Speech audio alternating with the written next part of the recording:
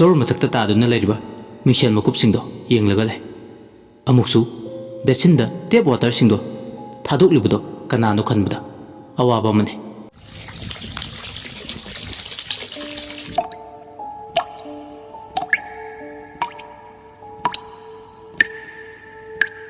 रूमदुदा मी अमा लेबगी सामिंदो याम नंगना मसादा हौजिक्ति फावबा होरगले युएन मना कनानोने हौजिकपु कासिदा लेरिसे अई नतबा अतोपा मा इसिंग थादोक लेबसिना कना वासियारगा रेक परेंग साना लेबा दोमदगी बेसिन लेबा दोमदा लाए बेसिन मपादु योकपददी इसिंग अदो फ्रीडम मथंदा जोरो जोरो हाइदना लेप्तन थादोकले इसिंग कोंजिनदो लेसिलि युएन बना कोंजिलदो हेक लेसिनबगा इसिंग तारंबदुदि लेपख्रे पोस्टमार्टम तौफमदुदगी मनुंगी अकोइबदुदा अमुकसु सिंथुंग येंगले असुमना कोयेंग येंगलिंगे जरक अदुदा कादुदा थालिबा मैदो अमुक फुलाउनु मुत्ख्रे कादो हौजिक्ति पुमा मंख्रे मखुत्ता पाइबा ट्रोस मसादुदा ngaयौरे मैंगालदु नतना अतोपा मंगाल अमदा कादुदा ngaलनबा पांबै लेते युहेन मना अस दाउदिबा असी हायगा ट्रोस लाइट तो पाएगा कोयेंग येंगे मतमदुदा अमु कादुगी मनुंगदा मी अमा चप्तुंग तौबा मानबा खोंथांगी मखोल मतारे कोकुक लावबा मखोल अदो फ्लोर तो मथक्ता चटपगे ममगा ममने मीदुसु मसक उना फोनबदा अवाबा मने ट्रोस लाइट तुगी मंगालदुना कादुदा थालगा येंगसु कनासु लेबु उदे तंजादुदा माना लेबा कादुगी थोंदो मुक कनानोमना चंगलकलगा हांगबदोंना तौबा मानबगी मखोल अमसु तारे थोंदो हांगतोकबगे के लावबा मखोलदुना कादुगे चिपदो पुमनिन निले थोंग हांगतोकबगे मखोलदु ताबदा कनानो चंगलिदो हाइदना ट्रोस लाइट तो कापलगा येंगे थोंदो हांगतोकबगे मखोलना हौजिक्ति कादुदा निलबनिना ट्रोस लाइट तो कापे कनानो थोंग हांगिदो हाइदना असुमना ट्रोस लाइट तो कापतुना येंगलुबदा थोंजिनदुदा मी अमा ममाई फिने कुमनगा लेपलगा लेरिबदो उरे मदु उबदा युहेन मना कनानो अदुदा लेपगा लेरिदो फिर खुमबदो तुमिन लेपगा दुमगले युहेन मना कौरिदो होय माइ तासिनदुना अदुमगले युहेन बसु तुमिन लेपतुना लेरमबदगी थोंजिल मपादा लेपतुना लेरिबदो कनानो खंगनिंग मनख्रदुना संगसिले असुमना माना हेक चंगसिलकपगा तुमिन लेपतुना लेरमबा फिर खुमबदो नंगौरोय मतागो पर खोंथांदो थांबा हौरे युहेन मना कनानो कनानो हाइबने नंबो होय माइजे हाइदखै परपप चटख्रिसिबो युहेनबा परपप चंगसिलकपदुदा फिर खुमबदो ओंथोकना चुते मागी खोंथांदो गम गम थांदुना मोक लेबदोमदा चटख्रे फिर खुमबदुना मसक मसाजु लोतुना मागी थोकपमा थुना यांगना खोंथांदु थांदुना मागी चटफम थोकपा अमदा चले युहेनबसु ट्रोस लाइट तु थालगा फिर खुमबदगी तुंगदा अदुमक इनरे ममगा ममे मांग चलिबदो कदोमदनो हाइबा मा खंगलमदे मागती फिर खुमबदुगी तुंगदा अदुमक इनदुना चले फिर खुमबदो हेक येंगबदसु मागी सबानदो नुपासु माले अमुकसु हे येंगदेंगिंग सुलुरगना नुपीसु माले फीदुसु अंगौबने माना खुमलेबदो फिर खुमबदो मागी चटफम थोकपा अदुमक चले खोंथांदु कलकपदोंना तौरे मागी तुंगदा मी अमना तानरपगे सामिन फंगलबदा मासु हेंकना खर चले मागी तुंगदा इनरिबा युहेनबसु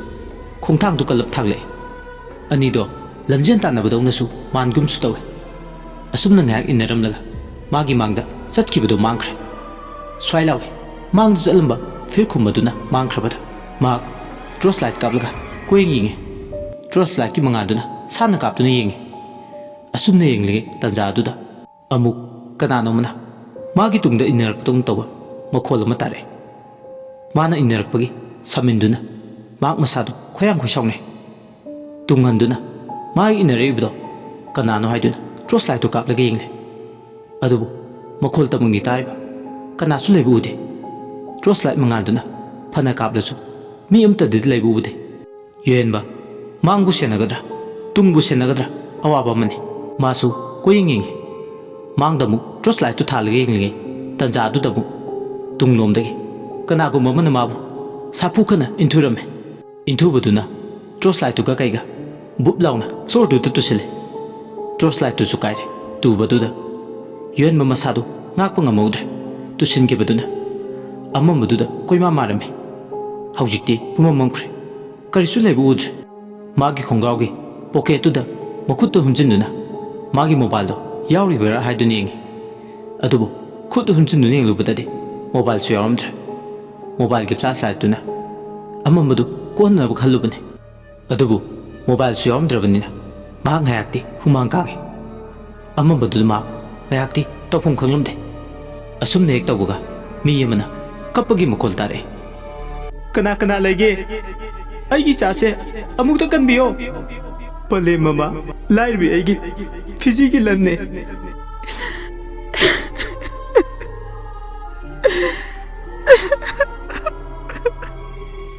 asum nairga nupi yamana amma maduda hingning na kaple masak so amukta udaba khonjal tamangti tare bado mathong maramama khangdre me namai ta tadre kokchaw wi kai yuhenba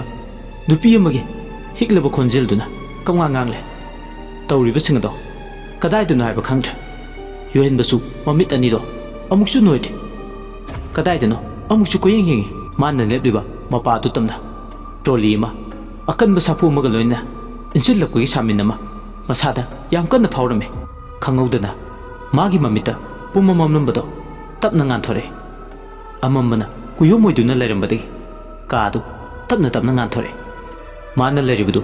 mirel sam mo oina ure asiba paringna phingong na kuptuna paring sana thamle ngasai mana nupi ma kapkhibage mukol takibadu haujikti mi mangda mayek singna ure nupi phir khumbi ama kachin namada leplaga masa bu kaurga hingning na kaple imagi bungo imadi mangjere dana ima bu kana gale ho bai bano nang nei babu thadok tu da chalage hai ning labra kana dano ai ni cha ko du sibo imagi bungo imadi mangjere bungo asi haiga tengthana oina hingning na kaple angak patai bangban amada mirel sangatugi nupi duna kamngang amu makha tare ichadi sidiye kanana sire hairino aigi chabu mirel sangda thamba yaroye ichadi mama aigi mitki manini karigino ichada phingong kuptuna thamliba ichagi mathakta kupliba phingong se lawtho kuppa yaroye asi haiga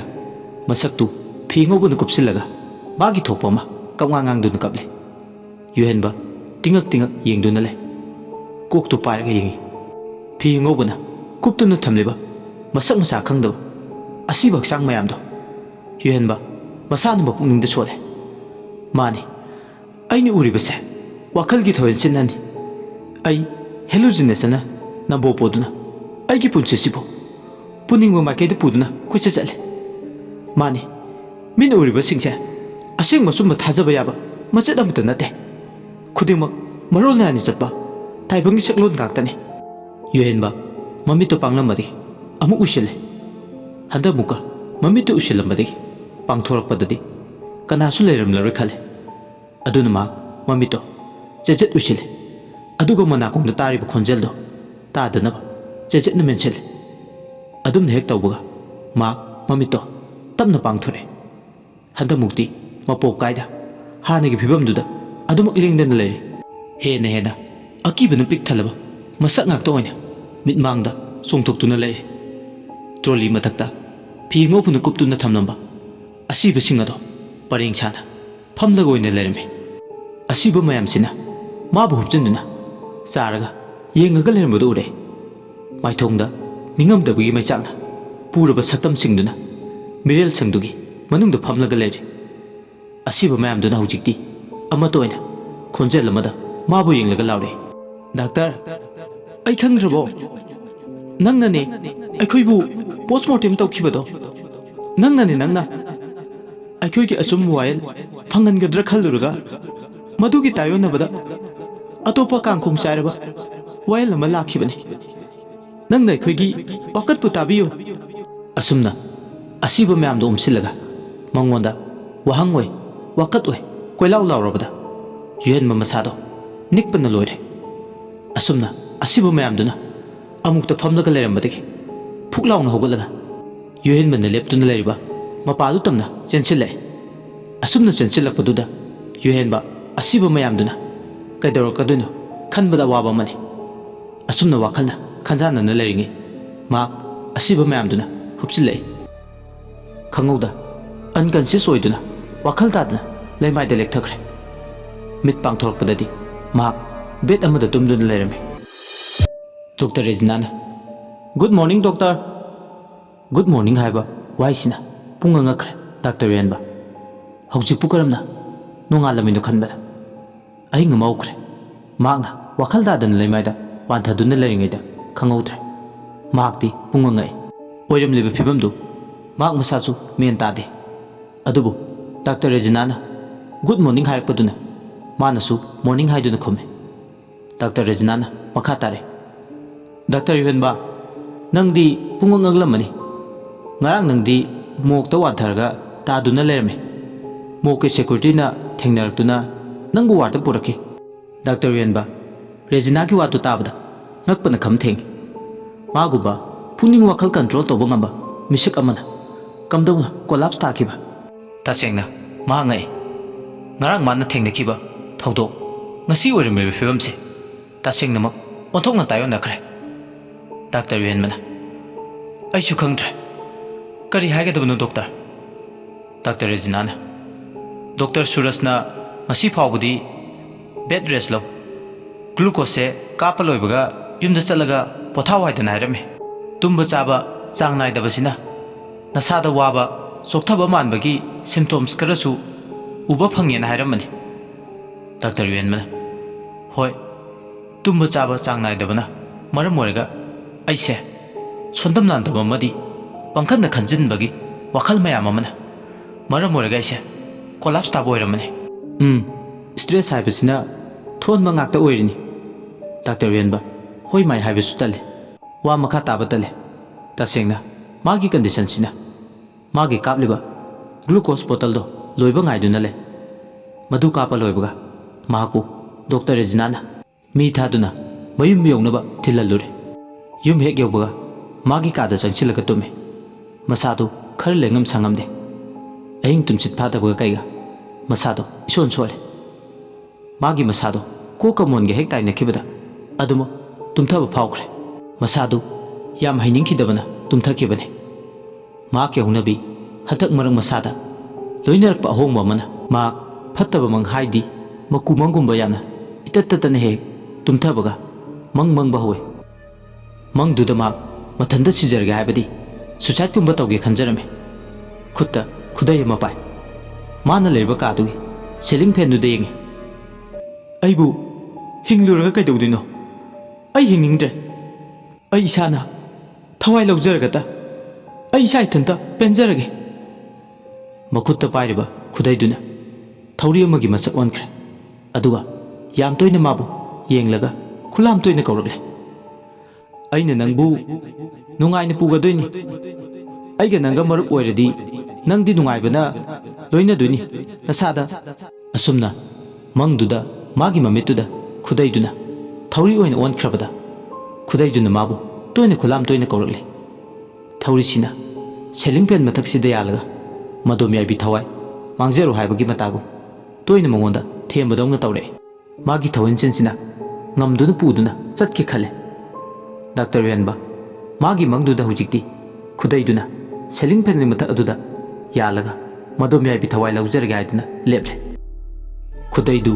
fan masa amada mathanda phallauni ankhatjarga makhori charamduda mathanda thawridu laksinjarga side table amagi mathakta mora ama thai magi ceiling fan dusu khara du wangi asum nek tawbaga khudaiduna khaujeng yongna khrak laksil khanglabada mathanda sijarge khan Dr. Yuhenba makhongdo moradu thoklauna kauthoe aduga makhongdo fiding kawe mamai mamitu musuk musille maraidu khudu muksana tingthorokpa horakle mamit anidu siramdagi ngaksak ngangna ngorong kholaktuna haujikti siramdagi ningsa chaning chama samnadana honba aruba fibam amada leire Doctor Yuenba, tumlambadagi mikap khangdok thole. Masadu humang kange. Lawai luton chale. Masadu chaning tade. Yuhen mana. Kari karama makhalgi.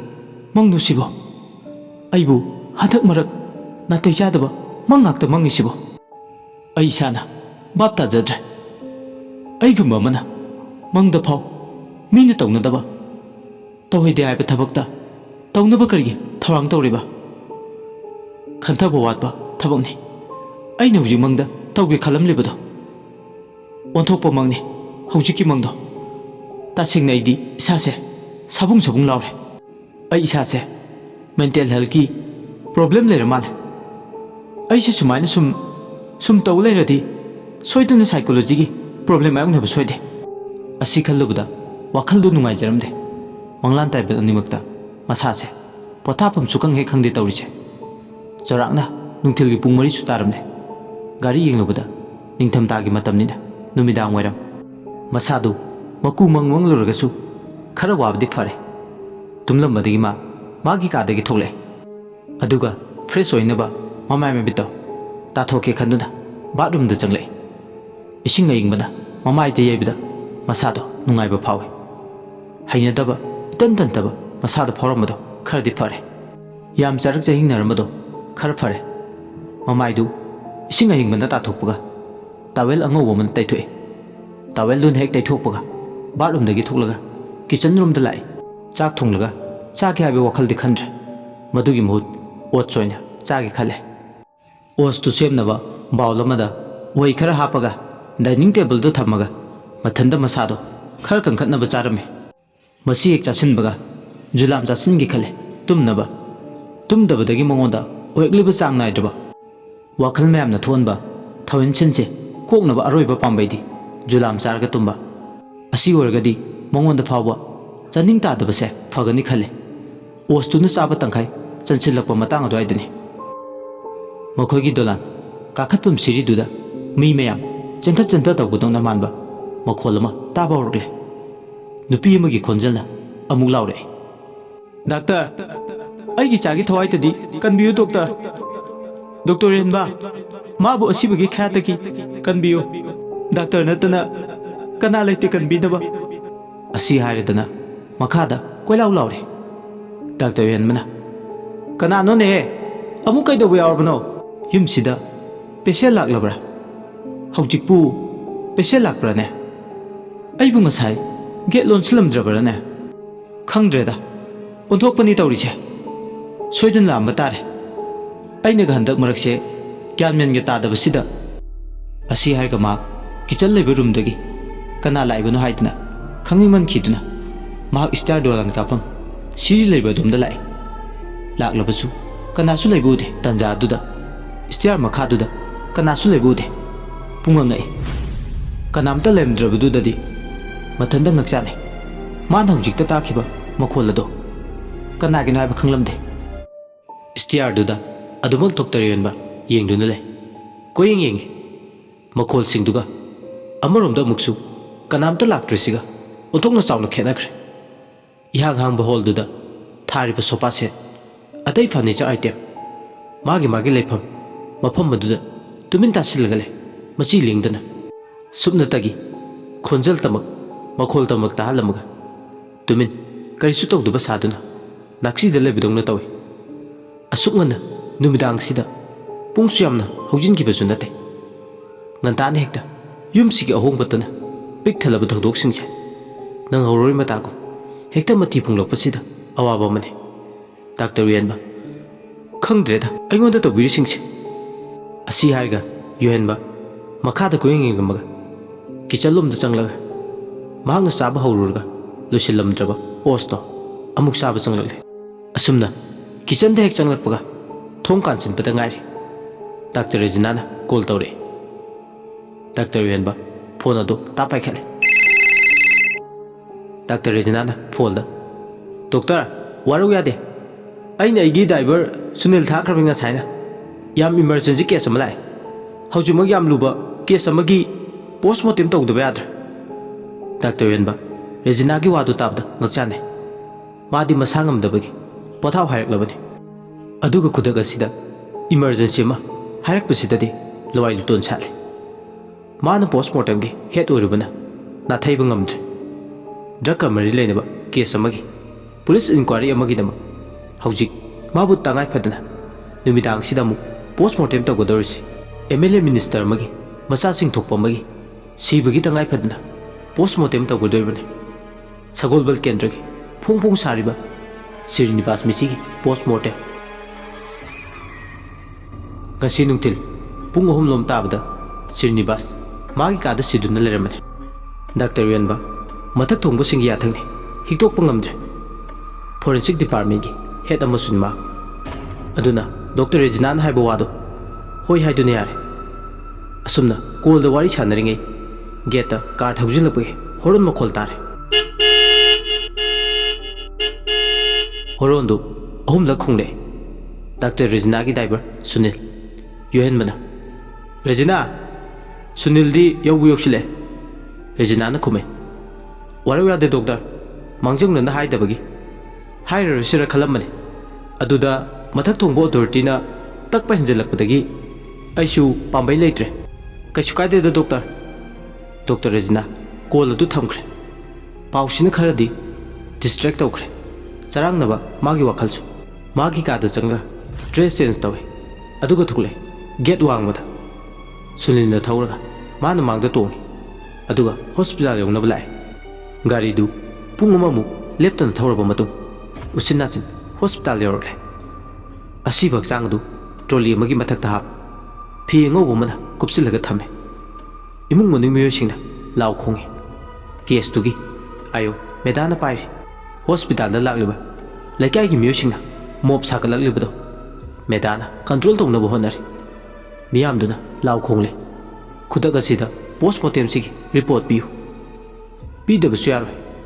misi si masa matanda sijaba nate full proof plan kanaroi achumba putho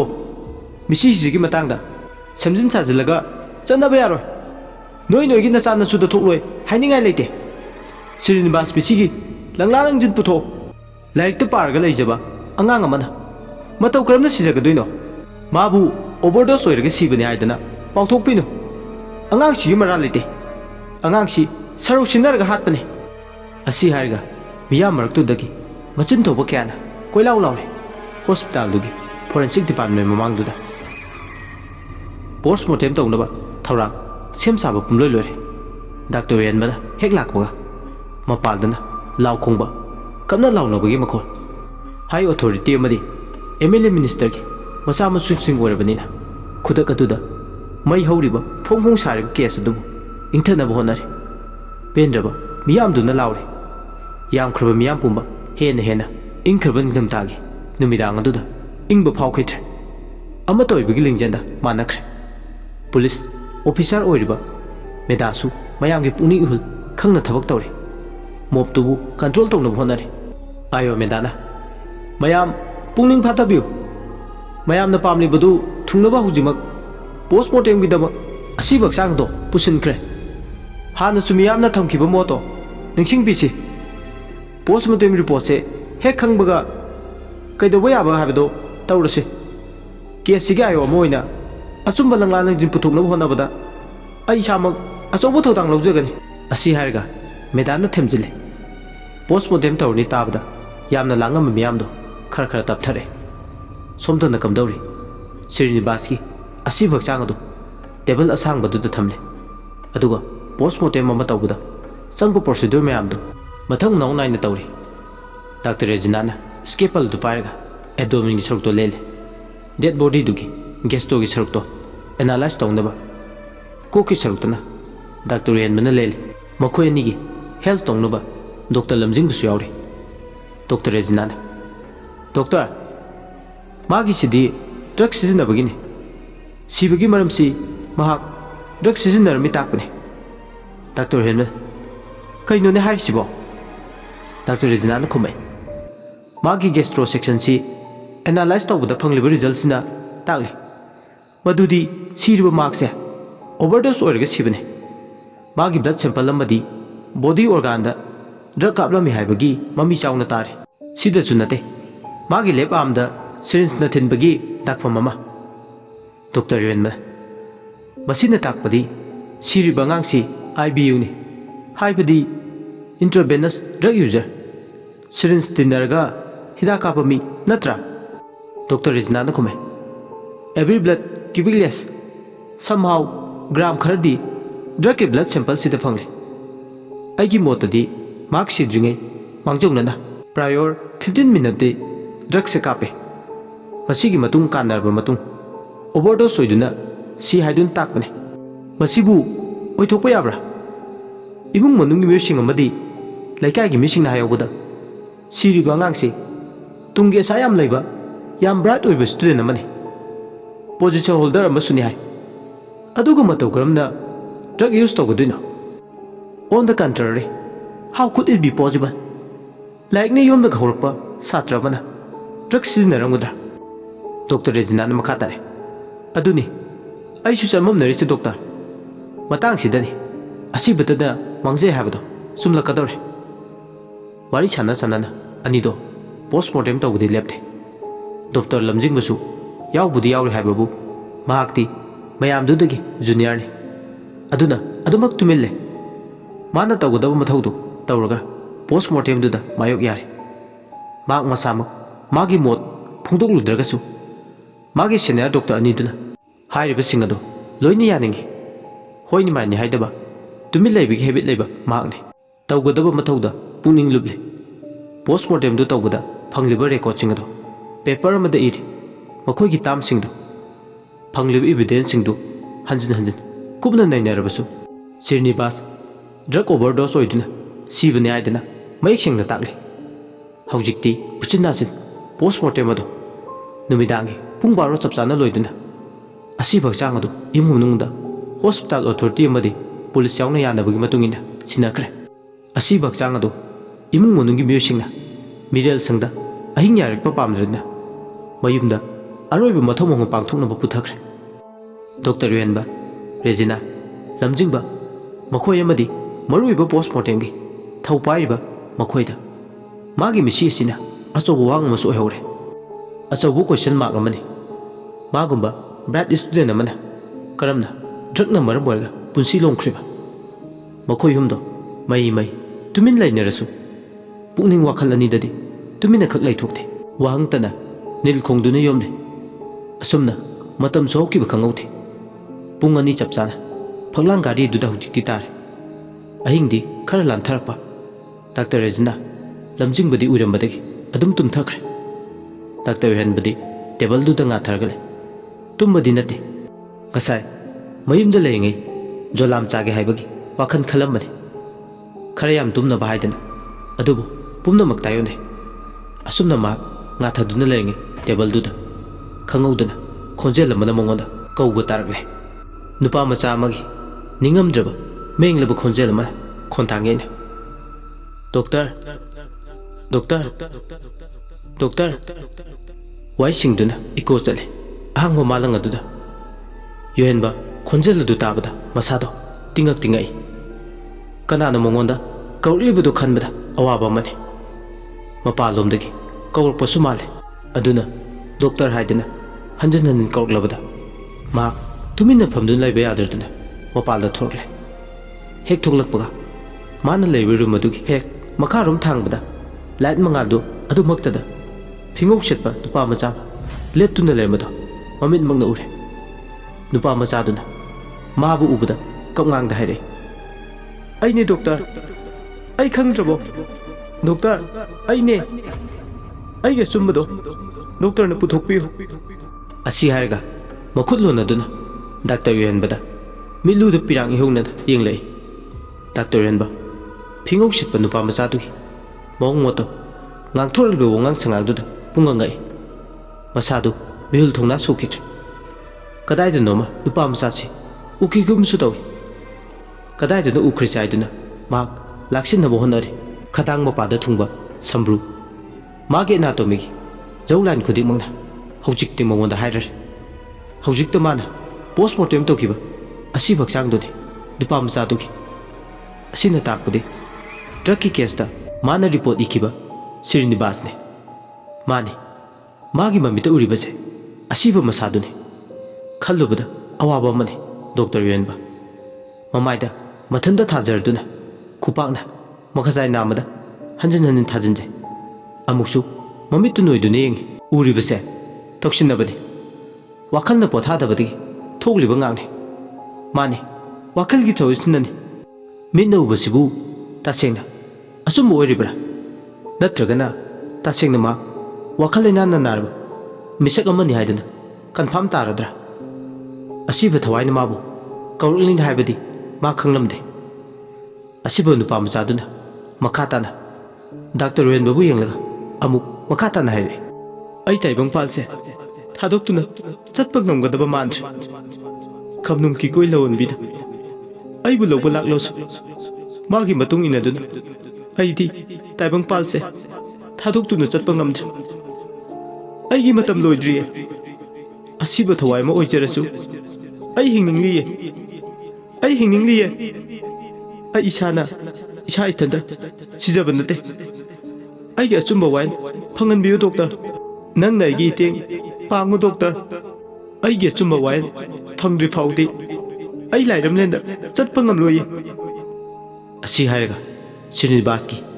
असिब थवाइदुना तेंथाना wine निंगम दैबि Marina चाकतुना Hingna कपले doctor रेनबा असिब थवाइदुगी वाफम मसिंगदो ताबदा मसा पुंबा निंगनिक लावे मागम मिसक अमदा असिगुम थौदो अमा थेंगनाबा मायोक याबा हाइबसे अंगकपगी मसकने मसामकी खुना लनखाइदुना postmortem तौखरबा नुपा मसा अमना पुंसिंग खरा खनरबा मतु मंगोंदा वाकलकपा अमदी हिंगना कपतुना मंगोंदा हाइनिंगबा कया मनिंग तमना फोंथोक्लपसे अंगकपगी मसकने doctor रेनबा मसादा थकतपदो थवाइदुदा फावरमे श्रीनिवासकी थवाइने doctor रेनबा येंगलगा अमुक मखाता नाइरे कीगनु doctor आई असिब थवाइ ओइजरसु नंगोंदा आई दपंदी खकपीरो आइबु थाजौ doctor आइने डॉक्टरबु सिंगनगदबा लैति आइने पामदी आइगी मिसी असिगी लंगला लंचिन फंगनबा आइगी तेंग पांगबियो हाइबने असि हाइरगा हिंगना कपले असुमना मिकुप खरा थवाइदुना मनिंग तमना मागे हाइनिंगबा सिंगदो हाइरमलगा मफम अदुदगी मांगख्रे डॉक्टर रेनबा मथंदा लेप्तुना लेहवे ज्ञान अमा मांगे मा ngahaktangdi kaidogadabono khanbada kokchawbi kai asumna ma ingkhaba ningthamtagi aing aduda wakhalna tayam naraklabada kokta khudabagum thokle adubu khangaude wakhalna mabu laghalinge tanja aduda jari phingau setpa nupi kokta ka jingle phane kumjang chetpi amamu magi mimangda lepag leibadu urakle chawrangna phut amani mutane lapnaribadu miyai chanbi nupi amagi phibam su ekyengbada male nupi du gi chai matang ado kaino kanano mathong khangde nupi duna momono mamituna mok leiba haibadi miral sing leiba domda yengduna leiba dongna tawi khuthinduna wadi ngangde nupi du gi matau duda yuhen basu tumin wadan ngangdana ngakchan na nengduna le nupi du nungui ni lepaga magi mimangda leibadu wahi hamata haide yuhen ba puningdadi hangle kana oiriba machinna lana hangludragasu khangningbadi masadadi fauri khoirang maitei ekhoigi inatki pijolda pijat leiting tawduna laklibase kanano haidana adubu chimba lana hanglubadi ngamde nupi si lakpaga mok leiba domdagi mikap mirau kondana thalaba makhol kya taba horakle mirel sangadugi manungda ina kaunana tawba chenba chongba manba matau kya taba phangi doctor renba urudragasu mai machinda murum sonarga leiba manbadongsu hek tawe mirel sangdugi thongdu manungdagi akanba force amaga loinana hangtoktaba yade haibagi matagu manungdagi koko haidana thile loinade angakpane manungdagi tariba makholado yuhenba puningde hena khangningba langtangnabana hele uriba singaduna tumina leiba ngamlaktre waban masado fe lawe hangningba khangningba wahangna ku yomoi asumna masado itak thakala du nengli mirel sangdugi thonga do mathanda tamna hangtok jare aduga manungdagi asiba thawai mayam phingau set pareng chana thokle wakat puduna lakluba maithongda maksinbagi mami taraba thawai ngaktane hamsat hampoineraba thawai mirel mayamdo nupiduna lebliba manak tamna lai asi lairimbi khamnung ki koila wonbina langgol lairimbi magi langwalo asiba thawai singado themjinba lai mirel sangdugi manungdagi thorokliba tengthana oina kapliba thawai mirel singduna lairimbi mabu ubuda hena kappa lawu khongba hore singamdana siraba lairamlana tunba ngamdro thawai mirel singduna haujikti tengthana oina hena dum makhoibu karige sumna misi chadan sen birabalo mirel sangsida adum lingdana yataduna leredra haidana loinaidaba wahang kaya hangle ahingduma mikap mira kholtna pik thale tawriba matawduda yuhenbadi masa pumba thaktak nikladuna hoi mai haise haingamdana maya kaduna yengduna le tasengnadi mana leiba room mapaduga mok leiba duga asuki matik lamne adubu ahingma maiduda tamnaribani magi mitta khudingmakse uhalibani yam nangna leibadongna tawrise mangonda phawalibani instinct singse tasengna masu mathong khangba natre asiba singdubu themjinnaba hujikti lairin bimana isai saktuna naksum isai sakpagum mitmangda sakle isai sakna sakna hujikti asiba thawai kya adubu tapna tapna themjinba horakle asumna mitrangi taibang palda tawduna leiringe tunglomdagi doctor lamjingbana lengjumda haife thengga kaure doctor doctor doctor yuhenba swai lawe lengjum parakpaduda tunghanna yengthorkpada doctor lamjingba leirme masadu humangana pikari lamjingbana kaidoba yaurge doctor nathanda amambasida leirmisibo doctor yuhenba masadu thak thakale aduga khumle kaisu tawdeda sum mapalda thuklambane ayingba nuksina isada phone gi haidana doctor lamjingbana amuk ayingba nuksit purga soidana nagani doctor yuhenba lamjingbana haibdo mak masada changlamde mana hujikta ukhiba thengnakiba singdo leiribra haidana koyeng yeng adubu yengjabatani amata mamita ukhidra uduigi maramna karigi ngayakti taibang palamada mabu moithem tawduna purga chatlurabani lamjingba tholakpadagi khudingmak hanagi normal da hanjin kibani doctor lamjingba madi doctor yuhenba punna hujikti makhoigi duty room dal changle tamna tamna nongchunga thore ngasai yuhenba magi mamita ukhiba singdo masa mathanda achobo wang haibido oyhore nonga lakpadudadi mayumda masu yawragle yum hek yawbaga ikan kanadana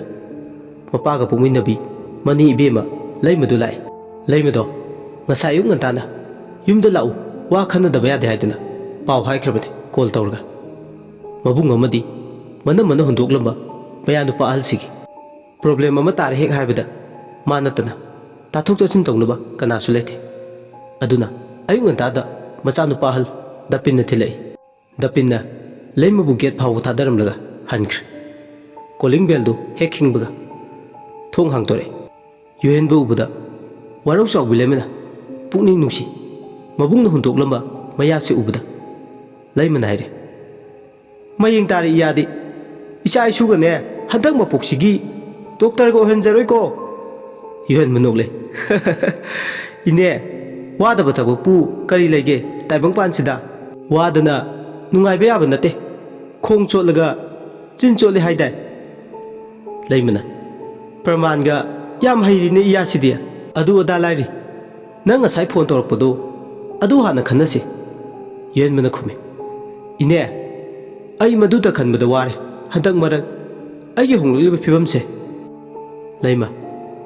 adu boba ai di haijabani noine science ki mi nya haidana panglai da lai thokanu yamna su tingkhe lai khelido ibungo nangama haujikti kari sare aduna laitin gi khara su yengda ya pote mi na haina bada tingkhong laikhong thiu thiu hainabado chumledana yuhenbana khumi ine ima pabung leitaba matamda ai lai mabu ningaroi khankrabani laimana hayai dene nangbo laibakna sum thoaidana tamlambagini ine ai yam pende ibungo haukhibado kanadraba wani madubu nainaruba haibase hangatuna hena awaba machak oinabani ine kaino aina haujik tawduse laimana kanaruri bungo haujikmak inega nambol kambong haiduda chaluse yam haiba maibi ama lei aduda nangise karina ai tapal lege haibado yengthulurase nangumba mana psychiatric amagi hidak chagadaba nate yoenba mani gi wadu tabada makha taba ngamdre mani ibe mana mama apa ni mag leitraba matung laptakna adumak yengduna lai aruba wama tathok dasin torom dai warasu laimana wata na pamne maya nupa yohen mana hantak mana mayong na batheng na bathok do khudima wari wa khongli duna khangal labane maya nupa no oibu phibam sigi matangda tare tara thongna khallaba matu khongthang ase thang gai duna khutki bane ani do hojikti yohen begi kar tong duna ningthau khongdagi nambon kamungrom da lai chaurakna ayuki pung taret minute nipu taruk chale kamung yorakpada kamung mai kaida maming chega kaige maming chatpi amai bi lesingi thongal mapa chap chana car du khame manang nakpa dukan dai degi dup kendal lerga hojikti amai bi lesingi thongal mapa lansilagle ingkholgi nongpok thangba sarukta saur bula sing ama sare mamai nongpok onduna singu madi athoiba athaubu khoyum laiding thau loya lakpagi sana sangai laisang duda lagi thorum to duna lairame amai bi sahi nori bi laisang ingkhalakpagi mathot karakpagi matam sida singu mana kaidom khibana sahi nokjar jo hojikti laisang silam sinthana yadabana angangna ahal sare laisang ga leimagasu hana dagi khangne leimana lakpu ubada harau harau kawre maya nupa yenga haidana mayra langi laisangna inegi kanano masina iya nupani o magi re yengduche ado khara kupthana yengbiu ko hoi karigi yengdani aduni nangonda yam thajana laini nangi sida laaga ibudong magi thawjaldagi awa na pumba ko ani haiduna laibani laisangna khudingmak jingu magi nongdong kholne yengasine khoyum mana kari tamnamba haido asi hairdana hojikti lai khoramnaba thawang tawre laimana makhatana yuhenbagi ming yumna yek shalaising mafamda haire laisangsu yek ming khanglaba matam aduda magi laisang mamangda dup kendal do yuhenba masada chukhat halle asumna hek tawbaga laisang khutta sarik chumjau pai khoyum mabu leitainare khoyum kanana lang yet pano lojing chingkhong chingyada pan phaba nongchuk mai ke ngakpa singu khoyum lai ning thau ibudo loya lakpa namomda pari magi asumba yawa ma paudam biu haidana singu mafamda thaudore khoyum ma de thoiba mihing tangjumba khubak lai khantha mai ke mari sungdai nipalda khuning mado leina kangning lei laisang machinda sumna sole singu khoyum lai ning thau khere nungnang tagup phau phoidingu nungthang tarangle singu lindau tauba lairen tauronai nungmu sidaba ha nungkang maharaba singu dana nungau pimaba langban khoimu khundon bana hung mayek thokna khoira mabu hulakba he khoyum laining thau angan bada poktak na biu khangdababu khangan biu udababu uhan biu asumne ek haibaga mamit usinduna singu sintha langlebi amai bi laisinggi mita yuhen mana angang oiringe matangi thawdok ama lanjang thawba athawba ibudau loya lakpana uhalle pikliba yuhenba mama ga loinana lai haraubagi lai ru yengba tangkhul nura bi thokpado laibungi masi mada famdaga yengduna lairame haukiba thawdok wathokna oikiba yuhenbagi mari makhung khoyum mana thawdok singado mamitta changchang uhanduna ꯌꯨꯍꯦꯟꯕꯒꯤ ꯋꯥꯔꯤ ꯂꯤꯔꯤ ꯂꯥꯏ ꯍꯔꯥꯎꯕꯒꯤ ꯇꯥꯡꯈꯨꯜ ꯊꯣꯛꯄꯗꯨ ꯌꯨꯍꯦꯟꯕ ꯑꯉꯥꯡ ꯑꯣꯏꯖꯔꯁꯨ ꯊꯋꯥꯏ ꯇꯥꯅ ꯃꯃꯥꯒ ꯌꯦꯡꯂꯤ ꯂꯥꯏꯕꯨꯡ ꯑꯗꯨꯗ ꯇꯥꯡꯈꯨꯜ ꯅꯨꯔꯥꯕꯤ ꯑꯅꯤꯗꯣ ꯑꯋꯥꯏ ꯑꯈꯨꯝ ꯇꯧꯅꯔꯦ ꯃꯤꯠ ꯀꯨꯞꯇꯈꯩ ꯌꯨꯍꯦꯟꯕ ꯊꯋꯥꯏ ꯇꯥꯅ ꯌꯦꯡꯂꯤ ꯅꯨꯔꯥꯕꯤꯅ ꯆꯤꯡꯃꯨ ꯈꯣꯌꯨꯝ ꯂꯥꯏ ꯅꯤꯡꯊꯧꯒꯤ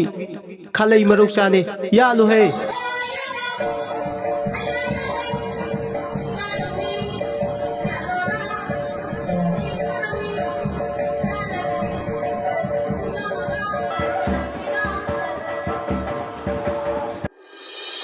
ꯇꯥꯡꯈꯨꯜꯗꯣ ꯈꯪꯍꯧꯗꯅ ꯊꯣꯛꯂꯛꯑꯦ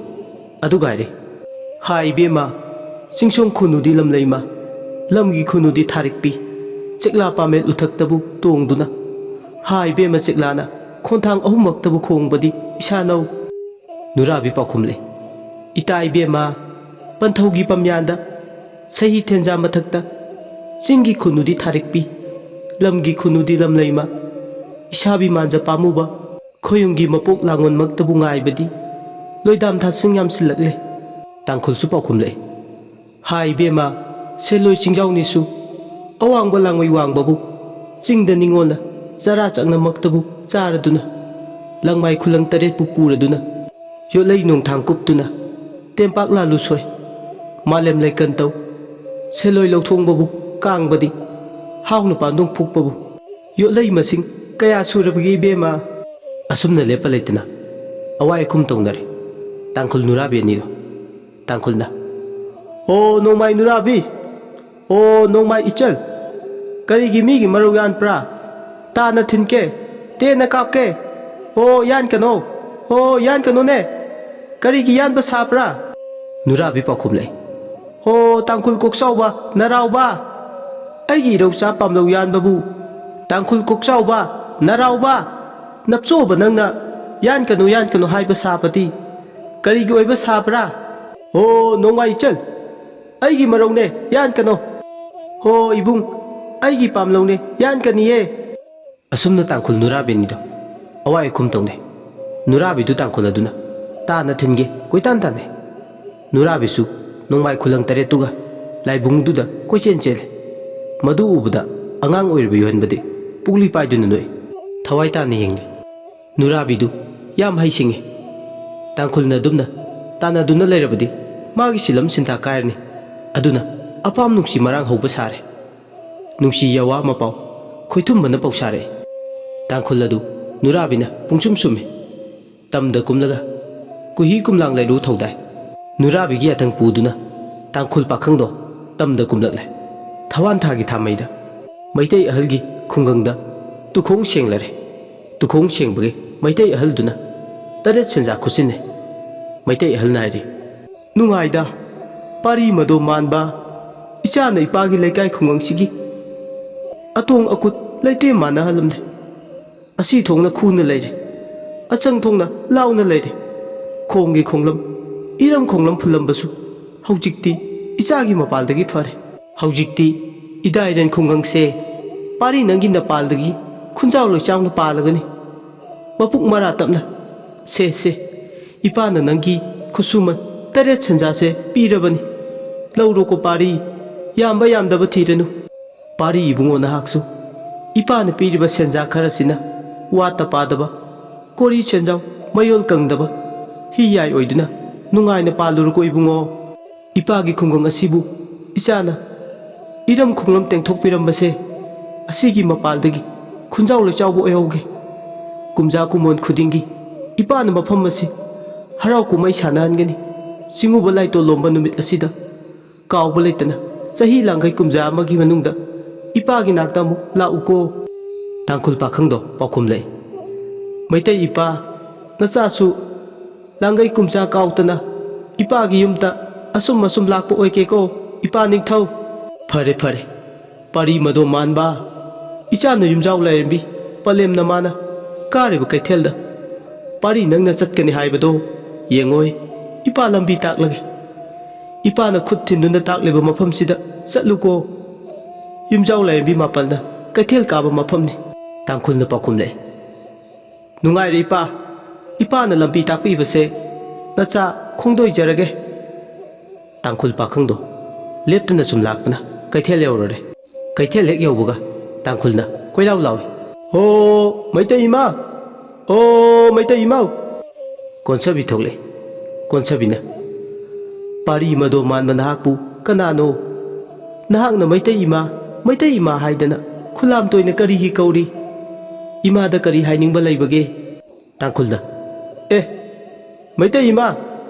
Lai mapalna kaitel kai haiba mafamdo asi oibibra. Konsabi pakhumle. Kaitel ado asini. Ado ipari nangbu khongdagi ton phawba yengba matamda imadi tu chumkhiba khangaude. Hayu pari nangbu kanano asengba yawa mapau taudo. Tangkhulna pakhumle. Maitai ima. Aiti loipi chingdagi lakpi pane. Nakoi ki maitai kaitel da satpi ki haidana lakpi pane. Asumna tangkhulna Konsabiga awai khum tongna Nurabi tablakpu polam singdo leirami Konsabidagi polam singdu leirba matung halakle. Tangkhul loibi chingda Nurabi ki nakta lagle. Makna leirba polam singdo Nurabi da sine. Madu ubuda Nurabi do penje. Asumna makha chatharakpagi Tangkhul Nurabi ki thauramado loigadaba tangkhai chanchilakpa matangni. Nurabina Ipal.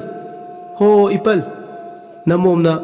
panthau haina kauge ko. Ipan ki koloi na pau ahakpa yawa asumbabu namom oibi aina chari phigau sani yajari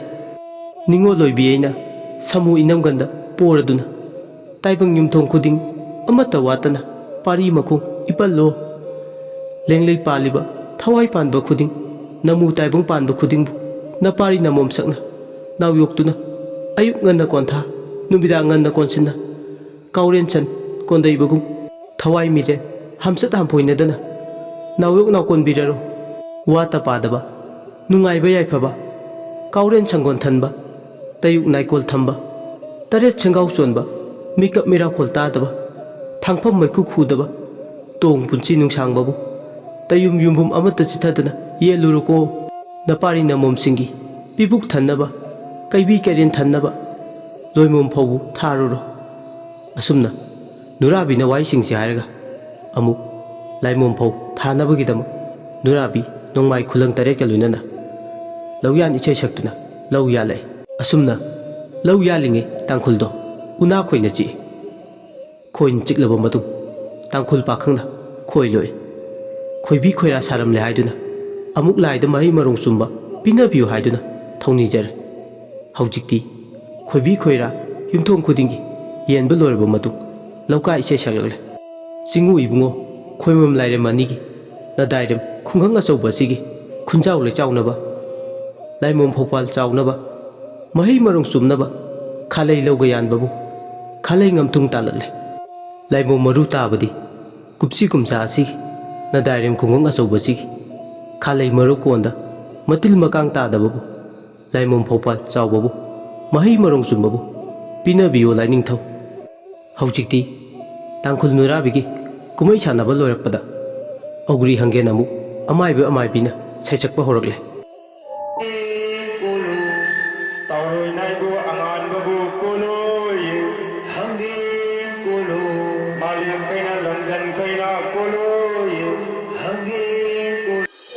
Asumna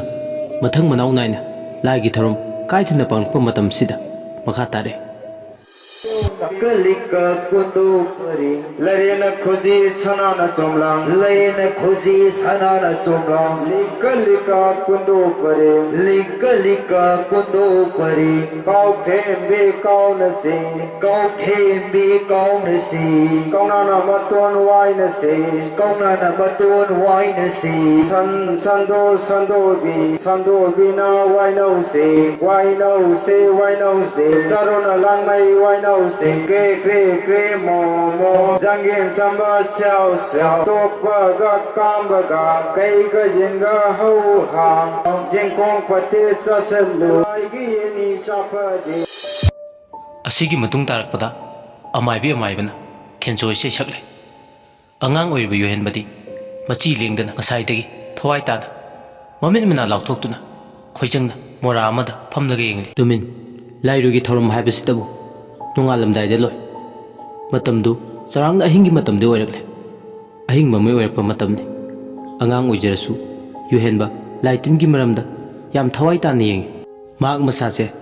ꯂꯥꯏ ꯏꯀꯧꯈꯠꯄ ꯅꯨꯃꯤꯠꯇ ꯌꯥꯎꯔꯨꯕꯅ ꯂꯥꯏ ꯄꯨꯕ ꯌꯥꯎꯔꯨꯕꯅ ꯃꯍꯥꯛ ꯇꯉꯥꯏ ꯐꯗꯅ ꯂꯥꯏꯔꯣꯏꯁꯤ ꯌꯥꯎꯗꯕ ꯌꯥꯗꯕꯅꯤ ꯇꯧꯍꯩꯗꯦ ꯐꯠꯇꯦ ꯑꯍꯜ ꯂꯃꯟꯁꯤꯡꯅ ꯍꯥꯏꯅꯕꯗꯨꯅ ꯃꯥꯗ ꯅꯠꯇꯅ ꯂꯥꯏ ꯄꯨꯕ ꯌꯥꯎꯔꯨꯕ ꯅꯨꯄꯤ ꯅꯨꯄꯥ ꯈꯨꯗꯤꯡꯃꯛ ꯍꯔꯥꯎꯔꯤꯕ ꯂꯥꯏꯕꯨꯡꯗ ꯑꯍꯤꯡ ꯁꯦꯟꯈꯥꯡꯗꯨꯅ ꯂꯥꯏꯔꯣꯏ ꯑꯗꯨ ꯌꯦꯡꯂꯤ ꯀꯨꯏꯅ ꯉꯁꯥꯏꯗꯒꯤ ꯃꯃꯤꯠ ꯀꯨꯞꯊꯈꯩ ꯊꯋꯥꯏ ꯇꯥꯅ ꯌꯦꯡꯂꯨꯔꯁꯨ ꯈꯖꯤꯛ ꯈꯖꯤꯛꯇꯒꯤ ꯇꯨꯝꯅꯤꯡꯕ ꯐꯥꯎꯕ ꯍꯧꯔꯛꯂꯦ ꯃꯃꯤꯠꯇ ꯃꯁꯦꯡ ꯃꯔꯥꯝ ꯎꯕ ꯍꯧꯔꯛꯂꯦ ꯑꯉꯥꯡ ꯑꯣꯏꯔꯤꯕ ꯌꯨꯍꯦꯟꯕ ꯍꯔꯥꯎꯔꯤꯕ ꯂꯥꯏ ꯑꯅꯤꯗꯨꯒꯤ ꯀꯣꯃꯥꯏ ꯑꯗꯨ ꯑꯍꯤꯡꯕ ꯇꯥꯏꯕꯪ ꯃꯤꯗꯧꯅ ꯊꯣꯔꯛꯂꯦ ꯃꯁꯥꯅ ꯃꯤ ꯑꯣꯏꯔꯒ ꯃꯃꯥꯏꯅ ꯂꯥꯏ ꯀꯣꯃꯥꯏ ꯄꯥꯟꯕ ꯅꯨꯄꯥ ꯑꯃꯒ ꯅꯨꯄꯤ ꯑꯃꯒ ꯂꯩꯅ ꯃꯥꯒꯤ ꯃꯤꯠꯃꯥꯡꯗꯨꯗ ꯂꯥꯏꯕꯨꯡ ꯃꯌꯥꯏꯗ ꯖꯒꯣꯏ ꯁꯥꯕꯗꯧꯅ ꯇꯧꯏ Kenchore, kenchore, kenchona ramai kenchore, achi chirong kenchore, amen kencho ma kencho, koyo lo layong kai, mori yo layrambi, jing lay kang waranga, asang o toiding o makiri, kabo o makaram, kanga mo makaram. ꯑꯁꯨꯝꯅ ꯑꯃꯥꯏꯕ ꯃꯥꯏꯕꯤꯗꯨꯅ ꯁꯩꯁꯛꯂꯤ ꯑꯗꯨꯒ ꯀꯣꯃꯥꯏ ꯄꯥꯟꯕ ꯂꯥꯏꯗꯨꯅ ꯖꯒꯣꯏ ꯁꯥꯔꯤ ꯃꯇꯝꯗꯨꯗ ꯌꯨꯍꯦꯟꯕꯗꯤ ꯑꯉꯥꯡ ꯑꯣꯏꯔꯦ ꯇꯨꯝꯕꯨ ꯇꯨꯝꯅꯤꯡꯕꯒ ꯃꯃꯤꯠ ꯑꯅꯤꯗꯣ ꯅꯣꯏꯗꯨꯅ ꯌꯦꯡꯂꯤ ꯀꯔꯤꯅꯣ ꯃꯥꯅ ꯎꯔꯤꯁꯤ ꯃꯇꯝꯗꯨꯗ ꯂꯥꯏꯕꯨꯡꯗꯨꯒꯤ ꯑꯀꯣꯏꯕꯗ ꯑꯀꯟꯕ ꯅꯨꯡꯁꯤꯠ ꯑꯃ ꯃꯥꯏꯀꯩ ꯁꯂꯥꯏ ꯈꯪꯗꯅ ꯁꯤꯠꯂꯤ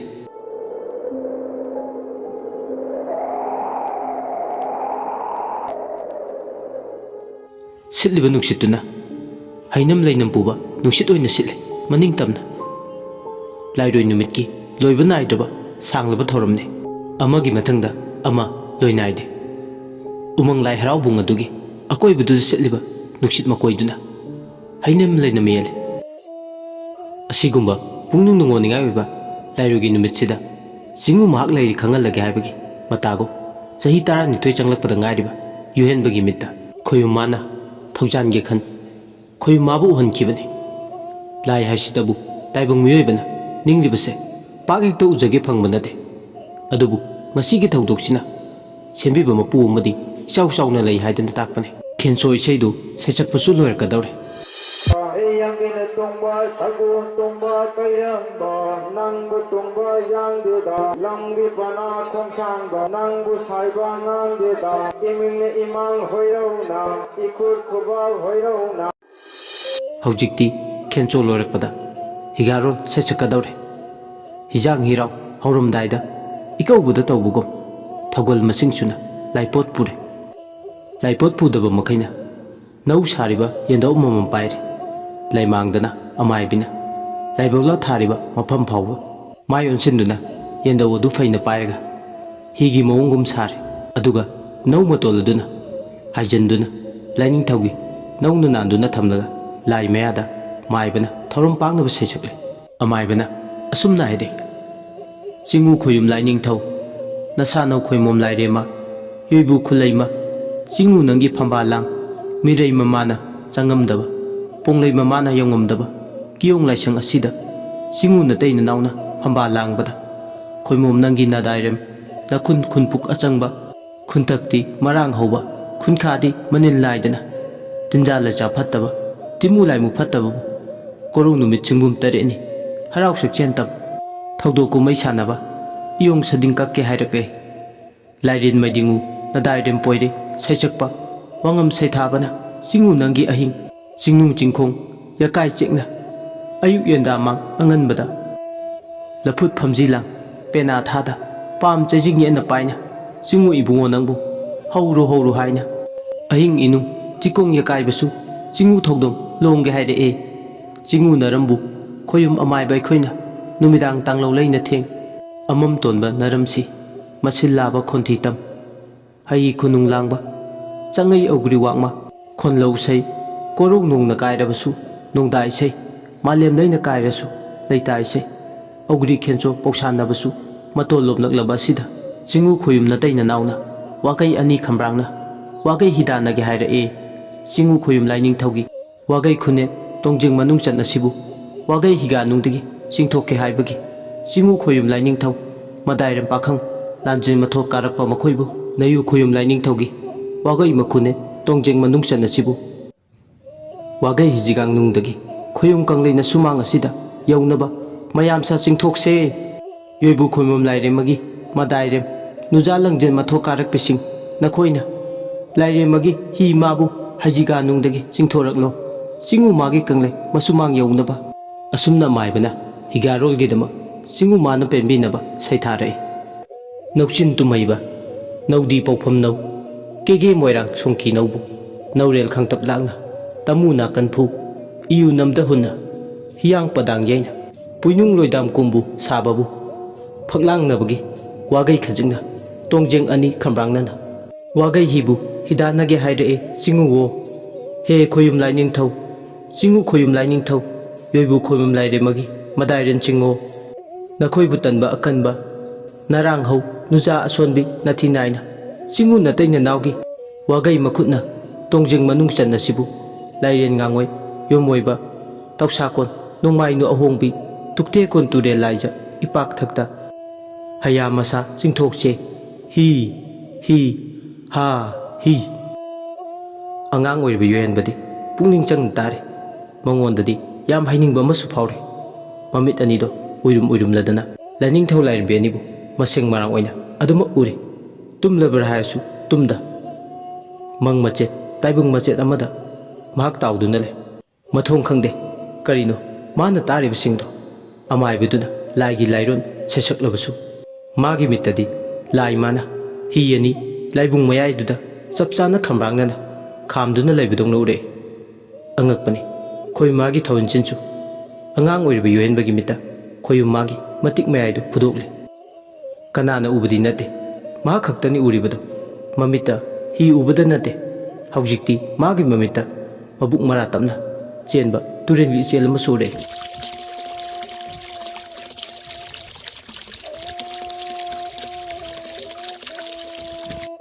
ꯇꯨꯔꯦꯜꯒꯤ ꯏꯆꯦꯜꯗꯨꯒꯤ ꯃꯕꯨꯛ ꯃꯔꯥ ꯇꯞꯆꯔꯁꯨ ꯇꯞꯅ ꯆꯦꯟꯕ ꯇꯨꯔꯦꯜ ꯃꯥꯒꯤ ꯏꯔꯩ ꯏꯔꯥꯎꯈꯣꯜꯒꯤ ꯃꯈꯣꯜꯁꯨ ꯄꯤꯛꯂꯤꯕ ꯌꯣꯏꯍꯟꯕꯒꯤ ꯅꯥꯄꯗ ꯇꯥꯔꯛꯏ ꯑꯁꯤꯒꯨꯝꯕ ꯃꯇꯝꯁꯤꯗ ꯑꯃꯥꯏꯕꯅ ꯂꯥꯏꯕꯨꯡ ꯑꯗꯨꯗ ꯍꯤ ꯍꯣꯜꯂꯛꯏ ꯑꯗꯨꯒ ꯏꯁꯩ ꯁꯛꯂꯛꯏ ꯍꯤ ꯍꯣ ꯍꯤ ꯍꯣ ꯍꯤ ꯅꯪꯕꯨ ꯍꯣꯟꯗꯦꯗ ꯂꯥꯏꯅꯤꯡꯊꯧꯅ ꯍꯣꯟꯕꯅꯤ hi ho samjet karenga hi ho hi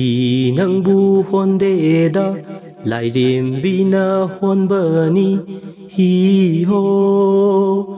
samjet karenga khunjau leichawna honbani leibak marat tapna honbani ningthau punsinaba honbani ꯀꯨꯝꯒꯤ ꯈꯣꯡꯌꯥꯟ ꯆꯥꯗꯨꯅ ꯂꯥꯄꯣꯠ ꯁꯤꯡꯄꯣꯠ ꯄꯨꯗꯨꯅ ꯍꯣꯂꯥꯡꯒ ꯍꯤ ꯍꯣꯂꯦ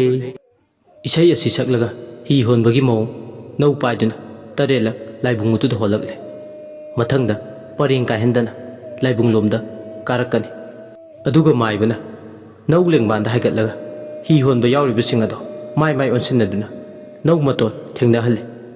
ꯅꯧ ꯃꯇꯣꯜ ꯊꯦꯡꯅꯍꯟꯕꯁꯤꯕꯨ ꯅꯧ ꯈꯣꯡꯕ꯭ꯔꯦꯟ ꯍꯟꯕ ꯍꯥꯏꯅꯁꯨ ꯈꯪꯅꯩ ꯍꯤꯗꯨ ꯍꯣꯜꯂꯝꯕꯗꯒꯤ ꯇꯞꯅ ꯇꯞꯅ ꯑꯃꯥꯏꯕꯅ ꯍꯤ ꯀꯥꯅꯕ ꯑꯃꯨꯛ ꯊꯧꯔꯥꯡ ꯊꯧꯁꯤꯜꯂꯤ ꯍꯤꯔꯣꯏꯁꯤꯡ ꯑꯗꯨꯅ ꯅꯧ ꯑꯗꯨ ꯂꯥꯏꯔꯣꯝꯗ ꯄꯩꯊꯗꯨꯅ ꯈꯥꯝꯕꯒꯤ ꯃꯑꯣꯡꯗ ꯂꯦꯞꯄꯤ ꯃꯁꯤꯒꯤ ꯃꯇꯨꯡ ꯇꯥꯕꯗ ꯍꯤꯔꯣꯏ ꯆꯥꯛ ꯈꯥꯡꯕ ꯄꯥꯡꯊꯣꯔꯛꯏ ꯂꯥꯏꯗ ꯀꯠꯄ ꯍꯩꯔꯨꯛ ꯍꯩꯔꯥ ꯀꯕꯣꯛꯅꯆꯤꯡꯕ ꯄꯤꯖꯅꯕ ꯁꯤꯜ ꯂꯥꯡꯏ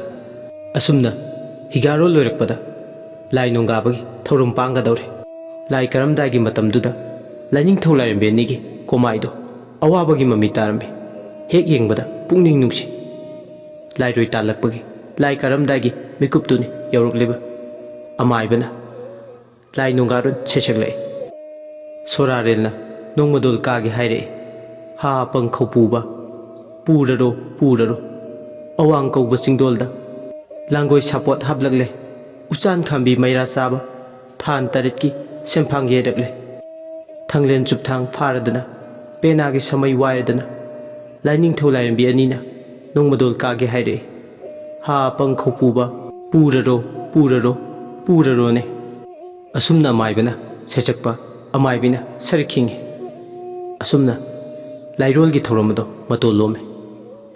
ꯂꯥꯏꯗꯨꯅ ꯂꯥꯏꯔꯣꯏ ꯇꯥꯜꯂꯝꯗꯥꯏꯗ ꯌꯨꯍꯦꯟꯕ ꯌꯦꯡꯅ ꯍꯥꯏꯔꯛꯏ ꯏꯄꯥꯔꯤ ꯏꯕꯨꯡꯉꯣ ꯅꯨꯡꯁꯤꯕ ꯇꯥꯏꯕꯨꯡ ꯏꯅꯨꯡꯌꯥꯏ ꯆꯥꯎꯗꯕ ꯌꯦꯠꯀꯤ ꯂꯝꯗꯥꯡ ꯑꯣꯏꯕꯋꯣ ꯍꯌꯦꯡꯋꯥꯏ ꯇꯨꯡꯂꯝꯆꯠꯇ ꯅꯄꯥ ꯂꯥꯏ ꯑꯍꯛꯄ ꯅꯄꯨ ꯂꯥꯏ ꯑꯔꯨꯕꯕꯨ ꯃꯁꯛ ꯈꯪꯅ ꯆꯤꯡꯎꯒꯤ ꯁꯤꯂꯝ ꯁꯤꯟꯊꯥ ꯂꯥꯡꯉꯛꯎ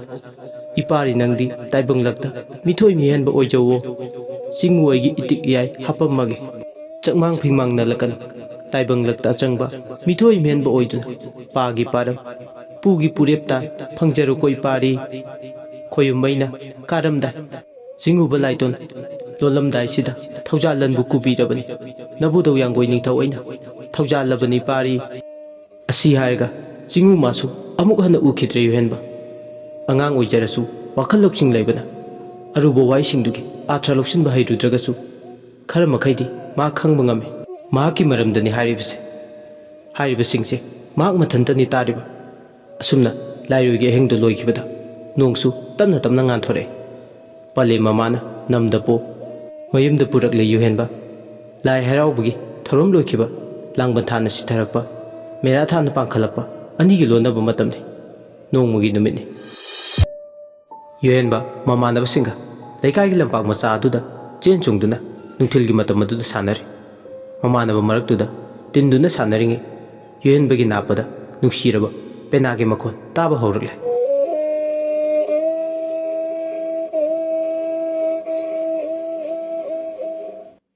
ꯅꯨꯄꯤ ꯑꯃꯒꯤ ꯈꯣꯟꯖꯦꯜꯅ ꯑꯁꯨꯝꯅ ꯄꯦꯅꯥ ꯑꯗꯣ ꯁꯩꯁꯛꯂꯛꯏ ꯍꯥ ꯅꯣꯡꯄꯣꯛꯅ ꯃꯥꯂꯪ ꯍꯨꯝꯃꯣꯏꯕ ꯍꯥꯎꯔꯩꯃ ꯅꯣꯡꯄꯣꯛ ꯄꯥꯡꯕꯗ ꯀꯥꯎꯔꯦꯜ ꯁꯟꯕꯣꯏ ꯊꯤꯕꯕꯨ ꯆꯔꯤꯅ ꯃꯆꯨ ꯅꯥꯏꯕꯕꯨ ꯁꯦꯠꯇꯨꯅ ꯀꯣꯒꯦꯠ ꯇꯣꯂꯣꯛꯅ ꯅꯥꯏꯗꯨꯅ ꯀꯥꯡꯉꯨꯅ ꯂꯦꯡꯗ ꯊꯣꯡꯗꯨꯅ ꯃꯌꯨꯝꯅꯕꯨ ꯁꯦꯂꯣꯏ ꯇꯨꯡꯑꯣꯏꯅ ꯌꯥꯡꯗꯧꯅꯕꯨ ꯈꯣꯡꯗꯣꯏ ꯍꯨꯜꯂꯛꯂꯦ ꯏꯀꯥꯏꯅꯕꯨ ꯆꯔꯦ ꯂꯝꯈꯨꯝꯅ ꯑꯁꯨꯝꯅ ꯏꯁꯩꯗꯨ ꯁꯛꯂꯦ ꯈꯣꯟꯖꯦꯜꯗꯨꯅ ꯃꯦꯡꯅ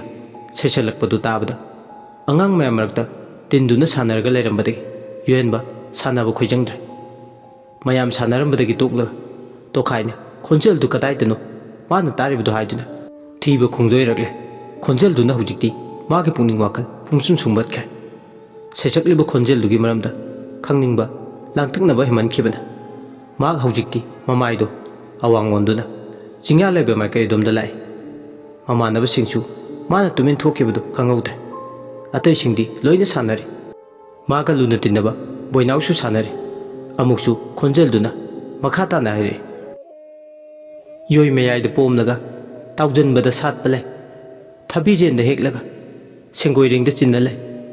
ꯁꯥꯕꯤ ꯁꯅꯧ ꯂꯩꯆꯤꯜ ꯂꯩ ꯄꯥꯔꯤ ꯏꯃꯣꯝ ꯁꯨꯛꯇꯥ ꯂꯩ ꯄꯟꯊꯧꯒꯤ ꯄꯨꯟꯁꯤ ꯏꯋꯥꯏ ꯂꯩ ꯏꯃꯣꯝꯒꯤ ꯄꯨꯟꯁꯤ ꯏꯀꯣꯝ ꯂꯩ ꯌꯦꯡꯉꯨ ꯌꯦꯡꯉꯨ ꯁꯥꯠꯂꯤꯕ ꯂꯩꯁꯦ ꯂꯥꯏꯒꯤ ꯃꯇꯦꯡ ꯄꯥꯡꯕ ꯂꯩꯅꯤ ꯁꯥꯅꯧ ꯀꯨꯁꯨꯝ ꯂꯩ ꯈꯣꯟꯖꯦꯜꯁꯤ ꯇꯥꯕꯗ ꯑꯉꯥꯡ ꯑꯣꯏꯔꯤꯕ ꯌꯨꯍꯦꯟꯕꯗꯤ ꯄꯨꯛꯅꯤꯡ ꯅꯨꯡꯉꯣꯜꯂꯤ ꯀꯔꯤꯒꯤꯅꯣ ꯈꯪꯗꯦ ꯍꯦꯟꯅ ꯈꯣꯟꯖꯦꯜꯗꯨꯅ ꯃꯥꯒꯤ ꯄꯨꯛꯅꯤꯡ ꯋꯥꯈꯜꯗ ꯂꯥꯛꯁꯤꯟꯅꯅꯕ ꯍꯣꯠꯅꯔꯦ ꯈꯣꯟꯖꯦꯜꯁꯤꯅ ꯃꯥꯕꯨ ꯐꯥꯖꯤꯟ ꯄꯨꯟꯖꯤꯟꯗꯨꯅ ꯇꯧꯕꯗꯧꯅ ꯇꯧꯏ ꯊꯥꯡ ꯊꯥꯡ ꯊꯥꯡꯅꯔꯣ ꯅꯣꯡꯃꯥꯏꯖꯤꯡꯗ ꯎꯌꯥꯜꯂꯦ ꯈꯣꯡꯗ ꯌꯨꯍꯥꯔ ꯍꯥꯔꯦ ꯊꯥꯡꯖꯕ ꯂꯩꯀꯥꯏ ꯈꯨꯔꯥꯏ ꯂꯩꯃ ꯅꯨꯡꯁꯤ ꯀꯄꯨꯅꯣ ꯈꯣꯟꯖꯦꯜꯁꯤꯅ ꯃꯥꯕꯨ ꯅꯥꯎꯊꯦꯝꯗꯨꯅ ꯄꯨꯔꯛꯇꯨꯅ ꯂꯣꯏꯕꯤ ꯆꯤꯡꯌꯥꯒꯤ ꯊꯦꯟ ꯑꯃꯗ ꯃꯊꯟꯇ ꯂꯝꯖꯤꯡꯂꯛꯂꯦ ꯃꯇꯝꯗꯨ ꯅꯨꯃꯤꯠꯅ ꯇꯥꯔꯝꯗꯥꯏ ꯈꯨꯃꯟ ꯃꯥꯒꯤ ꯌꯀꯥ ꯄꯨꯡ ꯃꯇꯝꯅꯤ ꯃꯍꯥꯛꯇꯤ ꯅꯥꯏꯇꯣꯝꯅꯤ ꯆꯤꯡꯌꯥꯒꯤ ꯊꯦꯟ ꯑꯗꯨꯗ ꯂꯩꯔꯤꯕ ꯃꯇꯝꯗꯨꯗ ꯃꯥꯒꯤ ꯃꯤꯠꯃꯥꯡꯗ ꯐꯖꯈ꯭ꯔꯕ ꯅꯨꯄꯤ ꯑꯃ ꯍꯥꯎꯁꯝꯅ ꯇꯨꯡꯊꯪꯅꯗꯨꯅ ꯏꯁꯩ ꯁꯛꯅ ꯁꯛꯅ ꯆꯤꯡꯒꯤ ꯂꯝꯕꯤ ꯃꯆꯤ ꯑꯗꯨꯗ ꯆꯠꯄ ꯎꯔꯛꯏ ꯌꯨꯍꯦꯟꯕ ꯃꯗꯨ ꯎꯕꯗ ꯌꯨꯍꯦꯟꯕ ꯋꯥꯈꯜꯗ ꯈꯜꯂꯤ ꯑꯩꯅ ꯉꯁꯥꯏꯗꯒꯤ ꯏꯁꯩ ꯁꯛꯄꯒꯤ ꯃꯈꯣꯜ ꯇꯥꯔꯤꯕꯁꯦ ꯑꯥꯗꯒꯤ ꯈꯣꯡ ꯂꯝꯕꯤ ꯃꯆꯥꯗ ꯃꯆꯤ ꯂꯦꯡꯗꯨꯅ ꯏꯁꯩ ꯁꯛꯂꯒ ꯆꯠꯂꯤꯕꯤ ꯏꯆꯦꯒꯨꯝꯕꯤ ꯅꯨꯄꯤꯁꯤ ꯁꯣꯏꯗꯅ ꯑꯣꯏꯒꯅꯤ ꯃꯥꯒꯤ ꯏꯁꯩ ꯈꯨꯁꯛ ꯂꯥꯛꯁꯛꯁꯦ ꯑꯩꯅ ꯉꯁꯥꯏꯗꯒꯤ ꯇꯥꯔꯤꯁꯤꯒ ꯈꯦꯟꯅꯕ ꯂꯩꯇꯦ ꯃꯥꯅꯤ ꯅꯨꯄꯤꯁꯤ ꯑꯣꯏꯒꯅꯤ ꯑꯁꯤ ꯈꯜꯂꯗꯨꯅ ꯌꯨꯍꯦꯟꯕ ꯂꯦꯞꯂꯝꯕꯗꯒꯤ ꯆꯤꯡꯒꯤ ꯂꯩꯁꯥ ꯍꯥꯎꯁꯝ ꯄꯨꯕꯤ ꯅꯨꯄꯤꯗꯨꯒꯤ ꯃꯅꯥꯛ ꯇꯝꯅ ꯆꯪꯁꯤꯜꯂꯛꯑꯦ ꯌꯨꯍꯦꯟꯕꯗ ꯏꯆꯦ ꯁꯝꯄꯨꯕꯤꯅ ꯀꯔꯤꯔꯥ ꯏꯆꯦꯔꯥ ꯉꯁꯥꯏꯗꯒꯤ ꯏꯁꯩ ꯁꯛꯂꯤꯕꯁꯦ ꯏꯆꯦꯅꯦ ꯁꯩꯁꯛꯂꯤꯕꯁꯦ ꯏꯆꯦꯗꯤ ꯏꯁꯩ ꯁꯛꯄ ꯌꯥꯝ ꯍꯩ ꯑꯩꯕꯨ ꯏꯁꯩ ꯁꯛꯄ ꯍꯩ ꯍꯥꯏꯕ ꯌꯥꯝꯅ ꯍꯩꯌꯦ ꯏꯆꯦ ꯁꯝꯄꯨꯕꯤꯅ ꯈꯨꯝꯃꯦ ꯌꯨꯄꯥꯒꯤ ꯋꯥ ꯇꯥꯕꯁꯤꯗꯤ ꯑꯩꯒꯤ ꯄꯨꯛꯅꯤꯡꯁꯦ ꯌꯥꯝꯅ ꯍꯔꯥꯎꯄꯤꯕꯅꯦ ꯑꯗꯣ ꯏꯆꯦ ꯏꯁꯤꯡ ꯌꯥꯝꯅ ꯈꯧꯔꯥꯡꯉꯤ ꯂꯝ ꯂꯥꯞꯅ ꯂꯥꯛꯄꯒꯤ ꯏꯆꯦꯒꯤ ꯏꯁꯤꯡꯒ ꯌꯥꯎꯕ꯭ꯔꯥ ꯈꯔꯗ ꯊꯛꯆꯒꯦ ꯏꯆꯦ ꯁꯝꯄꯨꯕꯤꯅ ꯄꯥꯎꯈꯨꯝꯂꯦ ꯌꯥꯎꯋꯦ ꯏꯆꯦꯅ ꯂꯣꯛꯇꯒꯤ ꯁꯣꯛꯂꯨꯕ ꯑꯔꯨꯕ ꯑꯍꯥꯎꯕ ꯂꯥꯏꯖ ꯏꯁꯤꯡ ꯌꯥꯎꯕꯤꯕꯅꯤꯅꯦ ꯑꯁꯤ ꯍꯥꯏꯔꯒ ꯁꯝꯄꯨꯕꯤ ꯂꯩꯁꯥꯅ ꯃꯀꯣꯛꯇ ꯇꯨꯡꯊꯪꯅꯔꯒ ꯄꯨꯔꯤꯕ ꯍꯥꯎꯁꯝ ꯑꯗꯨ ꯃꯐꯝ ꯆꯥꯅ ꯌꯦꯡꯂꯒ ꯃꯥꯂꯦꯝ ꯂꯩꯗ ꯊꯥꯔꯦ ꯑꯗꯨꯒ ꯃꯅꯨꯡꯗꯒꯤ ꯇꯨꯝꯕꯥ ꯑꯃ ꯄꯨꯊꯣꯔꯛꯂꯦ ꯇꯨꯝꯕꯥ ꯑꯗꯨꯒꯤ ꯃꯅꯨꯡꯗ ꯂꯥꯏꯖ ꯏꯁꯤꯡ ꯄꯤꯛ ꯊꯟꯅ ꯌꯥꯎꯔꯤ ꯂꯨꯛꯅꯨꯡ ꯂꯥꯏꯖ ꯁꯣꯛꯂꯨꯕꯒꯤ ꯇꯨꯝꯕꯥꯗ ꯌꯥꯎꯔꯤꯕ ꯏꯁꯤꯡ ꯑꯗꯣ ꯁꯝꯄꯨꯕꯤ ꯂꯩꯁꯥꯕꯤꯗꯨꯅ ꯌꯨꯍꯦꯟꯕꯗ ꯏꯁꯤꯡ ꯑꯗꯨ ꯄꯤꯊꯛꯏ ꯌꯨꯍꯦꯟꯕ ꯏꯁꯤꯡ ꯑꯗꯨ ꯊꯛꯂꯨꯕꯗꯒꯤ ꯃꯁꯥ ꯄꯨꯝꯕ ꯏꯁꯤꯡꯗꯧꯅ ꯄꯨꯛꯅꯤꯡ ꯋꯥꯈꯜ ꯑꯅꯤꯃꯛ ꯏꯪꯊꯈ꯭ꯔꯦ ꯍꯛꯆꯥꯡ ꯀꯌꯥ ꯄꯨꯝꯕ ꯑꯏꯪꯕꯅ ꯂꯥꯡꯒꯣꯏ ꯆꯟꯕꯗꯧꯅ ꯇꯧꯏ ꯌꯨꯍꯦꯟꯕꯅ ꯏꯆꯦ ꯅꯪꯒꯤ ꯏꯁꯤꯡꯁꯤꯗꯤ ꯑꯣꯟꯊꯣꯛꯅ ꯍꯥꯎꯈ꯭ꯔꯦꯗ ꯑꯃꯨꯛꯇꯕꯨ ꯁꯤꯒꯨꯝꯕ ꯍꯥꯎꯈ꯭ꯔꯕ ꯏꯁꯤꯡꯁꯦ ꯊꯛꯇ꯭ꯔꯤ ꯑꯗꯣ ꯏꯆꯦ ꯏꯆꯦꯒꯤ ꯃꯤꯡꯗꯤ ꯀꯔꯤ ꯀꯧꯏ ꯁꯝꯄꯨꯕꯤꯅ ꯈꯨꯝꯃꯛꯏ ꯅꯕꯦꯝꯃꯗꯤꯀꯣ ꯆꯤꯡꯗ ꯂꯩꯔꯦ ꯍꯥꯎ ꯑꯣꯏꯕꯤ ꯇꯝꯗ ꯂꯩꯔꯦ ꯂꯥꯏ ꯑꯣꯏꯕꯤꯅꯤ ꯅꯨꯡꯁꯥꯕꯨ ꯁꯥꯗꯅ ꯐꯧ ꯀꯪꯕꯤ ꯅꯣꯡꯕꯨ ꯆꯨꯗꯅ ꯁꯥꯏꯆꯣꯠꯄꯤ ꯏꯗꯨꯅ ꯅꯣꯡꯊꯥꯡ ꯂꯩꯃ ꯏꯌꯦꯡꯅ ꯄꯥꯟꯊꯣꯏꯕꯤꯅꯤꯗ ꯅꯕꯦꯝꯃ ꯍꯣꯏ ꯍꯣꯏ इखों हाउखों ताबीने इनम नहाउना नंबीने कौबन लोकसा अमदा उपी उरेल थराकपी लोबीने लोकमाई अमदा सादुना यांगले लिंगबीने नबेमदी तमा इरिक खोंबीने युहेनबा तादमुक तासिल नुपी अदुना हाइरिबसिंग अदो अदुबु अंगांग ओइबगा करिनो हाइरिबसिंग अदुदि लौसिनबा हिरमदे मथोंग मरंग अमता मा खंगद्रे संपुबी लेसाबिदुना माइथोंदो मोमोनोइ अदुगा इरोय लोइबदा हाइरि नंगना अइपु इचे हाइना कौबदो कौकनु इमा हाइना कौओ अइकी इमिंगती हाउरेमा संपुपी हाइना कौवे अतोपु अइकी मिंगती यामना यामे कना कुंभना अइपु पांथोबी हाइना कोलोइने युहेनबना इमा कौगदबने हाइबा अदु ओइरदि इमा हाइना कौरगे सोमदो नमुकमदौरी याचंगलको मतम ओइरले लंपाक मचादा चेन चंगदुना सानरंबा अंगांग मयामदो मयिमदा चंगनरले अदुबु युहेनबदी हंजलक्त्रे युहेनबा हंजलक्त्रबदा मागी अपोपी ममा सनारे मचा निपाबु थीबा लंपाक मचारुमदा लाए अदुबु लंपाक योरपुददी ममगा ममसिलक्पगा अंगांग मता लेरमद्रे तौरमलिबु मतवदुदा मसा पुंबा स्वाइलावी सनारे मिहुल थोंना सुखिद्रे मचा लेरमद्रबदुददी युमथों खुदिंग चंगदुना मचा लाक्प्रा हाइदुना थिरकले मचा नुपागु लुना तिनबा बोइनाउदा हंगबदसु खंगद्रा हाइदुना पाउखुमले लवाई लुतोन साले सनारे मचा नुपा थीबा खंगद्रबदा हौजिक्ति मई मई मयाम चंगना थीबदा फंगद्रबदुददी माइबा मता तानारे खुले काइदुगे लाइथौ तिनथौ तौबा हाइबा माइबा नोबुगी मनाक्ता सनारे वा तानाबा लाए नोबोना मांगख्रबा युहेनबगी मरमदा यंगलमे हाउरेमा संपुपीना चेंदुना पुरा हाइबा खंगलकले हौजिक्ति लाइरंबी माना चेलगा पुरे ताबदा मिहुल थावन सुखिद्रे सनारे मचा नुपाबु कौदुना हिंगना हिंगना कपलई हौजिक्ति नुमिदांगदुदा खुंदुदा लेबा मियाम चंगदुना युहेनबाबु थीनबा थौरांग तौरे खुत्ता मैनम पाइ मोइबुंग खोंगबना मोइबुंग खोंग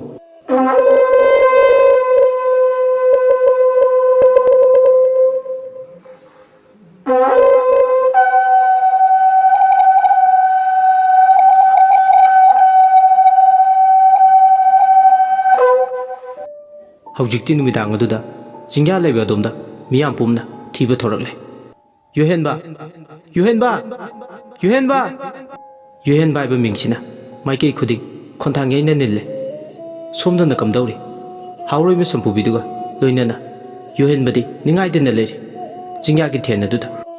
जिंगु माना थौचिनकिबना मयुम हनगने हाइबा कावे ताइबंग वाखलदगी नाथैरि टोप टोपा ताइबंग पानमदा ताउदुना लेरि माहक्ति तरंग मालंगी ताइबंग पालमदा हमसत हमफोइनेरबा थवाई मिरेल हाइबदो माकी मिरेल से ओरे हाउरेमा संपुबीदुना चिंगदा पानबा हैरांग हाइतुंबा लौथोअगा पिजरे चाबदा खोइथुमनना हाउरबा ताउजिंग हैरांग हैमुन फाबदो यामना हाउना सिंदमले युहेनबा हैरांग अदु चारबदगी ताइबंग पाल काउख्रे हाउरेमा संपुबीदुदा पलेम इमा हाइना कौदुना नाउथि सादुना लेख्रे हाउरेमा संपुबीदुदी ताइबंग ओइबदुदा चिंगु लाइगी ओइबा वारी क्या लेरि ꯆꯤꯡꯌꯥꯗ ꯁꯤꯠꯄ ꯅꯨꯡꯁꯤꯠꯅ ꯂꯦꯡ ꯂꯦꯡ ꯆꯠꯂꯦ ꯍꯥꯅꯧ ꯃꯇꯣꯟꯁꯤꯡꯗꯣ ꯃꯥꯂꯪ ꯊꯦꯟꯖꯤꯅ ꯌꯩꯕꯗ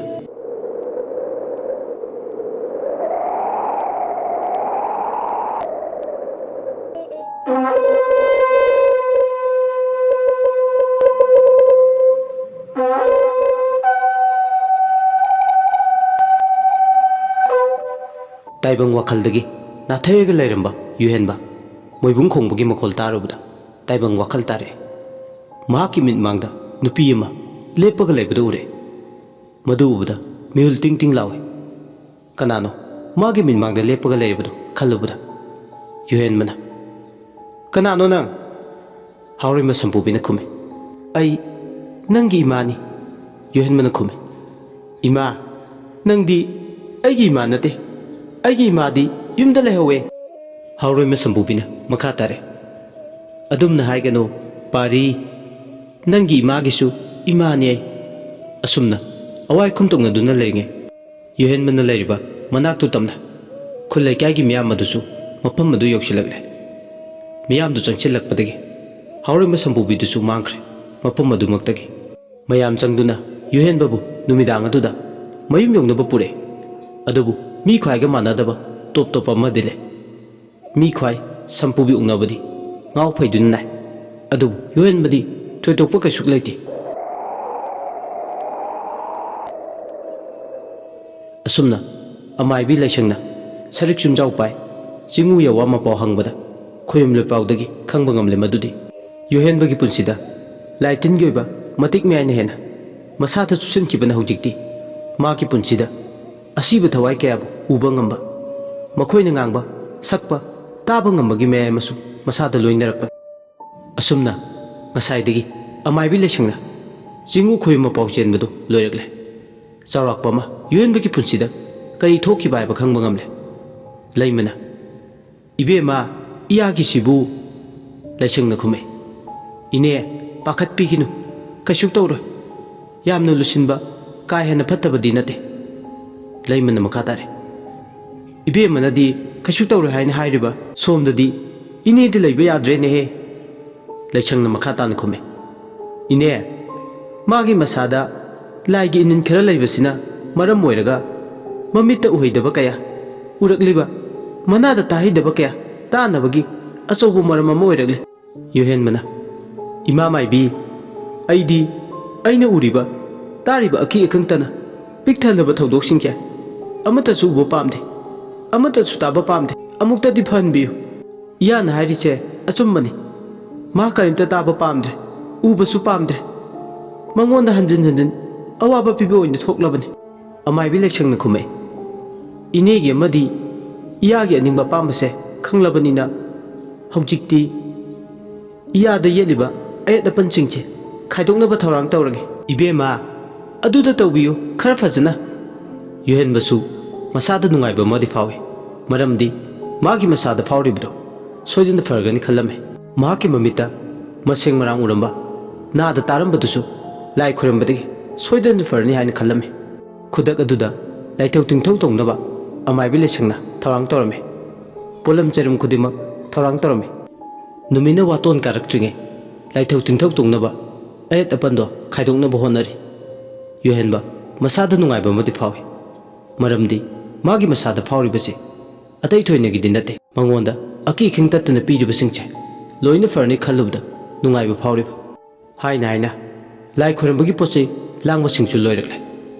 युहेनबगी मसादा अकी खिंग फावरिबा सिंगमदना सिरबा थवाई कयाब उबा ngamba ताबा ngambadu फनबा थौरांग तौरे लेसंगना युहेनबा नंग सिदा फमुलाव लेमांगसिदा युहेनबा मने लेमगी नाका फमलंबदगी अमाइबी लेसंगना तोंगाना थारिबा फक मसा दुदा फम्मे हेक फम्बगा माइकई मरीदुदा फिजंग अंगौबना मागी मसादो इकै क्वेश्चनदुना ले फिजंग अंगौबना खंजनख्रबा मयायदुदा चपचाना ममित उसिनदुना फम्मे महांगना तौरिबदो अमाइबी लेसंगना हाइबगी मतुंगिना ngaktani लेइमदी कीबा पाखतपसु फावे तौरिबा ममु मतौसिना लाइटिन खोरमबगिनी हाइना थौरांग तौरिसे चुमनगी मी ख्वाइ लाई खोरमबगा तौबा सेम साबगा खक मानदे अदुना मयासिबु माइकई मरीदा फिजंग अंगौबना खलगा तोपना मयाइसिदा फमलगा थमलिबसिना हेना किबा हाइबदो ओहेले अदुबु मचिनदा थोंना हाइजबदि नते मसादा चुमना फावरपा वाखल दु खक्तनि तुमिन मादी तासिनना येंगदुना तले अमाइबि लेसम योहेनमना तंगदु लेताना फमगा लेबदु उबगा लाइथंग तिंथौ अदुबु तौनबा लाइगी लाइरोन सोनबा हौरले कोकता हाउफीना कोकसे खुत्ता थांगोन मया चाम निपान पानबदु पाइ लाइथौ तिंथौ हौगदौरे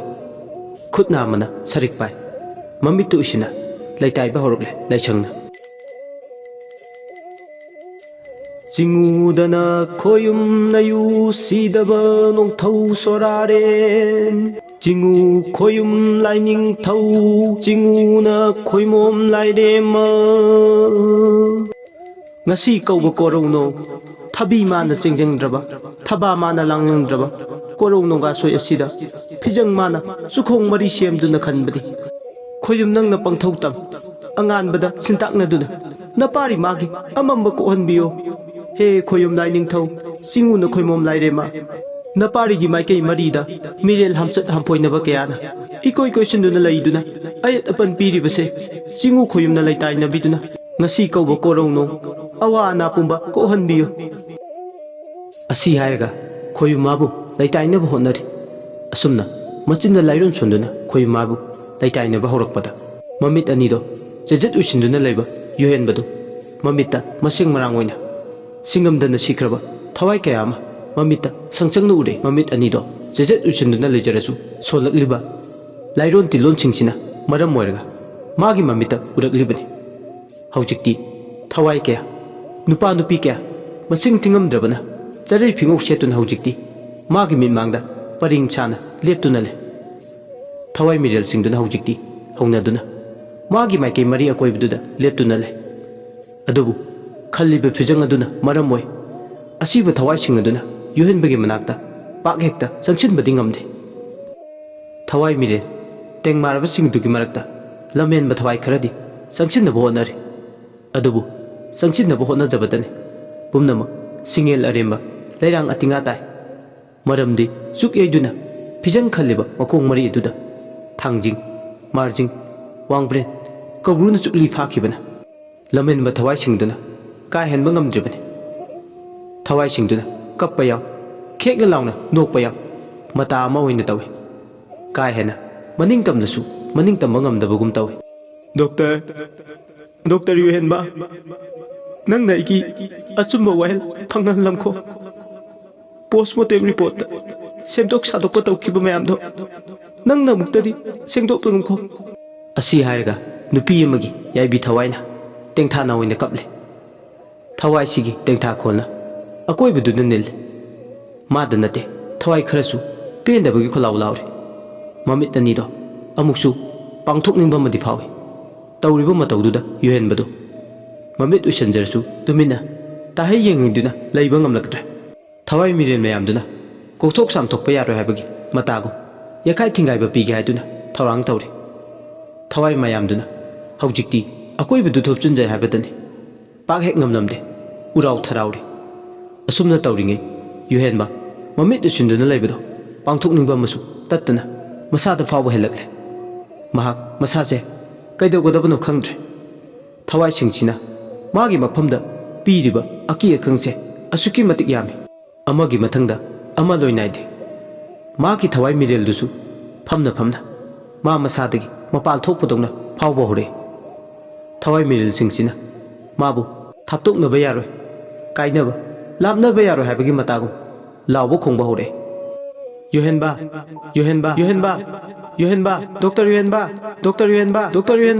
Dr. Yuhenba asumna mamito usilaga khangba yaba khanglinge yuhenbasu mamito usinduna uriba mayamdo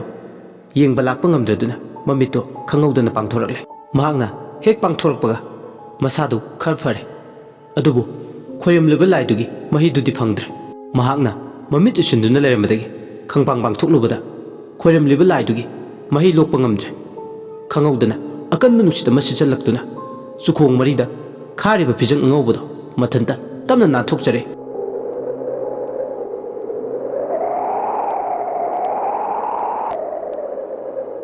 उइसिलंबा ममितो अमाबी लेशंगिसु तमना पांगथोरे मसादा इथिलमा फंगदुना पांगथोरकपने खोरिमलिबे लाइसिगी मतिक मेयाइदु लोइना चामहल्ले अमाबी लेशंग खरदी नुंगाइरमदे अदुगा लैमा मदी युएनबे यंगना हाइरे पाक हेक हल्लोइदौरे पाक हेक कोक्लोइदौरे मतिक मेयाइ सिंगसे फत्तबा थवाइ सिंगी कैदौबगिनो नंगना मतंग चादना मिट पांगथोरैदि खोइरमबा होबुता गाइरि अइना पांगथोकपा याद्रि लोइद्रि हाइद्रा अदुगा करिगि नंगना थौसा वसादा अइना हाइबा इंदना करिगि मिट पांगथोरै असि हाइरगा काइदगिनो खंगौदे फुकलाउना हेक्ता लाइ Nuchit लेबगे हौनबि लोंदो खोइरि खोइरिदना ngang sawale laimadi ahaloibaniina timal laiman kanglakliba laisangi mongdo khangle mahak yamna sawning yaiba adubu khangdadana tawbani ngakpiyo haiduna haijare laimana sawi kinubi ma ai yase tingket laiket padina chade adubu makse mau satigi masada aki tujung batana pik thalaga semlaga polak podongna tawbani adunani mahakna mamit pangthoreise laisang khumai अदुबु माक अंगांग मक्दि नत्रेदना युहेन मना सावि किनुइचे आइसु करम कांद उसिलंबा मिचे पांगथोखि हाइबा खंगौतरि तासेंना पांगथोखि यावना पांगथोखि बदि नति आइगिदो लाइसंग मखा तारे खंद्रे आइसु करि हाइगदोइनो थबक तौबदा यामना चेक्सिनदबसे आइदि यामना सावनिंगी लाइमना सावि किनुबेमा अमुक्तदि इबेमना लाइगि थौरमसे हंजिल्लगा तौबा यानबा अमुक्तगा सिनबियु ngasiगी numitsidा हंजिल्लगा पागे तौबदि यारोय हंजिन्ना तौबा हाइबदो तन्नबा नुमित अमदा तौदबा यारोय ngasiगिदि सुया याररोय असुमना लेसंगना हाइरबदा लैमदु वाखल नुंगाइजदे लैमदा नते युएनबसु चही मतांगसिगा असुक यामना सेक्शन द्रिबसिबु मखल लायेंगबदुगी अकत चनखरा कलमगा मनीगा मयागदो मयुम माइकई पांगलकले युहेन मना युम योरपदा नुंथिलगी मतम अदुम ओइरकले नुमितसिगी नुंथिल नुमिदांग वाइरम मौसागा मानदना यामना इंबा नुमित अमा ओइरमे किचनदा चंगलगलगा कॉफी लोले मागी हौनबि अदुगा सियार अमदा फमलगा बेलकोनीदुदा लेचिन मरक्ता था थोकपगा पांकक ओइरबा नुमित अमा युम चंगलमदागी अतियादु येंगे थवाइ ताना ngasiदी अतियासु इचु चुसिनदे कोक्थरकपा अतियागी मचुसु सिथरकपा कोक्थरकपा मचुसु लोइनाइदे अतियासे काइदनो इवात वात पदोंना तवि काइदनो मचु ममेन अमा इवात वात पदोंना तवि लेचिन सिना थारक फिजंगोय लेचिन द पल्लबा कोरो ओइरे पुंगनिंग चंगना खोइदाने यंगलिगे मिकुप मता पुंगनिंग चोइथोकहंदना अतियादु दे यंगले असुमने यंगलिगे नुमित ताकिबा खंगौद्र ngayak wakalna koipupurusu aseng reality thanjilakle chakhumda changlага चा थोंगनबा मु थौरांग तवे कोबी साक सागे खंदुना प्लेट अमदा कोबी सोइरे हे कोबी सोइबा लोइबगा हवाई थराक मकु खोइ हवाई थराक मकुदो खोकलिङे तंजादुदा बाथरूमदा मी अमा लैबगे मखोल तारे बाथरूमदुगा किचनदुगा थांनारे मरमदि मनिंगदनि लैरिदो युमथक ओइरसु इसिंग थादुकलगा सवारगी कनानो मना इरुलुदुना लैबगे मोंगने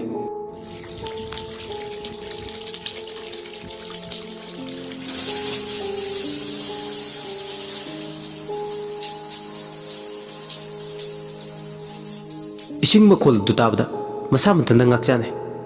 करिनोने अइबु इसिंग थादोकलमरने असि खल्लदना हवाई थराक मरुदो खोकलमबदगे फुकलाउना होगलगा मथंदा बाथरूम लैबा दोमदा लाइ बाथरूम गी थोंदो हांगतोकपदा मनुंगदगे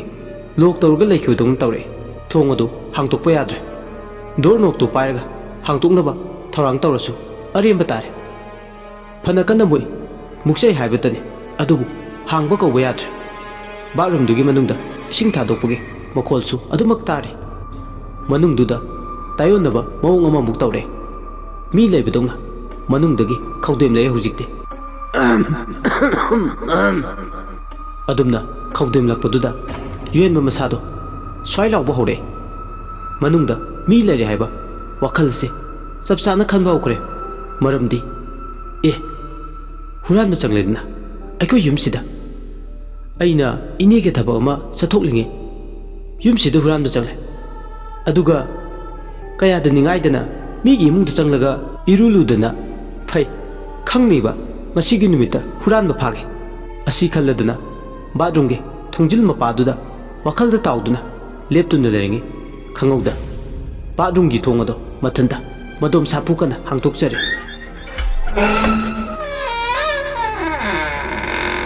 madu ubuda khangpre khangi wenba masatu maning khangan halle bathroom manung duda kana su leibu ude adubu ising dudi maning tamna are mada thadukle yen ma masadu mi pai thabai ba howe ising thadukliba konjin adubu ma lesin nabo na ge khan masa ki memda masa na ki bese tahoi drabra khanuna ma bathroom sangla sawar gi konjin do hek lesin ge makotu hek lambaga konjin do sokpok soktre thengpok thengdre mathanta tamna konjin do magi mi mang du lesin ki maning tamna center bi singa do thingkre matau du ubda ingangna madi maya ka du ning dun le bathroom aduda tu khyau khyau sungba hore matang du tasu mahak yum du da mi ma leibagi samin fa bo horale yum du da nupa amana na he bagi makhon yum gi makha thangba ground floor room dai amuk ta ba horale mi na he bagi makhol duna ka du gi manung da khonthang yeri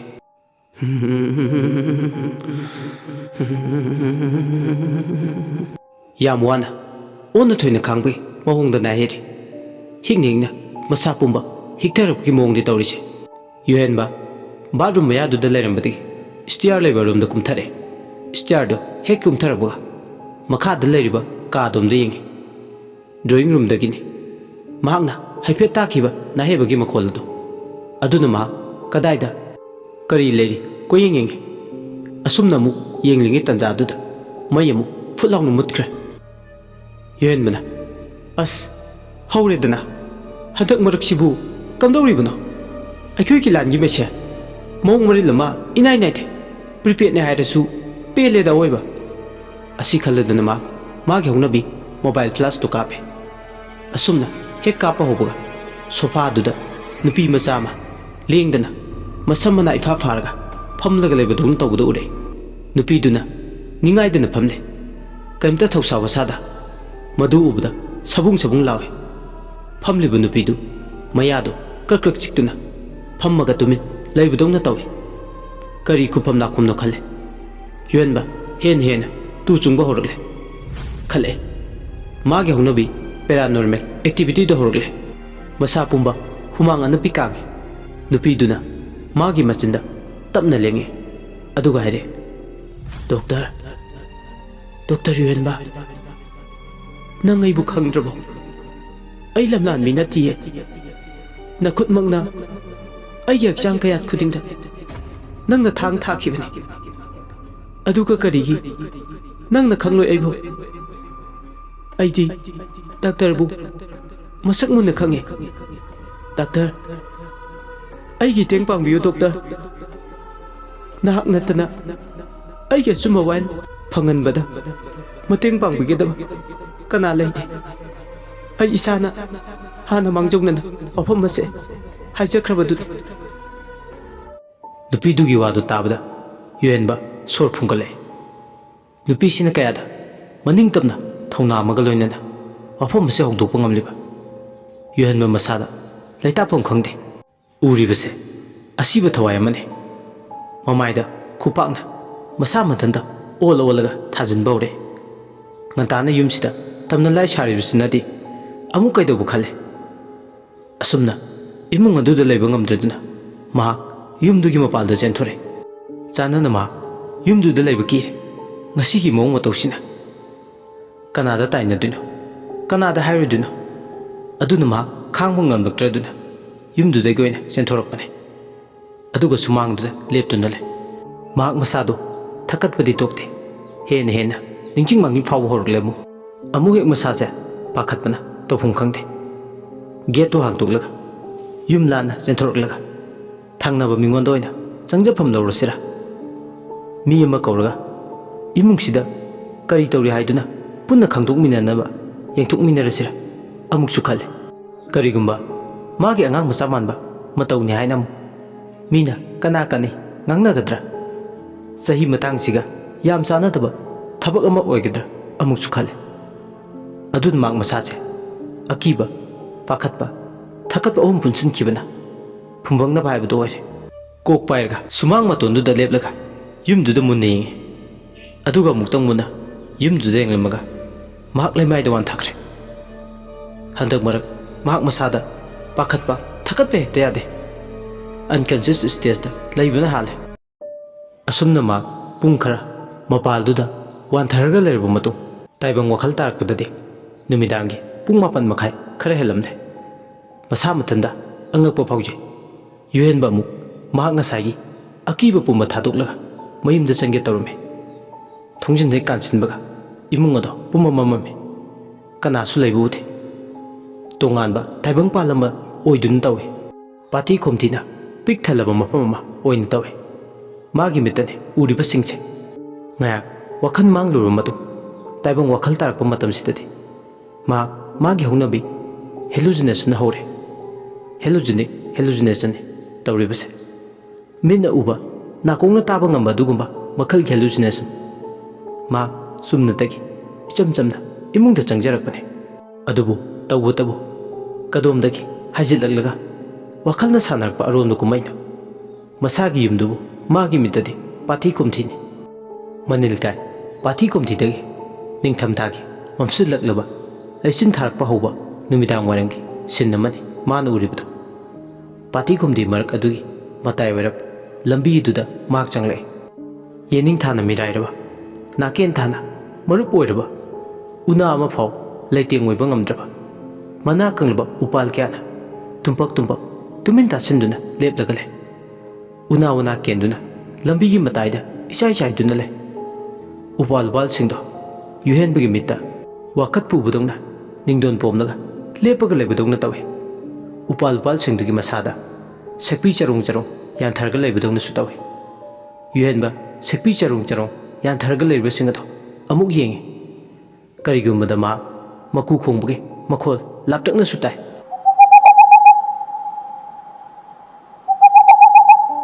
asigumba lechil kungna tharaba numidang waram sida khonglami masa sida kadai dino makna thanglibu khongtangse mak usa su khangjeramde asumna makna chalinge magi manigi makhol hairap manaba nupi amana mabu kawrakpudongna tawe yuhenba ine gi bungo ine na kawsi tardi nang bung talao somdani bungo nane na leise makharom thangbudani aina kawsi tardi amta lao yuhenba manigi khunjal tabda angakpa poi asumna kawrukujama kharadi masada sapabudongna khale maramdi pati kumthina pik thalaba mafam sidama mathantani magi mani amasu ichawchawna leri haibagi wakhalda nungaibagi ithilamadi fawe manena kawbu maike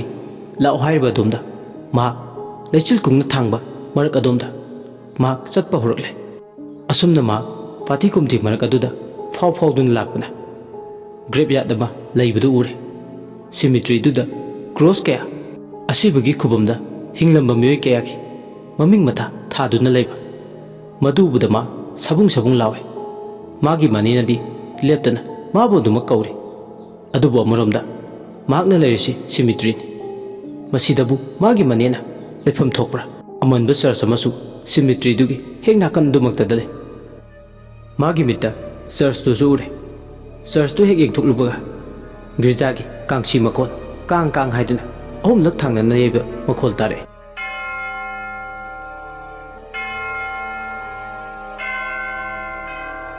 asumna girjagi hauduba kangsi makol adu tabada yuhenba church tu gi manungda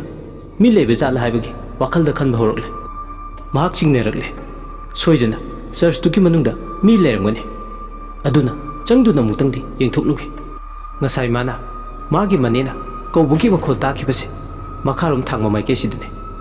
aduna magi manesi church gi manungda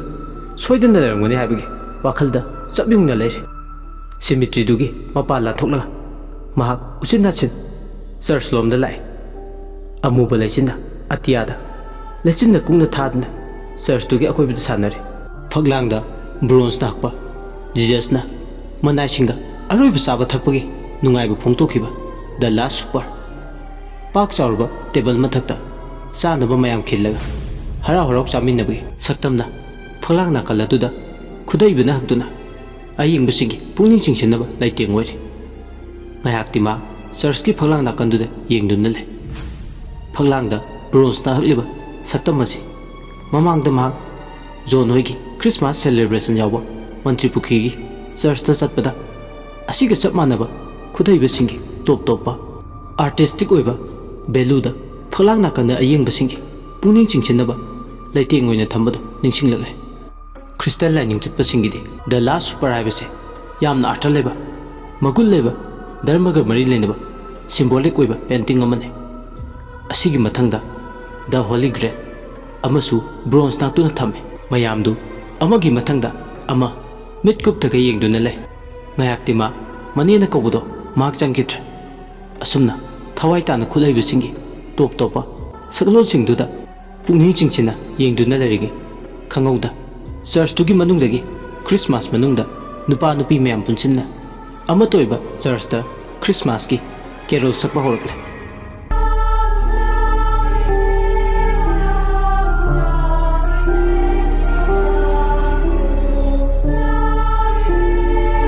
ꯈ꯭ꯔꯤꯁꯃꯥꯁꯀꯤ ꯏꯁꯩ ꯁꯛꯄꯗꯨ ꯇꯥꯕꯗ ꯃꯥ ꯋꯥꯈꯜ ꯑꯃ ꯇꯥꯔꯛꯄꯗꯧꯅ ꯇꯧꯏ ꯃꯅꯦꯅ ꯀꯧꯈꯤꯕꯗꯣ ꯑꯃꯨꯛ ꯈꯪꯅꯤꯡ ꯅꯤꯡꯁꯤꯡꯂꯛꯂꯦ ꯃꯅꯦ ꯁꯣꯏꯗꯅ ꯂꯩꯔꯝꯒꯅꯤ ꯈꯟꯅ ꯃꯍꯥꯛ ꯆꯔꯆꯇꯨꯒꯤ ꯆꯥꯎꯔꯕ ꯊꯣꯡ ꯑꯗꯣ ꯍꯥꯡꯇꯣꯛꯇꯨꯅ ꯃꯅꯨꯡꯗ ꯆꯪꯂꯛꯂꯦ ꯊꯣꯡ ꯍꯥꯡꯇꯣꯛꯄꯒꯤ ꯒꯦ ꯂꯥꯎꯕ ꯃꯈꯣꯜ ꯑꯗꯨ ꯑꯁꯨꯛꯀꯤ ꯃꯇꯤꯛ ꯍꯧꯋꯤ ꯃꯍꯥꯛ ꯊꯣꯡꯗꯨ ꯍꯥꯡꯗꯣꯛꯂꯒ ꯆꯪꯂꯛꯄ ꯃꯇꯝꯗꯨꯗꯗꯤ ꯆꯔꯆꯇꯨꯒꯤ ꯃꯅꯨꯡꯗ ꯃꯨꯁꯤ ꯃꯨꯁꯤ ꯀꯦꯟꯗꯜ ꯈꯔ ꯊꯥꯟꯕ ꯎꯕ ꯅꯠꯇꯅ ꯑꯇꯩ ꯃꯤ ꯑꯃꯇ ꯂꯩꯕ ꯎꯗꯦ ꯕꯦꯟꯁ ꯍꯥꯏꯕꯗꯤ ꯑꯁꯥꯡꯕ ꯄꯔꯦꯡ ꯁꯥꯅ ꯔꯣ ꯅꯥꯏꯅ ꯊꯥꯕ ꯎꯏ ꯖꯤꯖꯁꯀꯤ ꯃꯨꯔꯇꯤ ꯑꯃ ꯃꯌꯥꯏꯗ ꯂꯩꯕ ꯎꯏ ꯉꯁꯥꯏ ꯃꯥꯅ ꯏꯁꯩ ꯁꯛꯈꯤꯕꯒꯤ ꯃꯈꯣꯜꯁꯤꯡ ꯇꯥꯈꯤꯕꯗꯨꯒ ꯍꯥꯏꯔꯨꯔꯒꯗꯤ ꯑꯣꯟꯊꯣꯛꯅꯁꯨ ꯈꯦꯠꯅꯈ꯭ꯔꯦ ꯆꯔꯆꯇꯨꯒꯤ ꯃꯅꯨꯡꯗ ꯀꯅꯥꯁꯨ ꯂꯩꯕ ꯎꯗꯦ ꯏꯍꯥꯡ ꯍꯥꯡꯉꯤ ꯃꯗꯨꯅ ꯃꯉꯣꯟꯗ ꯋꯥꯈꯜ ꯑꯃ ꯈꯟꯅꯕ ꯏꯅꯣꯠ ꯍꯥꯞꯂꯛꯂꯦ ꯌꯨꯑꯦꯟꯕꯅ ꯀꯩꯅꯣꯅꯦ ꯑꯩꯕꯨ ꯅꯥꯞꯄꯗ ꯏꯊꯟꯗ ꯄꯪꯇꯥ ꯇꯥꯕ ꯑꯣꯏꯔꯖꯥꯠꯂ ꯀꯩꯅꯣ ꯇꯧꯔꯤꯁꯦ ꯆꯔꯆ ꯃꯅꯨꯡꯒꯤ ꯆꯣꯔꯁꯇꯨꯅ ꯀꯗꯥꯏꯗ ꯆꯠꯈ꯭ꯔꯕ ꯀꯅꯥꯁꯨ ꯂꯩꯕ ꯎꯗꯦ ꯆꯔꯆꯁꯤꯗꯤ ꯃꯅꯨꯡꯗ ꯏꯍꯥꯡ ꯍꯥꯡꯉꯤ ꯑꯦ ꯑꯩ ꯏꯊꯟꯇꯅꯤ ꯅꯥꯏꯇꯣꯝ ꯇꯥꯅ ꯂꯩꯔꯤꯁꯦ ꯐꯔꯦ ꯑꯩꯅꯦꯕꯨ ꯀꯧꯗꯨꯅ ꯌꯦꯡꯉꯒꯦ ꯑꯁꯤ ꯍꯥꯏꯔꯒ ꯌꯨꯑꯦꯟꯕ ꯃꯅꯦ ꯏꯕꯦꯝꯃ ꯂꯩꯃꯕꯨ ꯇꯥꯟꯅꯕ ꯍꯧꯅ ꯀꯧꯔꯛꯂꯦ ꯏꯅꯦ ꯏꯅꯦ ꯏꯅꯦ ꯀꯧꯖꯕꯇꯅꯤ ꯑꯗꯨꯕꯨ ꯌꯨꯑꯦꯟꯕꯅ ꯀꯧꯔꯤꯕꯗꯨ ꯀꯅꯥꯁꯨ ꯍꯣꯏ ꯃꯥꯏ ꯈꯨꯝꯕꯤꯔꯛꯇ꯭ꯔꯦ ꯁꯦꯀꯦꯟ ꯈꯔ ꯂꯩꯔꯒ ꯆꯔꯆꯇꯨꯒꯤ ꯃꯅꯨꯡꯗ ꯃꯤꯅ ꯆꯠꯄꯒꯤ ꯈꯣꯡꯎꯞ ꯈꯨꯒꯥ ꯑꯇꯨꯝꯕ ꯑꯃ ꯇꯣꯡꯉꯒ ꯆꯠꯄꯒꯤ ꯃꯉꯣꯟꯗ ꯀꯣꯛ ꯀꯣꯛ ꯂꯥꯎꯕ ꯃꯈꯣꯜ ꯃꯥꯒꯤ ꯃꯅꯥꯛꯇ ꯇꯥꯕ ꯍꯧꯔꯛꯂꯦ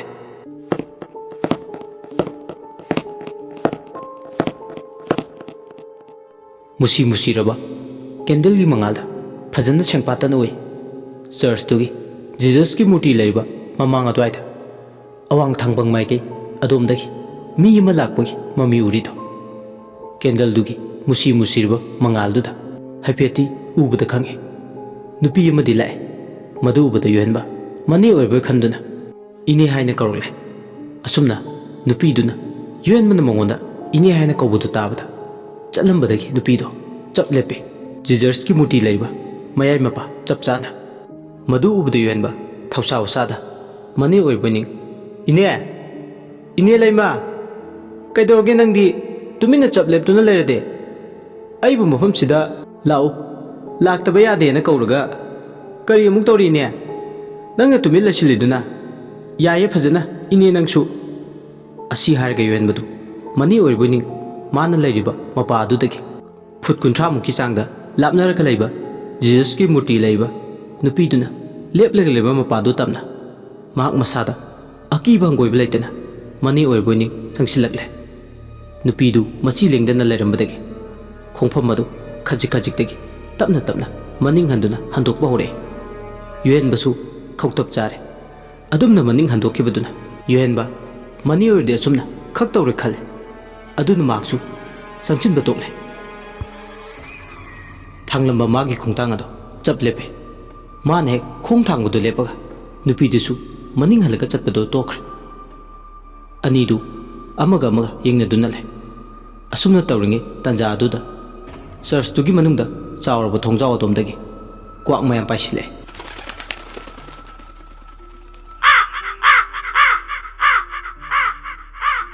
ꯀ꯭ꯋꯥꯛꯁꯤꯡꯗꯨꯅ ꯆꯔꯆꯇꯨꯒꯤ ꯃꯅꯨꯡꯗ ꯂꯥꯛꯇꯨꯅ ꯈꯣꯡꯉꯤ ꯀ꯭ꯋꯥꯛꯁꯤꯡꯗꯨꯅ ꯍꯧꯅ ꯈꯣꯡꯕꯗꯨ ꯇꯥꯔꯒ ꯌꯨꯍꯟꯕꯗꯤ ꯇꯥꯕ ꯉꯝꯗ꯭ꯔꯗꯨꯅ ꯃꯅꯥꯀꯣꯡ ꯑꯗꯨ ꯃꯦꯟꯗꯨꯅ ꯈꯥꯡꯕ ꯍꯧꯔꯛꯂꯦ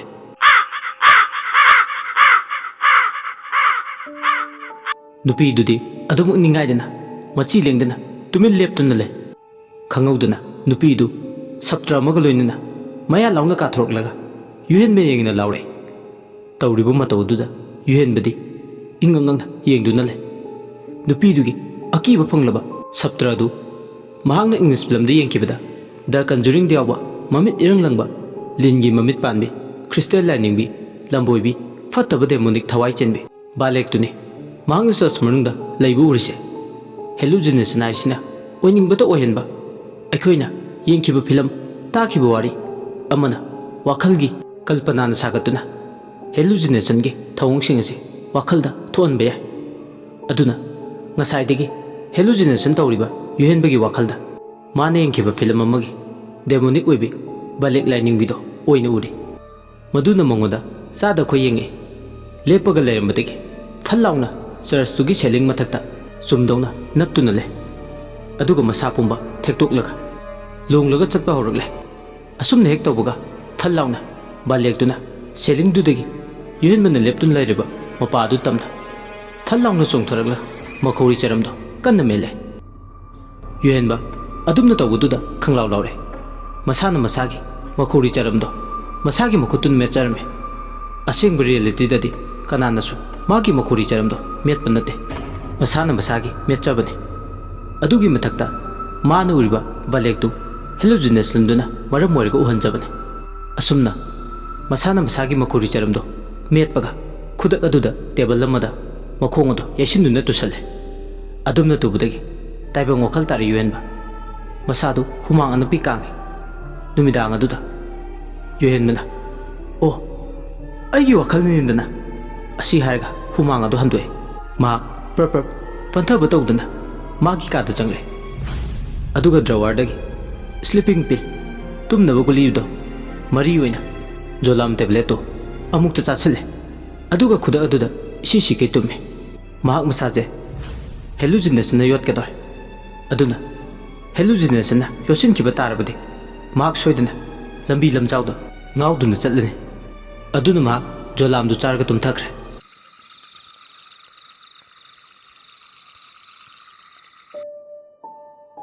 ꯃꯊꯪꯒꯤ ꯅꯨꯃꯤꯠꯅꯤ ꯆꯥꯎꯔꯥꯛꯅ ꯅꯨꯡꯊꯤꯜꯒꯤ ꯄꯨꯡ 1 ꯑꯗꯥꯏꯗ ꯇꯨꯝꯕ ꯍꯧꯒꯠꯂꯛꯏ ꯇꯨꯝꯕ ꯍꯧꯒꯠꯂꯛꯄꯗ ꯗꯥꯛꯇꯔ ꯔꯦꯖꯤꯅꯥꯒꯤ ꯃꯤꯁꯀꯣꯜꯅ ꯄꯤꯛ ꯊꯜꯂꯝꯃꯤ ꯇꯦꯛꯁ ꯃꯦꯁꯦꯖ ꯚꯣꯏꯁ ꯃꯦꯁꯦꯖ ꯍꯣꯁꯄꯤꯇꯥꯜꯗ ꯂꯥꯛꯂꯔꯣꯏꯗ꯭ꯔꯥ ꯍꯥꯏꯕꯒꯤ ꯉꯁꯤꯁꯨ ꯃꯍꯥꯛ ꯅꯥꯏꯠ ꯗ꯭ꯌꯨꯇꯤ ꯇꯥꯕꯅꯤ ꯑꯗꯨꯅ ꯂꯥꯛꯂꯔꯣꯏꯗ꯭ꯔꯥ ꯍꯪꯂꯝꯕꯅꯤ ꯗꯥꯛꯇꯔ ꯔꯦꯟꯕ ꯖꯣꯂꯥꯝ ꯇꯦꯕ꯭ꯂꯦꯠ ꯆꯥꯔꯨꯕꯒꯤ ꯃꯁꯥꯗꯨ ꯏꯅꯝ ꯅꯝꯃꯦ ꯏꯍꯩ ꯍꯩꯅꯤꯡꯂꯝꯗꯦ ꯑꯗꯨꯅ ꯃꯍꯥꯛ ꯍꯣꯁꯄꯤꯇꯥꯜꯗ ꯆꯠꯇꯕꯗꯤ ꯌꯥꯗꯦ ꯆꯠꯂꯒ ꯉꯁꯤꯗꯤ ꯍꯣꯁꯄꯤꯇꯥꯜꯒꯤ ꯑꯣꯊꯣꯔꯤꯇꯤꯗ ꯍꯥꯏꯅꯔꯒ ꯅꯨꯃꯤꯠ ꯈꯔꯅꯤ ꯁꯨꯇꯤ ꯂꯧꯔꯒꯦ ꯈꯜꯂꯦ ꯌꯨꯍꯦꯟꯕ ꯃꯥꯒꯤ ꯀꯥꯔꯗꯨ ꯊꯧꯗꯣꯔꯛꯂꯦ ꯆꯥꯒꯅꯤ ꯊꯛꯀꯅꯤ ꯈꯪꯗꯦ ꯎꯆꯤꯟ ꯅꯥꯆꯤꯟꯅ ꯍꯣꯁꯄꯤꯇꯥꯜ ꯌꯧꯔꯦ ꯀꯥꯟꯇꯤꯟꯗ ꯑꯣꯏꯅ ꯀꯣꯐꯤ ꯑꯃ ꯊꯛꯂꯒ ꯃꯥꯒꯤ ꯁꯨꯇꯤꯒꯤ ꯆꯦ ꯄꯤꯁꯜꯂꯝꯂꯦ ꯗꯥꯛꯇꯔ ꯔꯦꯖꯤꯅꯥꯁꯨ ꯍꯥꯏꯐꯦꯠ ꯎꯅꯔꯝꯃꯤ ꯃꯍꯥꯛ ꯁꯨꯇꯤ ꯂꯧꯒꯦ ꯍꯥꯏꯗꯅ ꯋꯥꯔꯤ ꯁꯥꯟꯅꯔꯝꯃꯤ ꯗꯣꯛꯇꯔ ꯔꯦꯖꯤꯅꯥꯅ ꯗꯥꯛꯇꯔ ꯔꯦꯟꯕꯥ ꯉꯁꯥꯏꯗꯣ ꯑꯩꯅ ꯀꯣꯜ ꯌꯥꯝꯅ ꯇꯧꯔꯛꯑꯝꯕꯅꯤ ꯊꯕꯛ ꯂꯥꯛꯀꯗ꯭ꯔꯥ ꯂꯥꯛꯑꯣꯏꯗ꯭ꯔꯥꯅ ꯍꯥꯏꯒꯦ ꯍꯥꯏꯗꯅ ꯍꯟꯗꯛ ꯃꯔꯛꯁꯦ ꯗꯣꯛꯇꯔꯁꯨ ꯍꯛꯆꯥꯡꯁꯦ ꯀꯌꯥ ꯏꯉꯝ ꯉꯝꯗꯕꯗꯨꯗ ꯗꯥꯛꯇꯔ ꯔꯦꯟꯕꯥ ꯃꯁꯥꯒꯤ ꯅꯨꯡꯉꯥꯏꯇꯕꯗꯣ ꯂꯣꯠꯁꯤꯜꯂꯒ ꯍꯥꯏꯔꯦ ꯍꯣꯏ ꯔꯦꯖꯤꯅꯥ ꯗꯤꯁ ꯗꯦꯁ I am feeling quite unwell and awkward ꯑꯗꯨꯅ ꯑꯩ ꯋꯤꯛ ꯑꯃꯃꯨꯛꯇꯤ ꯁꯨꯇꯤ ꯂꯧꯊꯣꯛꯑꯒꯦ ꯗꯣꯛꯇꯔ ꯔꯦꯖꯤꯅꯥꯅ ꯈꯨꯝꯃꯦ ꯑꯗꯨꯅ ꯐꯔꯅꯤ ꯗꯣꯛꯇꯔ ꯑꯩꯅꯁꯨ ꯈꯟꯕꯗ ꯅꯨꯃꯤꯠ ꯈꯔꯅꯤꯗꯤ ꯔꯦꯁ ꯂꯧꯕꯅ ꯆꯨꯝꯕ꯭ꯔꯥꯅ ꯈꯜꯂꯦ ꯈꯪꯗꯦ ꯍꯟꯗꯛ ꯃꯔꯛꯁꯦ ꯑꯩ ꯏꯁꯥꯁꯦ ꯁ꯭ꯇ꯭ꯔꯦꯁꯁꯨ ꯌꯥꯝ ꯂꯩ ꯗꯣꯛꯇꯔ ꯔꯦꯖꯤꯅꯥꯅ ꯈꯨꯝꯃꯦ ꯑꯗꯨꯅꯕꯨ ꯗꯣꯛꯇꯔ ꯍꯦꯜꯊꯅ ꯍꯥꯟꯅ ꯄ꯭ꯔꯥꯏꯌꯣꯔꯤꯇꯤ ꯄꯤꯕ ꯆꯨꯝꯕ꯭ꯔꯥꯅ ꯈꯜꯂꯦ ꯗꯣꯛꯇꯔꯁꯨ ꯃꯇꯝ ꯈꯔ ꯍꯥꯏꯕꯗꯤ ꯋꯤꯛ ꯑꯃ ꯄꯣꯊꯥꯔꯗꯤ ꯁꯣꯏꯗꯅ ꯁ꯭ꯇ꯭ꯔꯦꯁꯇꯣ ꯃꯥꯡꯈꯤꯕ ꯌꯥꯏ ꯑꯁꯨꯝꯅ ꯉꯥꯏꯍꯥꯛ ꯋꯥꯔꯤ ꯁꯥꯟꯅꯔꯒ ꯃꯥꯒꯤ ꯁꯨꯇꯤꯗꯨ ꯌꯥꯅꯗꯨꯅ ꯃꯌꯨꯝ ꯌꯨꯝꯗ ꯂꯥꯛꯑꯦ ꯌꯨꯝ ꯂꯥꯛꯄꯒꯤ ꯂꯝꯕꯤꯗꯨꯗ ꯀꯣꯜ ꯑꯃ ꯂꯥꯛꯑꯦ ꯃꯅꯦ ꯂꯩꯃꯒꯤ ꯍꯜꯂꯣ ꯏꯕꯨꯡꯉꯣ ꯇꯥꯕ꯭ꯔꯣ ꯇꯥꯏꯌꯦꯅꯦ ꯌꯦꯡꯉꯣꯏ ꯅꯪꯅ ꯂꯥꯛꯄꯗ ꯑꯩꯈꯣꯏꯗ ꯂꯥꯛꯑꯣ ꯑꯩꯈꯣꯏ ꯕꯁꯟꯇꯗꯣ ꯂꯧꯔꯨ ꯂꯥꯎ ꯑꯩꯁꯨ ꯅꯨꯡꯁꯥ ꯊꯤꯅꯦ ꯅꯪ ꯅꯊꯟꯇ ꯌꯨꯝꯗꯨꯗꯒ ꯂꯩꯔꯦ ꯀꯔꯤꯒꯨꯝꯕ ꯐꯠꯇ ꯅꯨꯡꯗ ꯊꯣꯛꯂꯗꯤ ꯏꯅꯦꯗꯤ ꯃꯥꯡꯖꯔꯦ ꯑꯗꯨꯅꯅꯦ ꯅꯪ ꯂꯥꯛꯄꯗ ꯑꯩꯈꯣꯏꯗ ꯆꯪꯉꯧꯀꯣ ꯌꯨꯍꯦꯟꯕ ꯃꯅꯦꯒꯤ ꯋꯥꯗꯨ ꯇꯥꯕꯗ ꯈꯔ ꯆꯥꯎꯊꯣꯛꯆꯕꯗꯧꯅ ꯐꯥꯎꯏ ꯃꯅꯦꯅ ꯃꯥꯒꯤꯗꯃꯛ ꯋꯥꯕꯤꯕꯅꯤ ꯍꯥꯏꯅꯁꯨ ꯈꯜꯂꯦ ꯑꯔꯨꯕ ꯋꯥ ꯇꯥꯟꯅꯐꯝ ꯍꯥꯏꯔꯒ ꯃꯅꯦꯁꯤ ꯈꯛꯇ ꯉꯥꯏꯔꯕꯅꯤꯅ ꯃꯍꯥꯛ ꯃꯅꯦꯅ ꯍꯥꯏꯕ ꯋꯥꯗꯗꯤ ꯈꯛ ꯍꯤꯛꯇꯣꯛꯇꯦ ꯃꯍꯥꯛ ꯍꯣꯏ ꯍꯥꯏꯔꯒ ꯐꯣꯟꯗꯣ ꯐꯠ ꯊꯝꯃꯤ ꯒꯥꯔꯤꯗꯨ ꯃꯅꯦ ꯍꯣꯏꯗ ꯊꯧꯔꯛꯂꯦ ꯉꯁꯥꯏꯅ ꯃꯅꯦꯗ ꯃꯇꯝ ꯈꯔ ꯁꯨꯇꯤ ꯂꯧꯔꯅꯤ ꯍꯥꯏꯈ꯭ꯔꯕꯅꯤ ꯉꯁꯥꯏꯗꯒꯤ ꯕꯁꯟꯇꯗꯤ ꯂꯣꯏꯁꯤꯟꯗꯨꯅ ꯂꯩꯔꯕꯅꯤ ꯕꯁꯟꯇ ꯃꯁꯥꯒꯤ ꯆꯍꯤ 10 ꯆꯪꯂꯛꯄꯗ ꯉꯥꯏꯔꯤꯕ ꯄꯥꯈꯪ ꯃꯆꯥ ꯑꯃꯁꯨꯅꯤ ꯕꯁꯟꯇ ꯃꯃꯥꯅ ꯍꯥꯏꯕ ꯋꯥꯗꯨ ꯍꯔꯥꯎ ꯍꯔꯥꯎ ꯌꯥꯔꯦ ꯌꯨꯍꯦꯟꯕ ꯍꯦꯛ ꯂꯥꯛꯄꯒ ꯕꯁꯟꯇꯁꯨ ꯕꯦꯛ ꯄꯦꯛ ꯑꯃꯗ ꯃꯥꯒꯤ ꯐꯤꯔꯣꯜ ꯈꯔ ꯍꯥꯞꯂꯒ ꯌꯨꯍꯦꯟꯕꯒ ꯄꯨꯟꯅ ꯃꯣꯏꯗ ꯂꯥꯛꯃꯤꯟꯅꯔꯦ ꯌꯨꯍꯦꯟꯕꯁꯨ ꯕꯁꯟꯇꯒ ꯄꯨꯟꯅ ꯃꯇꯝ ꯈꯔ ꯇꯦꯟꯅ ꯂꯩꯃꯤꯟꯅꯔꯁꯨ ꯋꯥꯈꯜꯗꯗꯤ ꯅꯨꯡꯉꯥꯏꯕ ꯈꯔ ꯄꯣꯛꯆꯩ ꯍꯦꯛ ꯂꯥꯛꯄꯒ ꯌꯨꯍꯦꯟꯕ ꯑꯌꯨꯛꯇꯣ ꯆꯔꯥ ꯁꯤꯠꯄꯅꯤꯅ ꯆꯥꯛ ꯊꯣꯡꯗꯨꯒꯤ ꯇꯧꯔꯝꯃꯤ ꯉꯥ ꯊꯣꯡꯗꯨꯒꯤ ꯁꯦꯝꯃꯝꯃꯤ ꯕꯁꯟꯇꯅ ꯍꯋꯥꯏ ꯊꯔꯥꯛ ꯃꯀꯨ ꯈꯣꯛꯂꯤ ꯑꯁꯨꯝꯅ ꯍꯔꯥꯎ ꯍꯔꯥꯎ ꯑꯅꯤꯗꯣ ꯀꯣꯏꯅꯗꯅ ꯆꯥꯛ ꯊꯣꯡꯕ ꯂꯣꯏꯕꯒ ꯄꯨꯟꯅ ꯅꯨꯃꯤꯗꯥꯡꯒꯤ ꯆꯔꯥ ꯆꯥꯃꯤꯟꯅꯩ ꯆꯥꯛ ꯇꯣꯛꯂꯕ ꯃꯇꯨꯡ ꯌꯨꯍꯦꯟꯕꯗꯨ ꯂꯥꯏꯔꯤꯛ ꯉꯥꯏꯍꯥꯛ ꯄꯥꯔꯝꯂꯒ ꯃꯥꯒꯤ ꯍꯤꯗꯥꯛ ꯆꯥꯐꯝ ꯊꯣꯛꯄ ꯈꯔ ꯆꯥꯔꯒ ꯇꯨꯝꯊꯈ꯭ꯔꯦ ꯑꯗꯨꯕꯨ ꯕꯁꯟꯇꯗꯤ ꯇꯨꯝꯂꯝꯗꯦ ꯃꯃꯥꯟꯅꯕꯁꯤꯡꯒ ꯑꯣꯟꯂꯥꯏꯟꯗ ꯒꯦꯝ ꯀꯟꯅ ꯁꯥꯟꯅꯔꯤ ꯍꯧꯖꯤꯛꯀꯥꯟ ꯅꯨꯄꯥ ꯃꯆꯥꯁꯤꯡ ꯌꯧꯅꯕꯤ ꯃꯣꯕꯥꯏꯜꯗꯨꯗ ꯒꯦꯝ ꯃꯥꯅ ꯇꯨꯝꯂꯤꯕ ꯀꯥꯗꯨꯅ ꯑꯃꯨꯛ ꯇꯣꯉꯥꯜꯂꯤ ꯌꯨꯍꯦꯟꯕꯅ ꯍꯦꯛ ꯂꯩꯕ ꯀꯥꯗꯨꯒ ꯊꯪꯅꯕ ꯃꯥꯒꯤ ꯃꯅꯥꯎꯄꯥꯒꯤ ꯑꯣꯏꯔꯝꯕ ꯀꯥꯗꯨꯗꯅꯤ ꯕ꯭ꯂꯥꯡꯀꯦꯠ ꯂꯨꯝꯅ ꯁꯨꯞꯂꯒ ꯒꯦꯝꯗꯨꯗ ꯄꯨꯛꯅꯤꯡ ꯂꯨꯞꯂꯤ ꯒꯥꯔꯤꯒꯤ ꯀꯇꯥꯗꯨꯅ ꯅꯤꯡꯊꯝꯊꯥꯒꯤ ꯃꯇꯝ ꯑꯣꯏꯕꯅꯤꯅ ꯅꯨꯃꯤꯗꯥꯡ ꯍꯦꯛ ꯑꯣꯏꯕꯒ ꯒꯥꯔꯤꯒꯤ ꯀꯇꯥꯗꯨ ꯍꯩꯅꯤꯡꯕꯣꯏ ꯍꯩꯅꯤꯡꯗꯕꯣꯏ ꯇꯞꯅ ꯇꯞꯅ ꯈꯣꯡꯊꯥꯡ ꯑꯗꯨ ꯆꯠꯂꯤ ꯆꯥꯎꯔꯥꯛꯅ ꯅꯨꯃꯤꯗꯥꯡꯒꯤ ꯄꯨꯡ 11:30 ꯈꯔ ꯍꯦꯜꯂꯛꯄ 12 ꯇꯥꯒꯗꯕ ꯃꯤꯅꯠ 19 ꯋꯥꯠꯂꯤꯉꯩ ꯇꯟꯖꯥꯗꯨꯗꯅꯤ ꯃꯥꯒꯤ ꯀꯥꯒꯤ ꯊꯣꯡ ꯑꯗꯨ ꯀꯅꯥꯅꯣꯝꯅ ꯊꯣꯡ ꯍꯥꯡꯇꯣꯛ ꯍꯥꯏꯗꯨꯅ ꯀꯟꯅ ꯊꯤꯜꯂꯔꯤ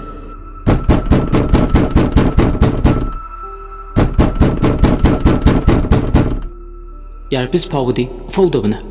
ꯎꯆꯤꯟ ꯅꯥꯆꯤꯟ ꯃꯍꯥꯛ ꯃꯄꯥꯜꯗ ꯊꯣꯡ ꯊꯤꯜꯂꯛꯄꯗꯨ ꯇꯥꯔꯦ ꯃꯥꯒꯤ ꯃꯥꯃꯣ ꯑꯣꯏꯔꯕꯣꯏꯅꯤꯡ ꯒꯦꯝ ꯁꯥꯟꯅꯔꯝꯕꯗꯒꯤ ꯀꯔꯤ ꯍꯥꯏꯅꯤꯡꯂꯤꯕꯅꯣ ꯈꯟꯗꯨꯅ ꯊꯣꯡꯗꯣ ꯍꯥꯡꯇꯣꯛꯀꯦ ꯈꯟꯗꯨꯅ ꯄ꯭ꯔꯞ ꯊꯣꯡꯖꯤꯜ ꯇꯞꯅ ꯂꯥꯛꯂꯒ ꯊꯣꯡ ꯑꯗꯨ ꯍꯥꯡꯇꯣꯛꯑꯦ ꯑꯗꯨꯕꯨ ꯊꯣꯡꯗꯣ ꯍꯥꯡꯇꯣꯛꯂꯨꯕ ꯃꯇꯝꯗꯗꯤ ꯀꯅꯥꯁꯨ ꯂꯩꯕ ꯎꯗꯦ ꯃꯍꯥꯛ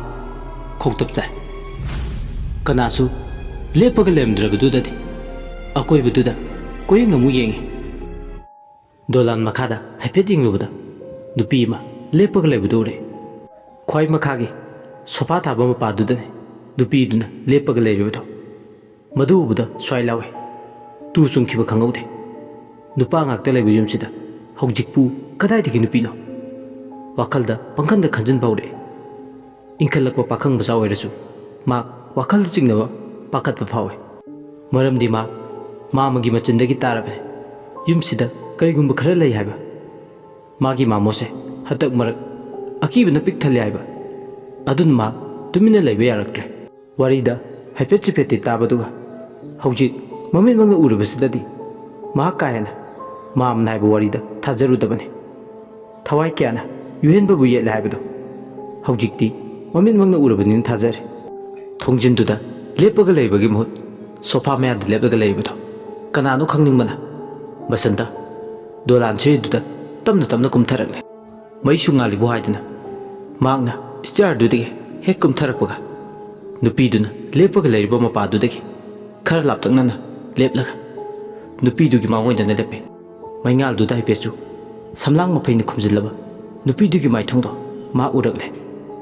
ꯅꯨꯄꯤꯗꯨꯒꯤ ꯃꯥꯏꯊꯣꯡꯗꯣ ꯇꯪꯈꯥꯏ ꯈꯛꯇꯅꯤ ꯎꯔꯤꯕ ꯇꯪꯈꯥꯏ ꯑꯃꯗꯤ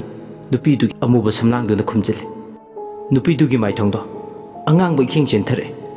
ꯏꯃꯨ ꯅꯥꯏꯃꯨ ꯇꯥꯕꯗꯧꯅꯁꯨ ꯇꯧꯏ ꯃꯥꯒꯤ ꯅꯥꯇꯣꯟꯗꯨꯗ ꯑꯔꯦꯞ ꯑꯈꯝ ꯂꯩꯇꯅ ꯅꯥꯍꯤ ꯇꯥꯕꯗꯧꯅ ꯃꯃꯤꯠ ꯅꯥꯝꯃꯅ ꯑꯥꯏꯕꯣꯜꯗꯨ ꯆꯣꯡꯊꯣꯛꯇꯨꯅ ꯃꯤꯠꯄꯥꯟꯗꯨꯗ ꯊꯔꯥꯛ ꯊꯔꯥꯛ ꯌꯥꯜꯂꯒꯅꯤ ꯅꯨꯄꯤꯗꯨꯒꯤ ꯃꯑꯣꯡ ꯃꯇꯧ ꯐꯤꯕꯝꯗꯨ ꯎꯕꯗ ꯕꯁꯟꯇꯗꯤ ꯃꯌꯥ ꯀꯥꯗꯨꯅ ꯌꯦꯡꯗꯨꯅ ꯂꯩ ꯋꯥ ꯉꯥꯡꯕ ꯊꯣꯛꯈꯤꯗ꯭ꯔꯦ ꯀꯅꯥꯅꯣ ꯍꯥꯏꯗꯅ ꯑꯃꯨꯛꯇꯪꯗꯤ ꯍꯪꯅꯤꯡꯕꯅꯤ ꯑꯗꯨꯕు ꯅꯨꯄꯤꯗꯨꯒꯤ ꯑꯣꯏꯔꯤꯕ ꯐꯤꯕꯝꯗꯨꯗ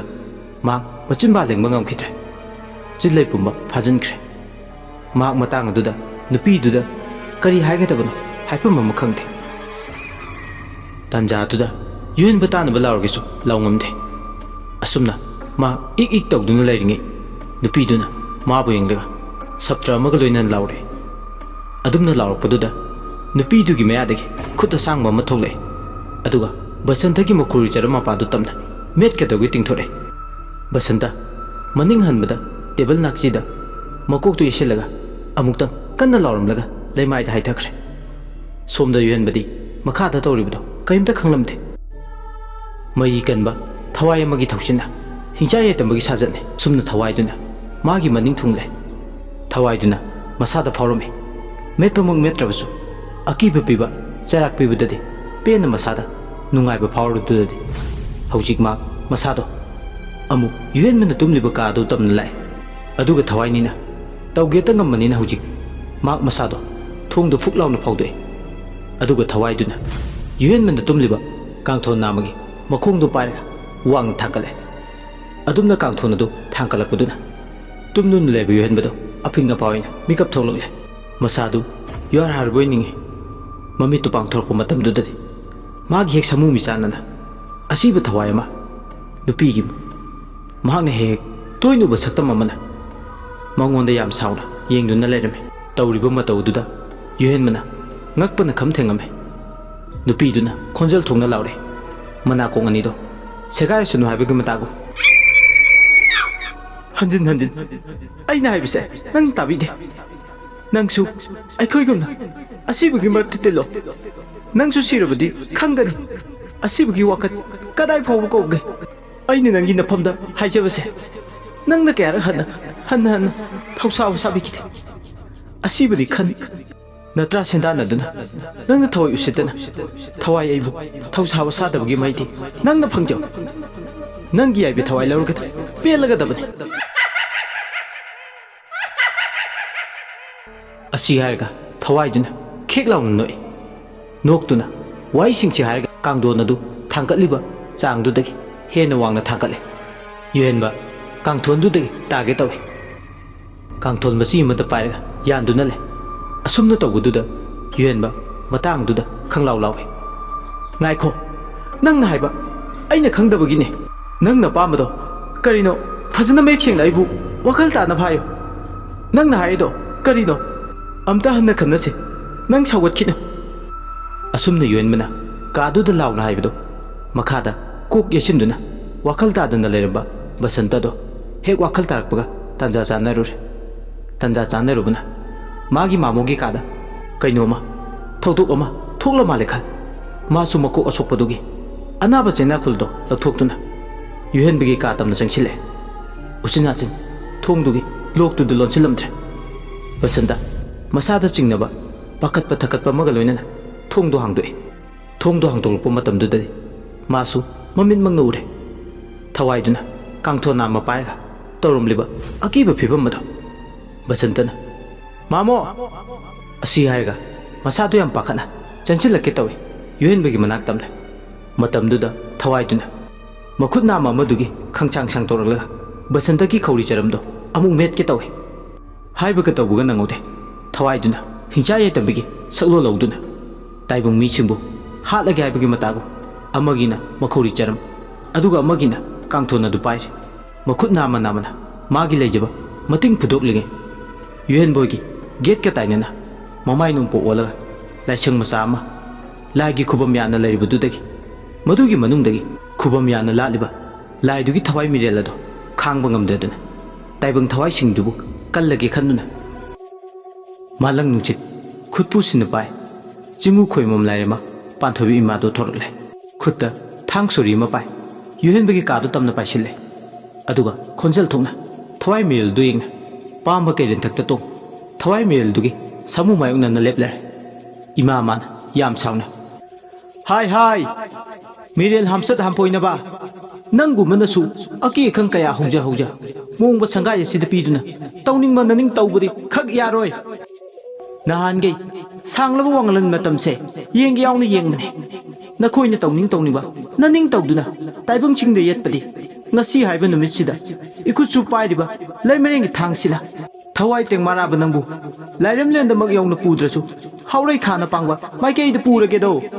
asi hairaga panthoi bi mana makutsu pairiba thang suri duna thawai mirel dugi lawai koirel tamna langai amuki khulangda thawai mirel dugi lawai lutonda thang suri duna chuk laung thil adumna tawgadi thawai mirel ado masa pumba khambi meina ona thoina chak padon maisa phawba horakle makhut anina basanta madi yuhenbada mating phongdok lambadugi mayai pumba kokre basanta madi yuhenbadi tawribu matawduda wangang ba thokidre miga laiga thawai ga ahumna yosabi makhong oirare aduna anidu maya launa ka do ningi thawai du ona thoina khangi mabu thadokpiu haidana haijare adubu leimere langon changkhonbi ima panthoibina hai taibung leirang mawak samduna khamnung asi lebakta ingna chingna leigardaba nangna karigi lamket lamairi haujikmak khamnung asi lebakta nangbu aina puduna chatkani asi haiga ima mana makhutta sana machugi khambi meri thokpa kungoi thori amana thawai mabu yasal laklaga asi lebak yongnaba puki thawai mirel duga ima panthoibiga mafam adudagi mangkhirame ani dudi machin umsin bangamdana lehawi adubu simadi para ohewi achumbagi dama lai le kanagi mafamda lalu dabna yuhenba ima panthoibina kanbiramle maraksida basantasu thagdoksigi matung yumni khol asida aki khang leitre amai bi lesingnasu makhatana laitin khoiramduna phatraba yelamba thawai singdo yettanaba khaibir masigi ju matakta yuhenbasu magi sinfam momoina pangthokiba postmortem gi report kyagi achumba langlang langdina michi chadana sikiba miyoi kyagi justice phangankre mayum inkol da latpa panthoibi imagi su laigi tharum kaidanaba tawre matamgi khunglei tungina yuhenbasu nupi thire atei kana nate Dr. Regina ga engage tawduna luhongle matamgi chel tungina mapari chalai nganba phangjare after 20 years sahi kunni matungi wari haina bale ugi uhai yuhen mam de Regina lauduna chalai nganbasu 10+2 lorba matu MBBS tamnaba entrance exam thabda khalle government gi sitta rims ta medical tambagi khudong chabagi selection phangle chalai nganbana selection phanglakbaje yuhen bambadi Regina di harawuna lore mapa lauduna mahakti clinical pathologist oininglame forensic science ka mari leinabada chatninglame class 12 tamako matamda DNA ga mari leinaba topic amadi forensic science ka mari leinaba hiram singda hena pamna hore ngasidi ma first semester gi class yawo nangnaba boys hostel da lai Regina gi ko lai ima gi bungo ima nangi khonjel se o kaisu tawde lok thunge yare khangjare ta to khangkrabane nangsu khangdaba chu kar tamoi ma ado nangbu chaka charabro chare ma yengoi noi ki mes tubu hawbra ne hawi ma haijin nagano asi harga Regina hingning re kaple macha naitom poksabasina hostel le hek chatkiba numitagi macha gi khanbada ma awaba oire kena mongna yoglakpagi mahina jilaw ga khara thire kari charam thaklum gadagi mayang kangnam gadar khanbada awaba haibadu oire chut kapana magi matha oire hujikte aduna mikup khara macha ga phone da wari sanabasiba peri kabli tawri mamagi thamoi chapchana masak khangba salai ngan bana mamagi wakhal nungai tabu kokna bahaidana nungai bo wari sadun themjinberi Regina masagi wadu tabda kamnong nue angau busidi adubu mama wi thamoida masagi nungsibo wai taraga magi awabumba kokpodongna tawi mama masani do ayuktuda wari sanarga phone adu thamnare salai ngan basu magi class yaw banangnaba thawrang loreduna mama naba binoiga class yaw naba laklame notice ta rim cycra dilore aduna yam reputed oiba medical science ki institute amada mark tamba phangbase asuki matik nungai class yaw lorba matu mama naba ni hunga loinna numidang waram duda kopi thakpa UBI lampen pat branch ka thangnana leba canteen ladom da lai binoi polsal amadi salai nganba ꯄꯣꯜꯁꯜꯗꯨ copy ꯇꯪꯈꯥꯏ ꯊꯛꯄ ꯆꯜꯂꯛꯄꯗꯥꯏꯗ ꯃꯥꯒꯤ courier ꯂꯥꯛꯑꯦ ꯍꯥꯏꯗꯨꯅ call ꯂꯥꯛꯄꯗꯒꯤ ꯃꯄꯥꯟꯗ ꯊꯣꯛꯈ꯭ꯔꯦ꯫ ꯄꯣꯜꯁꯜꯗꯤ ꯀꯦꯔꯂꯥ ꯃꯆꯥꯅꯤ, ꯇꯤꯟꯅꯕꯗꯁꯨ ꯌꯥꯝ ꯅꯨꯡꯉꯥꯏ, ꯂꯥꯏꯔꯤꯛꯁꯨ ꯌꯥꯝ ꯍꯩ꯫ ꯕꯤꯅꯣꯏꯅ ꯄꯣꯔꯣꯝꯄꯥꯠꯇꯒꯤꯅꯤ꯫ ꯕꯤꯅꯣꯏꯁꯨ ꯂꯥꯏꯔꯤꯛ ꯐꯅ ꯍꯧꯔꯛꯄ ꯁꯥꯇ꯭ꯔꯅꯤ꯫ ꯕꯤꯅꯣꯏꯅ, ꯚꯥꯏ ꯌꯥꯝ ꯊꯥꯖꯗꯦꯀꯣ ꯑꯩꯈꯣꯏ ꯁꯨꯃꯥꯏꯅ ꯄꯨꯜꯂꯛꯀꯅꯤꯁꯦ? ꯁꯂꯥꯏꯉꯥꯟꯕꯅ ꯈꯨꯝꯃꯦ꯫ ꯑꯉꯧꯕ ꯑꯦꯄ꯭ꯔꯣꯟꯁꯤꯕꯨ ꯂꯤꯠꯄ ꯐꯪꯂꯗꯤ ꯍꯥꯏꯗꯅ ꯃꯪ ꯑꯃꯈꯛ ꯃꯪꯕ ꯍꯧꯔꯛꯈꯤ, ꯑꯗꯨꯕꯨ ꯉꯁꯤꯗꯤ ꯃꯪꯂꯥꯟꯗꯣ ꯃꯪꯐꯥꯎꯅꯔꯦ꯫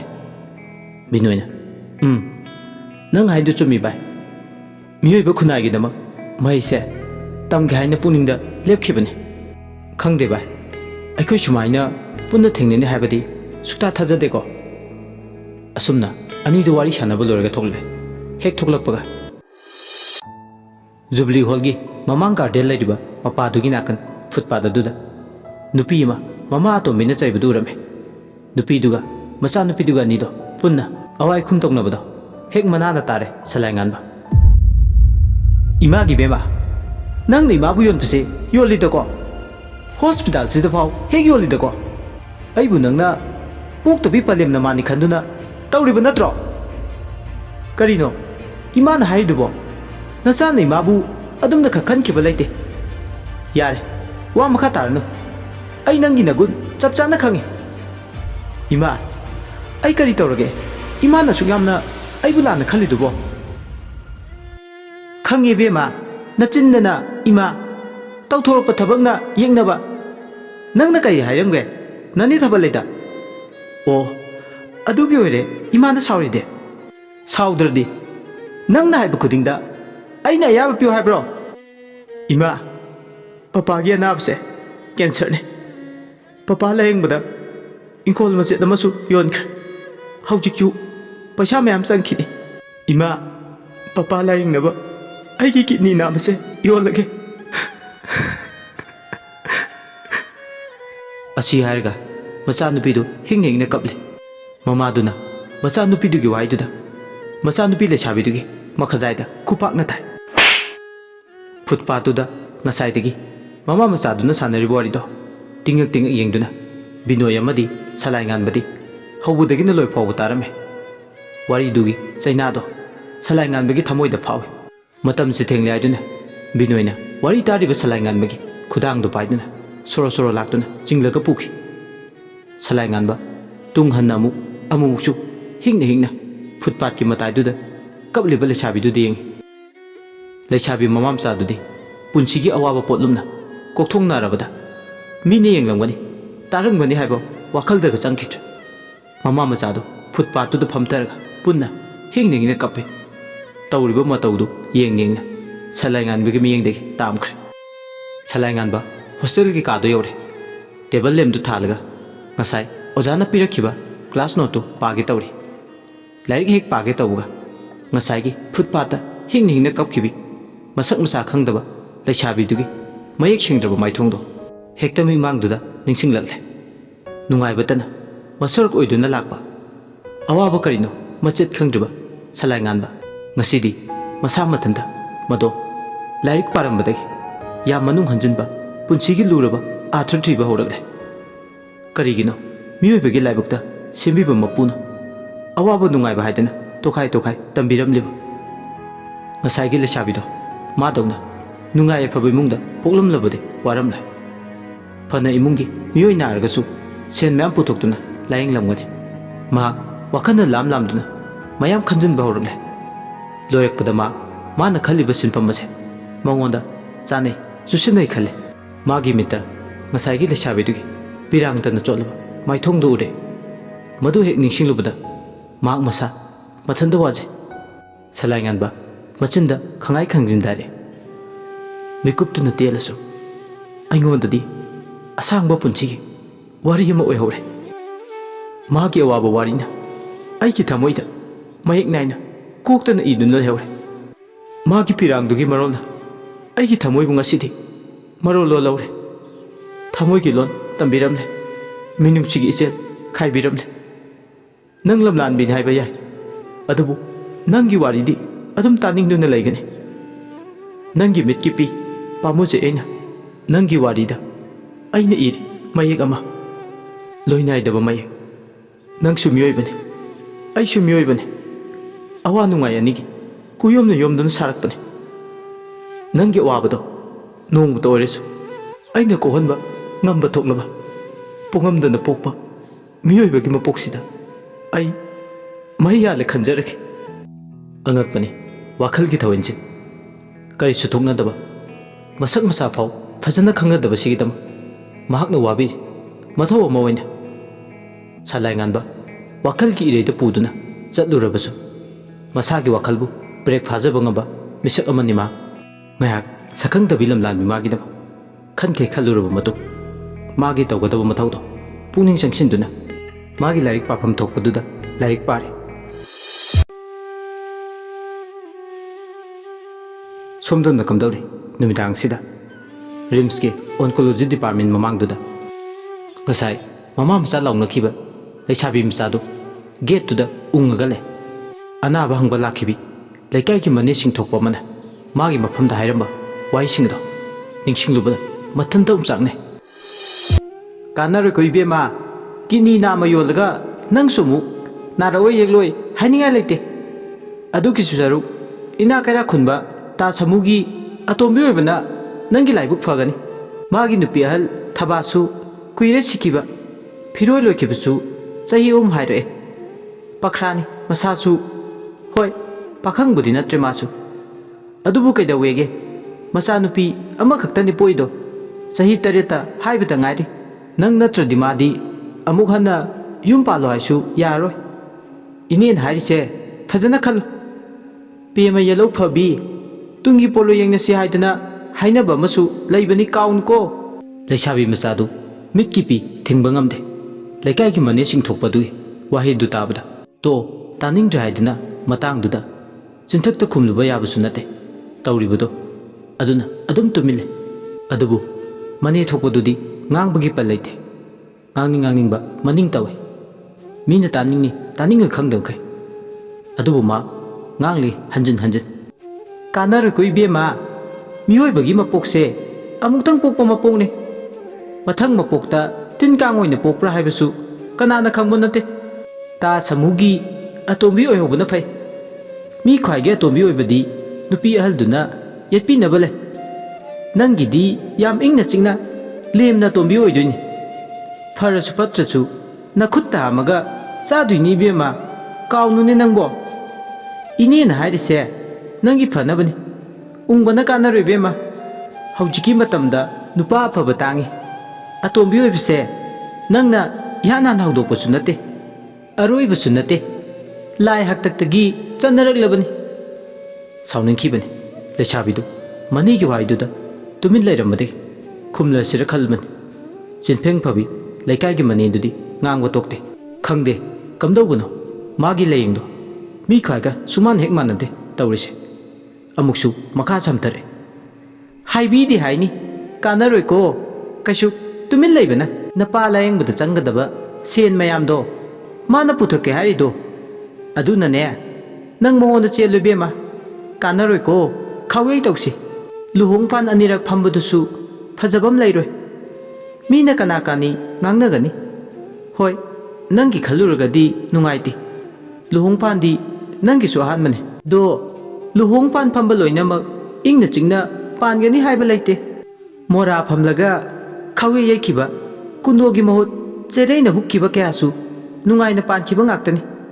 sekel hena first tagi hele hainaba amasu le thaina sunday market ta mayamna sekel hen tanari do khanglaba nupa se kaidawege sekel hen oirasu laibakta sekel hen ni haidana che thetpa nate mani chinpheng phabidugi wai singdu tabada ma mana kong melga khangde ta khai asuk yam tabada waba wai singduna naujaribi mongonda saina wari tumin phumang na duna ma wakal na irak na duna machi lengdana tasillaga beranda du da phame mokokta khud hape milu da na pira leisabidu nasol pingna kaplaga awaba se kokone haiba leite masana khangje adubu laina sarakpada mitki pi haibasina miyoibagi thoidok hentokpa phajabagi mapal litaba leiteng oina tawi miyoibadi kaplaga rasi lebidongna mathoi hapadongna tawi Ibema numit afaba ma yengnaga chen chongu kaina katpani khangde khawei tawbudi khangde ama kok tawraga loire haujik napagi punchi kanba kandaba nangi khutta leire hakshel gi ka to pairaga maduna chanaba khak yaro changiba sen khuchang lakchang mata sida wa makha ta jakide makti tumil laikhibane asumna ma wakhalna hanjin yakai thingai ba pirabada khangba ngamdadun ma rimski gaini maningrom parking leba sa da domda lagra tumin machi mada hauna mi leitaba mafam mada kachin mada changchilaga sikhrabi pale mama du kauduna o khongai kaplare le chabiduna Ima, nacha ya muari ma. Nacha pothaninge ma. Punchigi latpa maya sida. Nacha aidi maithiri ma. asi haiga ma tengtha na oina kable matam du chawranga numidangi pung 12 khara helagle mapagi sebagi di matom dana sangore aduna ma mapal da tholakpane thenglaba matam sida wakhalna puba mai kaidani mangna khong thangliba asumna amamba kachin namada tasillaga tumin phamduna leringe karigumba soro soro launa jingaga chatpa manbagi makhol ama ma manana tare makhol adu yamna na tai magi napada kanagumana karigumba posak ama soro soro laktuna jingaga lengam sangam dana chatpagi maungni phaglang duda tasillaga madi kaplaga leirurbane thangnaba nakandudagi makhol adu tai haiduna phatlawna yingtholubane asumna hegeng thulbo matamduda bora khawama nupi macha mana jinglaga chatpure phakraba nupi macha dugi sabalduna bora du ningai malaidana soro soro laktuna corridor duda jingduna pui misu kya leitaba tanjani soro soro floor duda bora du maisu ningthina ngan mafam oide bora duna floor duda jingba kuding machum khara bora dudagi sumthauraga floor duda ngaksak ngangna tahawbudongna zuhawbudongna tawi manamsu yam namthiba manam ama nambadongna tawi nupi macha tawriba matawdu ubada laisabidudi punga ngakre magi awaba wakalga nupi macha dugi matawdu urubada pungkaw kawkre laisabiduna mathanda sonje karinone aigi misida urisiba masibu chanana uribra panguda ubudi nate ko aigi se oiroida manida tasengna magisibu kaidaurijana imphal shahar sidadi kauta khunba bottle khunba angang khardi adumuk leibani magisibu kauta bottle khulibra otongna su nungai khidre tawrise marai baktiba angang amadi soidun oirangmani tawrise natradi sumaina khak tawrise asengba hajinnabaga nate aisu awaba machani awaba masakhangi adubu nupi macha sina asuk thenglaba matam sida bora khawchingduna chalise ontongna nungai khidre tawrise magi se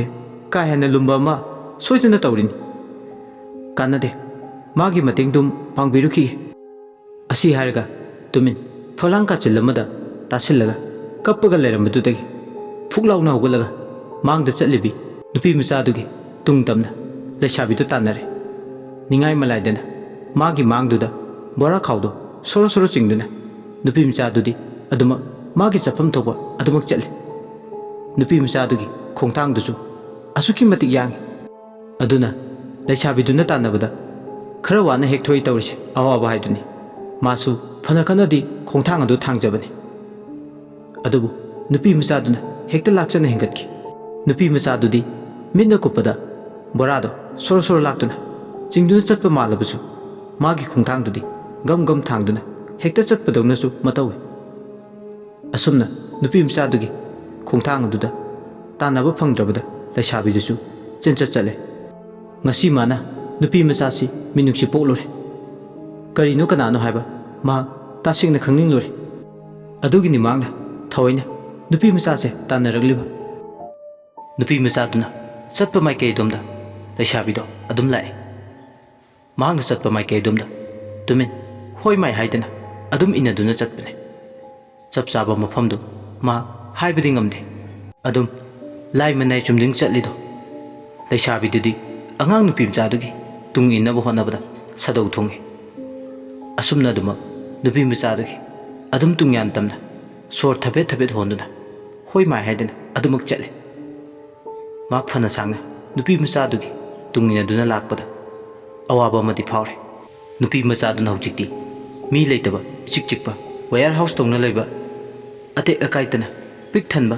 sisinaba yadraba polam singna amagi mathangda amana amagi mathakta mathang manaw naine lonsilaga leiba mafam amada sangsilaga tumin lepaga laikre mafam adu maisu kaya ingan ngana thande leisabi dudi laiksu kaya de hebinade adubu mafam adu sangsilakbada sauna thaidu waina madu ui banan tawraga sajinnabu hotnarga pabasu madi yam wana pai adugi sum mathakta mana paribu wai singdui athradima khanglamde restricted area no one is allowed to enter danger asi harga ma kok tu pai indi nungaina like shu tam kitabana mahak thariba du athra khanglamde maduda mu yengduna amadi paduna leringe mana tungina duna lakhibi nupi majado kadom da changsin kirbana ma uhowdre matamduda ma kokchawbi kai hojikta da ma gi mit mangdne uduna lakhiba saktam mamana kamdongna onthong thunda mangba hongna duina oiroi da bowane asuk tuna mangba hongna de asumna second kardi ma wakal khal ma so amambaduda koyenge nupi macha ma changsin kibado kadai ta na changsin kirbe khanbada mata ki khanbada mikup tuda wakal ga laiman oi mathanda sonjai kadai da mangkhre nupi macha sina onthok na su miyeng dagi na thaikiba khangau da asumna wakal gi pakta mathanda irangne tanja sida ikan kanadana wheelchair ma mathanda magi bearing chakado grong grong floor du illaga mathanda jiri jiri chatpa manbagi makhol tare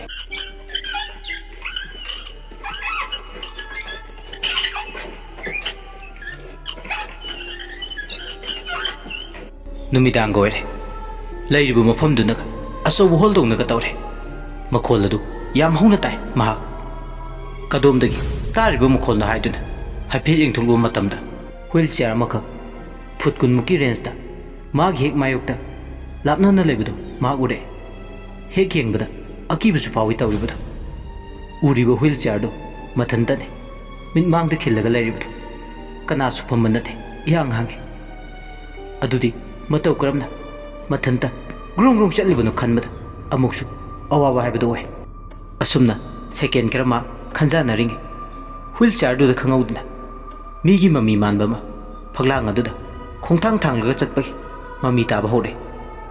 ikan kanandana ngasai mi mangdagi mangkhiba dupi macha dom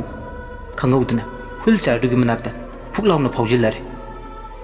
karamba sarakta dupi macha aduna phuklauna phaujillakibana ba ma khangaud asumna makti tawriba matawduda charang khoirang ne min bangda lepliba nupi macha dugi saktam dusu ningthina fajana ubudi nate maseng marang ni uriba saktam mada angang nupi macha duna khangauduna phaglang da tariba mami du khudomi thil khudomi duna dumna mami du da hek thinbaga phaglang da tariba mami du floor du da mu taba horle mami du masa mathanda madum lengling chatle mami du namu wheelchair du gi manakta changchile hek yengbada wheelchair du da git laungna phamta kiba manbagi sahum phange mami du pham khrabagi mangonda phawe adumna hek mami du na phamta kibaga angang nupi macha du na wheelchair du gi tungda lepe aduga in budong na tawe magi mawong do amaromda wheelchair gi saina kan da paliba wheel du da mi yamana pairga ungbagi mosandong na ure phibam maduda maya ka dun le leisabido lawai luton samlang do chap chap yung karigumba uhaidaba thengna haidaba thogdo magum masada fawba horle ma magi khongpham mado khajik khajik tagi maning sumhale wheelchair duna nupi macha du galoinana mana lebliba mapa du tamna changsilai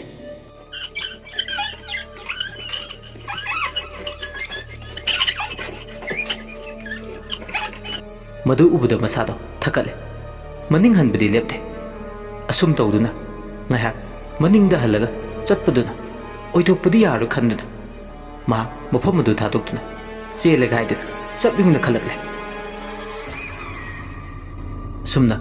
ꯈꯣꯡꯐꯝ ꯑꯃ ꯌꯦꯡꯂꯒ ꯂꯩꯁꯥꯕꯤꯗꯨ ꯂꯩꯖꯕꯤ ꯊꯥꯗꯨꯅ ꯃꯐꯝ ꯑꯗꯨꯗꯒꯤ ꯊꯋꯥꯏꯗꯨ ꯍꯤꯡꯅꯕ ꯍꯥꯏꯗꯨꯅ ꯂꯩꯖꯕꯤ ꯊꯥꯗꯨꯅ ꯆꯦꯜꯂꯦ꯫ ꯑꯗꯨꯕꯨ ꯅꯨꯃꯤꯗꯥꯡ ꯑꯗꯨꯗ ꯃꯍꯥꯛꯅ ꯆꯦꯜꯂꯤꯕꯗꯣ ꯀꯗꯥꯏꯗꯅꯣ ꯍꯥꯏꯕꯗꯤ ꯃꯍꯥꯛ ꯃꯁꯥꯗꯤ ꯈꯪꯖꯔꯝꯗꯦ꯫ ꯑꯀꯤꯕꯒꯤ ꯁꯥꯎ ꯃꯔꯛ ꯑꯗꯨꯗ ꯁꯥꯎꯝ ꯑꯗꯨꯇꯅ ꯃꯉꯣꯟꯗ ꯌꯩꯔꯛꯇ꯭ꯔꯗꯤ ꯃꯁꯥ ꯀꯟꯖꯅꯕ ꯅꯥꯊꯩꯅꯕ ꯆꯦꯟꯖꯕꯅꯤ꯫ ꯑꯁꯨꯝꯅ ꯃꯥꯅ ꯆꯦꯜꯂꯛꯄꯗꯨꯗ ꯍꯥꯟꯅꯒꯤ ꯆꯥꯡ ꯑꯃꯗ ꯖꯔ ꯖꯔ ꯆꯠꯂꯝꯕ ꯍꯨꯏꯜ ꯆꯤꯌꯥꯔꯗꯨꯁꯨ ꯈꯣꯡꯖꯦꯜ ꯌꯥꯡꯁꯤꯜꯂꯛꯑꯦ꯫ ꯃꯔꯥꯊꯣꯟ ꯆꯦꯟꯕꯗꯧꯅ ꯇꯧꯏ꯫ ꯅꯨꯄꯤ ꯃꯆꯥꯗꯨꯅ ꯉꯁꯥꯏ ꯃꯈꯨꯠꯇꯨꯅ ꯁꯣꯔꯣ ꯁꯣꯔꯣ ꯂꯥꯛꯇꯨꯅ ꯆꯤꯡꯂꯒ ꯕꯣꯔꯥ ꯈꯥꯎꯗꯨꯁꯨ ꯀꯗꯣꯝꯗꯒꯤꯅꯣ ꯈꯪꯍꯧꯗꯦ ꯍꯨꯏꯜ ꯆꯤꯌꯥꯔꯗꯨ ꯏꯟꯅ ꯏꯟꯅ ꯃꯈꯨꯠ ꯅꯥꯝꯃꯅ ꯃꯅꯪꯒꯟꯗꯒꯤ ꯂꯧꯊꯔꯛꯏ꯫ ꯃꯥꯒꯤ ꯂꯨꯈꯝ ꯃꯄꯥꯗ ꯈꯣꯏ ꯑꯆꯧꯕ ꯑꯃ ꯍꯨꯛꯇꯧꯅ ꯇꯧꯕ ꯑꯃ ꯀꯣꯠꯆꯤ ꯀꯣꯠꯂꯒ ꯎꯟꯁꯥꯗꯨꯗ ꯊꯝꯃꯦ꯫ ꯃꯗꯨꯒꯤ ꯍꯨꯛꯇꯨꯗ ꯃꯥꯒꯤ ꯕꯣꯔꯥ ꯈꯥꯎꯗꯣ ꯃꯥꯒꯤ ꯌꯥꯟꯁꯤꯜꯂꯒ ꯊꯝꯕ ꯑꯣꯏꯔꯝꯃꯦ꯫ ꯃꯥ ꯍꯧꯖꯤꯛꯇꯤ ꯁꯞꯇ꯭ꯔ ꯑꯃꯒ ꯂꯣꯏꯅꯅ ꯈꯪꯂꯥꯎ ꯂꯥꯎꯔꯦ꯫ ꯑꯗꯨꯒ ꯈꯨꯠ ꯅꯥꯝꯃꯅ ꯍꯨꯛꯇ ꯌꯥꯜꯂꯤꯕ ꯕꯣꯔꯥ ꯈꯥꯎꯗꯣ ꯂꯧꯊꯣꯔꯛꯏ꯫ ꯑꯗꯨꯒ ꯈꯥꯎ ꯃꯆꯤꯟꯗ ꯀꯤꯁꯤꯜꯂꯤꯕ ꯃꯆꯤꯟꯗꯣ ꯂꯝꯌꯥꯏꯗꯨꯗ ꯃꯁꯥ ꯃꯊꯟꯇ ꯀꯤꯆꯤ ꯊꯣꯛꯆꯔꯦ꯫ ꯃꯊꯟꯇ ꯀꯤꯆꯤ ꯍꯦꯛ ꯊꯣꯛꯆꯕꯒ ꯕꯣꯔꯥ ꯈꯥꯎꯗꯨꯒꯤ ꯃꯅꯨꯡꯗꯒꯤ ꯁꯔꯨ ꯄꯣꯂꯥꯡ ꯑꯃ ꯊꯣꯛꯂꯛꯑꯦ꯫ ꯁꯔꯨ ꯄꯣꯂꯥꯡ ꯑꯗꯨ ꯌꯦꯡꯂꯒ ꯑꯉꯥꯡ ꯅꯨꯄꯤ ꯃꯆꯥꯗꯨꯅ ꯊꯧꯗꯥꯕꯗꯧꯅꯁꯨ ꯇꯧꯔꯝꯃꯤ꯫ ꯆꯦꯟꯈꯤꯕ ꯂꯩꯁꯥꯕꯤꯗꯣ ꯐꯪꯗ꯭ꯔꯤꯐꯥꯎ ꯇꯥꯅꯧ ꯍꯥꯏꯕꯒꯤ ꯃꯑꯣꯡꯅꯤ꯫ ꯑꯁꯨꯝꯅ ꯍꯦꯛ ꯇꯧꯕꯒ ꯁꯔꯨ ꯄꯣꯂꯥꯡꯗꯨꯁꯨ ꯁꯞꯇ꯭ꯔ ꯑꯃꯒ ꯂꯣꯏꯅꯅ ꯇꯥꯟꯅꯔꯦ꯫ ꯑꯗꯨꯕꯨ ꯀꯗꯣꯝꯗ ꯆꯦꯟꯈꯤꯕꯅꯣ ꯍꯥꯏꯕꯗꯤ ꯁꯔꯨ ꯄꯣꯂꯥꯡꯗꯨꯁꯨ ꯆꯞ ꯆꯥꯅ ꯈꯪꯕꯗꯤ ꯅꯠꯇꯦ꯫ ꯁꯔꯨ ꯄꯣꯂꯥꯡꯗꯨꯁꯨ ꯅꯪꯍꯧꯔꯔꯣꯏ ꯃꯇꯥꯒꯨꯝ ꯂꯩꯁꯥꯕꯤꯗꯨꯅ ꯆꯠꯈꯤꯕ ꯃꯥꯏꯀꯩ ꯑꯗꯣꯝꯗ ꯇꯥꯟꯅꯔꯦ꯫ ꯁꯔꯨ ꯄꯣꯂꯥꯡꯗꯨꯗ ꯅꯨꯄꯤ ꯃꯆꯥꯗꯨꯅ ꯇꯥꯛꯄ ꯃꯥꯏꯀꯩ ꯑꯗꯣꯝꯗ ꯏꯟꯅꯔꯦ꯫ ꯅꯨꯄꯤ ꯃꯆꯥꯗꯨꯗꯤ ꯍꯨꯏꯜ ꯆꯤꯌꯥꯔꯗꯨꯒ ꯑꯗꯨꯃꯛ ꯃꯐꯝ ꯑꯗꯨꯗ ꯂꯦꯡꯗꯅ ꯂꯩꯍꯧꯏ꯫ ꯍꯨꯏꯜ ꯆꯤꯌꯥꯔꯗꯨꯒ ꯅꯨꯄꯤ ꯃꯆꯥꯗꯨꯒ ꯑꯃꯨꯛ ꯂꯦꯡꯗꯅ ꯂꯩꯍꯧꯔꯁꯨ ꯑꯃꯨꯕ ꯃꯩꯈꯨ ꯑꯣꯜꯂꯒ ꯃꯥꯡꯈ꯭ꯔꯦ꯫ ꯁꯣꯝꯗꯅ ꯂꯩꯁꯥꯕꯤꯗꯨ ꯃꯥꯒꯤ ꯊꯣꯛꯄ ꯑꯃ ꯃꯁꯥ ꯀꯟꯖꯅꯕ ꯀꯣꯏꯆꯦꯟ ꯆꯦꯜꯂꯦ꯫ ꯆꯦꯟꯕꯗ ꯃꯁꯥꯗꯣ ꯋꯥꯕꯅ ꯇꯞ ꯇꯥꯔꯦ꯫ ꯑꯗꯨꯒꯤꯁꯨ ꯃꯊꯛꯇ ꯃꯁꯥꯗꯣ ꯁꯣꯔ ꯊꯕꯦꯠ ꯊꯕꯦꯠ ꯍꯣꯜꯂꯦ꯫ ꯑꯁꯨꯝꯅ ꯁꯣꯔ ꯊꯕꯦꯠ ꯊꯕꯦꯠ ꯍꯣꯟꯗꯨꯅ ꯐꯛꯂꯥꯡ ꯀꯥꯆꯤꯜ ꯑꯃꯗ ꯇꯞ ꯅꯞꯁꯤꯜꯂꯒ ꯉꯥꯏꯍꯥꯛꯇꯤ ꯆꯦꯜꯂꯨꯕꯒꯤ ꯃꯁꯥꯗꯣ ꯋꯥꯔꯗꯅ ꯉꯥꯏꯍꯥꯛ ꯄꯣꯊꯥꯕꯣꯏ ꯀꯩꯕꯣꯏ ꯂꯩ꯫ ꯍꯥꯏꯐꯦꯠ ꯍꯥꯏꯐꯦꯠꯁꯨ ꯃꯃꯤꯠꯇꯨꯅ ꯆꯤꯐꯦꯠ ꯆꯤꯐꯦꯠ ꯉꯁꯥꯏꯒꯤ ꯃꯉꯣꯟꯗ ꯇꯥꯟꯅꯔꯛꯈꯤꯕ ꯍꯨꯏꯜ ꯆꯤꯌꯥꯔꯗꯣ ꯇꯥꯟꯅꯔꯛꯄ꯭ꯔꯥ ꯍꯥꯏꯗꯅ ꯀꯣꯏꯌꯦꯡ ꯌꯦꯡꯉꯤ꯫ ꯃꯁꯥꯗꯨ ꯁꯣꯔ ꯊꯕꯦꯠ ꯊꯕꯦꯠ ꯍꯣꯟꯗꯨꯅ ꯂꯩ꯫ ꯃꯤꯠꯌꯦꯡꯗꯨꯅ ꯆꯤꯡꯅꯝꯃꯤꯌꯦ꯫ ꯑꯃꯨꯛ ꯑꯃꯨꯛꯁꯨ ꯃꯥꯅ ꯂꯩꯔꯤꯕ ꯑꯀꯣꯏꯕꯗꯨꯗ ꯀꯔꯤ ꯂꯩꯒꯦ ꯍꯥꯏꯗꯨꯅ ꯌꯦꯡꯉꯤ꯫ ꯆꯥꯎꯔꯥꯛꯄ ꯑꯃ ꯌꯦꯡꯂꯨꯕ ꯃꯇꯝꯗꯗꯤ ꯃꯍꯥꯛꯅ ꯂꯩꯔꯤꯕ ꯀꯥꯗꯨꯗꯤ ꯀꯨ ꯃꯌꯥꯝꯅ ꯄꯤꯛꯊꯟꯅ ꯃꯥꯒꯤ ꯃꯤꯠꯃꯥꯡꯗꯨꯗ ꯃꯔꯣꯜ ꯅꯥꯏꯅ ꯊꯝꯃꯒ ꯂꯩꯕꯗꯣ ꯎꯔꯛꯏ꯫ ꯀꯨꯁꯤꯡꯗꯨ ꯎꯕꯗ ꯍꯦꯟꯅ ꯃꯤꯍꯨꯜ ꯊꯥꯎꯜ ꯃꯐꯝ ꯈꯔ ꯇꯥꯖꯔꯝꯕꯗꯨꯁꯨ ꯑꯃꯨꯛ ꯊꯔꯛꯇ ꯃꯤꯍꯨꯜꯗꯣ ꯍꯨꯟꯕ ꯍꯧꯈ꯭ꯔꯦ꯫ ꯁꯣꯔ ꯆꯥꯎꯅ ꯆꯥꯎꯅ ꯊꯕꯦꯠ ꯊꯕꯦꯠ ꯍꯣꯟꯗꯨꯅ ꯃꯍꯥꯛ ꯐꯛꯂꯥꯡꯗꯨꯒ ꯇꯥꯏꯅꯅ ꯂꯩ꯫ ꯑꯀꯤꯕꯗꯤ ꯄꯣꯛꯂꯤ ꯃꯁꯥꯗ ꯀꯔꯤꯕꯨ ꯊꯣꯛꯂꯒꯗꯕ ꯈꯟꯕꯗ ꯍꯥꯏꯐꯦꯠ ꯃꯥꯅ ꯂꯩꯔꯤꯕ ꯃꯄꯥꯗꯨꯒꯤ ꯆꯦꯞꯊꯔꯒ ꯉꯁꯥꯏ ꯃꯥꯅ ꯎꯈꯤꯕ ꯍꯨꯏꯜ ꯆꯤꯌꯥꯔꯗꯣ ꯂꯥꯛꯄ꯭ꯔꯥ ꯍꯥꯏꯗꯨꯅ ꯌꯦꯡꯉꯤ꯫ ꯑꯁꯨꯝꯅ ꯃꯍꯥꯛ ꯋꯥꯈꯜ ꯂꯥꯛꯁꯤꯟꯗꯨꯅ ꯂꯩꯔꯤꯉꯩ ꯃꯍꯥꯛꯅ ꯂꯩꯔꯤꯕꯗꯣ ꯀꯗꯥꯏꯗꯅꯣ ꯍꯥꯏꯗꯅ ꯑꯃꯨꯛꯇꯪ ꯀꯣꯏꯌꯦꯡ ꯌꯦꯡꯂꯛꯏ꯫ ꯃꯍꯥꯛꯅ ꯂꯩꯔꯤꯕ ꯃꯐꯝꯗꯨꯁꯨ ꯑꯉꯛꯄꯅꯤ꯫ ꯁꯤꯖꯤꯟꯅꯕ ꯌꯥꯗ꯭ꯔꯕ ꯍꯣꯁꯄꯤꯇꯥꯜꯗꯨꯗ ꯂꯩꯕ ꯗ꯭ꯔꯋꯥꯔ ꯑꯃꯗꯤ ꯕꯦꯠ ꯑꯃꯟꯕ ꯃꯌꯥꯝꯅ ꯄꯔꯦꯡ ꯁꯥꯅ ꯑꯆꯧꯕ ꯍꯣꯜ ꯑꯃꯒꯤ ꯃꯅꯨꯡꯗ ꯊꯥꯔꯒ ꯂꯩꯕꯗꯨ ꯎꯔꯝꯃꯤ꯫ ꯐꯃꯨꯡꯁꯤꯡꯗꯨ ꯑꯃꯟꯕ ꯉꯥꯛꯇꯅꯤ꯫ ꯗ꯭ꯔꯋꯥꯔꯁꯤꯡꯗꯨꯁꯨ ꯍꯨꯠꯇꯣꯛꯄ ꯄꯩꯊꯣꯛꯄ ꯉꯥꯛꯇꯅꯤ꯫ ꯀꯔꯝꯕ ꯁꯔꯛꯇ ꯃꯍꯥꯛ ꯍꯣꯜꯁꯤꯗ ꯆꯦꯟꯁꯤꯟꯈꯤꯕꯅꯣ ꯈꯟꯕꯗ ꯑꯋꯥꯕ ꯑꯃꯅꯤ꯫ ꯑꯃꯒꯤ ꯃꯊꯪꯗ ꯑꯃ ꯍꯥꯏꯗꯨꯅꯤ꯫ ꯑꯁꯨꯝꯅ ꯃꯤꯠ ꯀꯨꯞꯇꯅ ꯍꯣꯜꯗꯨꯗ ꯌꯦꯡꯂꯤꯉꯩ ꯁꯣꯔ ꯆꯥꯎꯅ ꯆꯥꯎꯅ ꯍꯣꯟꯕꯒꯤ ꯃꯈꯣꯜ ꯇꯥꯕ ꯍꯧꯔꯛꯂꯦ꯫ ꯈꯪꯗꯦ ꯍꯣꯜꯗꯨꯒꯤ ꯃꯅꯨꯡꯗ ꯀꯗꯥꯏꯗꯒꯤꯅꯣ ꯅꯥꯍꯦꯕꯒꯤ ꯁꯤꯔꯝꯗꯥꯏꯒꯤ ꯌꯥꯝ ꯋꯥꯅ ꯈꯥꯡꯕ ꯃꯑꯣꯡ ꯃꯇꯧꯁꯤꯡ ꯇꯞꯅ ꯇꯞꯅ ꯃꯊꯤ ꯐꯣꯡꯕ ꯍꯧꯔꯛꯂꯦ꯫ ꯃꯤꯍꯨꯜ ꯊꯥꯎꯜ ꯁꯨꯈꯤꯗ꯭ꯔꯦ ꯂꯩꯁꯥꯕꯤꯗꯣ꯫ ꯑꯁꯨꯝꯅ ꯑꯃꯨꯛ ꯇꯤꯡꯉꯛ ꯇꯤꯡꯉꯛ ꯌꯦꯡꯗꯨꯅ ꯂꯩꯔꯤꯉꯩ ꯀꯥꯆꯤꯜ ꯑꯃꯗꯒꯤ ꯑꯣꯛꯁꯤꯖꯦꯟ ꯁꯤꯂꯤꯟꯗꯔ ꯑꯌꯥꯗꯕ ꯑꯍꯥꯡꯕ ꯈꯔ ꯒ꯭ꯔꯣꯡ ꯒ꯭ꯔꯣꯡ ꯂꯥꯎꯅ ꯐ꯭ꯂꯣꯔꯗꯨꯗ ꯊꯔꯣ ꯃꯥꯔꯣ ꯆꯦꯜꯂꯛꯂꯒ ꯂꯩꯁꯥꯕꯤꯗꯨꯅ ꯂꯩꯔꯤꯕ ꯃꯥꯒꯤ ꯃꯈꯣꯡ ꯃꯄꯥ ꯆꯞ ꯆꯥꯅ ꯑꯣꯛꯁꯤꯖꯦꯟ ꯁꯤꯂꯤꯟꯗꯔꯗꯣ ꯄꯜꯂꯦꯐꯝ ꯑꯣꯏꯈ꯭ꯔꯦ꯫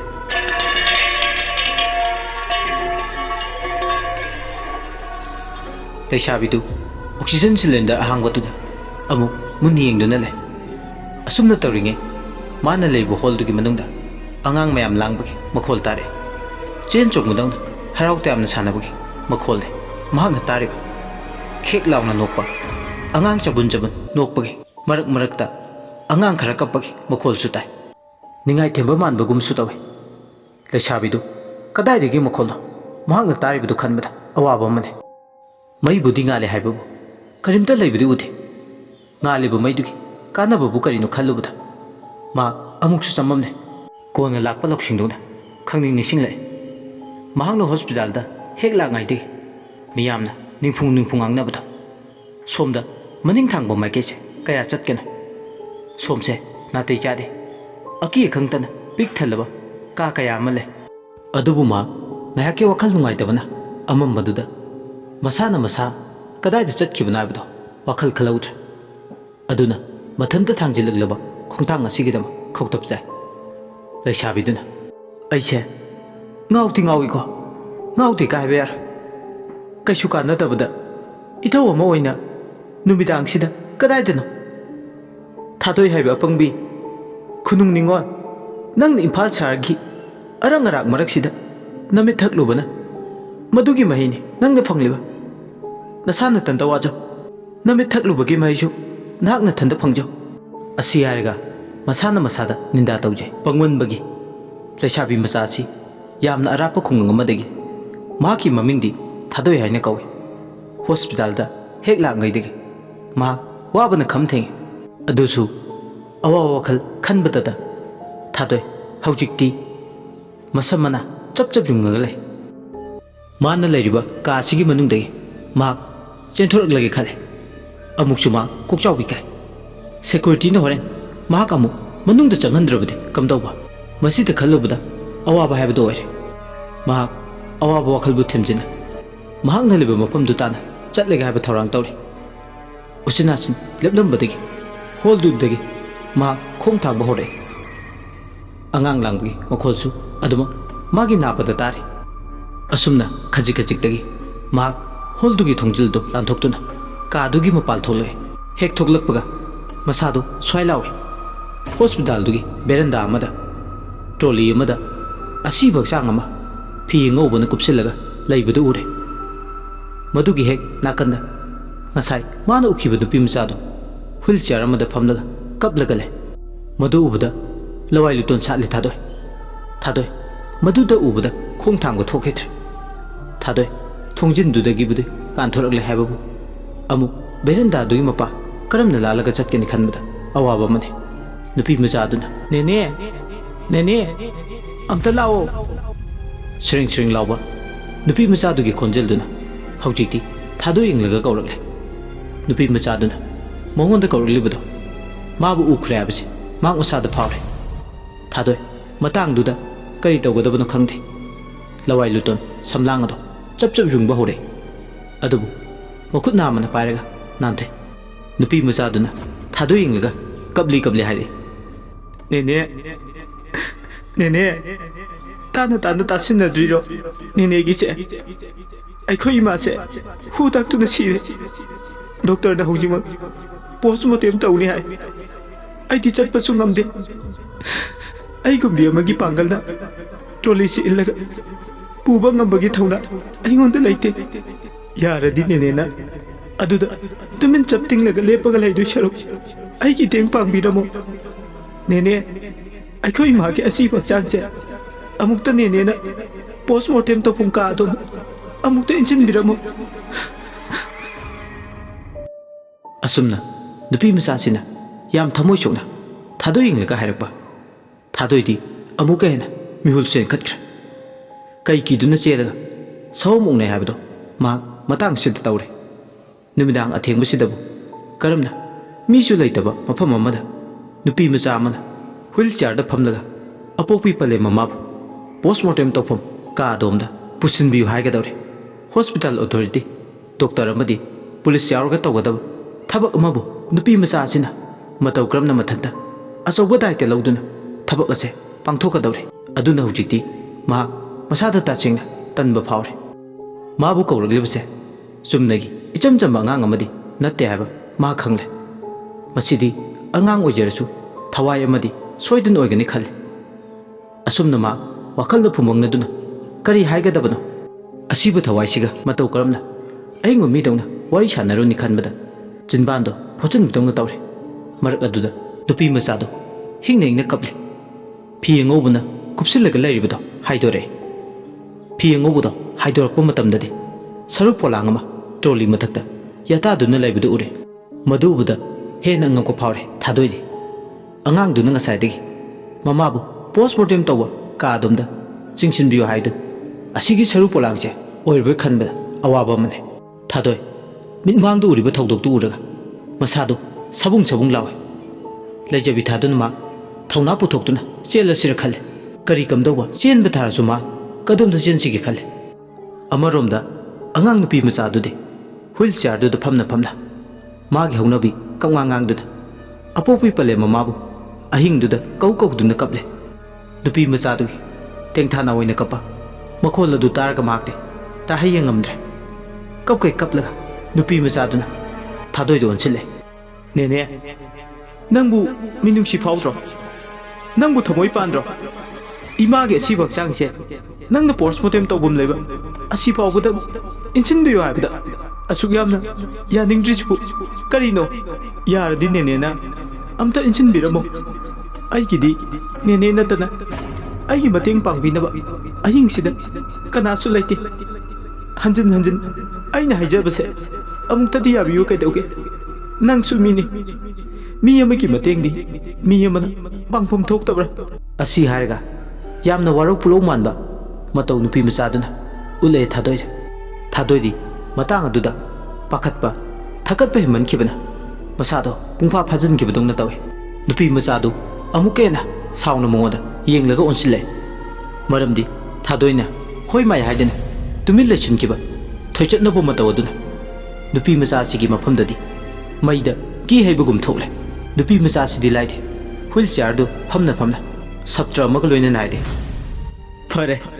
aigi teng pangma ngamloidaba lairabanina imagi postmortem report su ai pamdre ai laire ipasu masa khangde ima lairbe asi khaktaga lelakpani michang leijadabi aigi teng thakho are mane imagi asumbasu aina puthokpa ngamlaro aigi imagi misi langla langchi khangba ngamlaroi numit thakum macha aibu nungti numit khudingi yengcharibi aibu karamna hundoklang pai manungda chapyungna phire bama lauduna masa matanda sisage thorang tawgadoino aigi imana kaidonungda masana masagi punsi losinjagi khalloye nene nangsu khangjilo aigumbi angang oiribi lairabi amogi mate pangpina kanasu leite fare imagi aroiba mathau mohom pangthoknaba ku amatadi leibiram nene imagi ku leibiyo asi harga mu tengthana oina kaplagle thadoi ki napada nupi macha si ku labiyo haidana hairpa wai singsina magi nakongda singya yairre imagi ku leibiyo imagi ku leibiyo imagi ku leibiyo ku leibiyo haiba wai singsina ahangba malangda uchekna koi pai duna sanabdongda tawre magi wakhalda angang sigi ku leibiyo haiba wai sitaruga ikuidana thadoina hospital la lakpa matamda mapa layengbagi ma karigumba wari ma mayamna hainaba linabadu ningsinglake oncology department gi aroiba maninglom thangba gaini rongba tainaba forensic department asomsida hol amanba male hospital sigi sizinaba yadaba ateka kaisik pikthana lebeda natana hana hospital gi ward oina su sizinaramba room amanba masu lebine adomgi kado danger haina chauna thetpane mafam maduda disable loibi miga mi manadabi nupi machama wheelchair da tangjapam logduna numit khudingi apokbi pale mamagi mating pangbi ku lebiu haidana numit khudingi athengba amamba hingda maraibak thibadagi mafam sida changluba naitum tarba misaktagi pale mamagi mating ni ku lebiu haidana ningai tawi haibagi hainaba male mahakne hek thengnaba mipum khudingda atopa mingaudi khakkaude nene haiba wai sitane mahakna sijanabase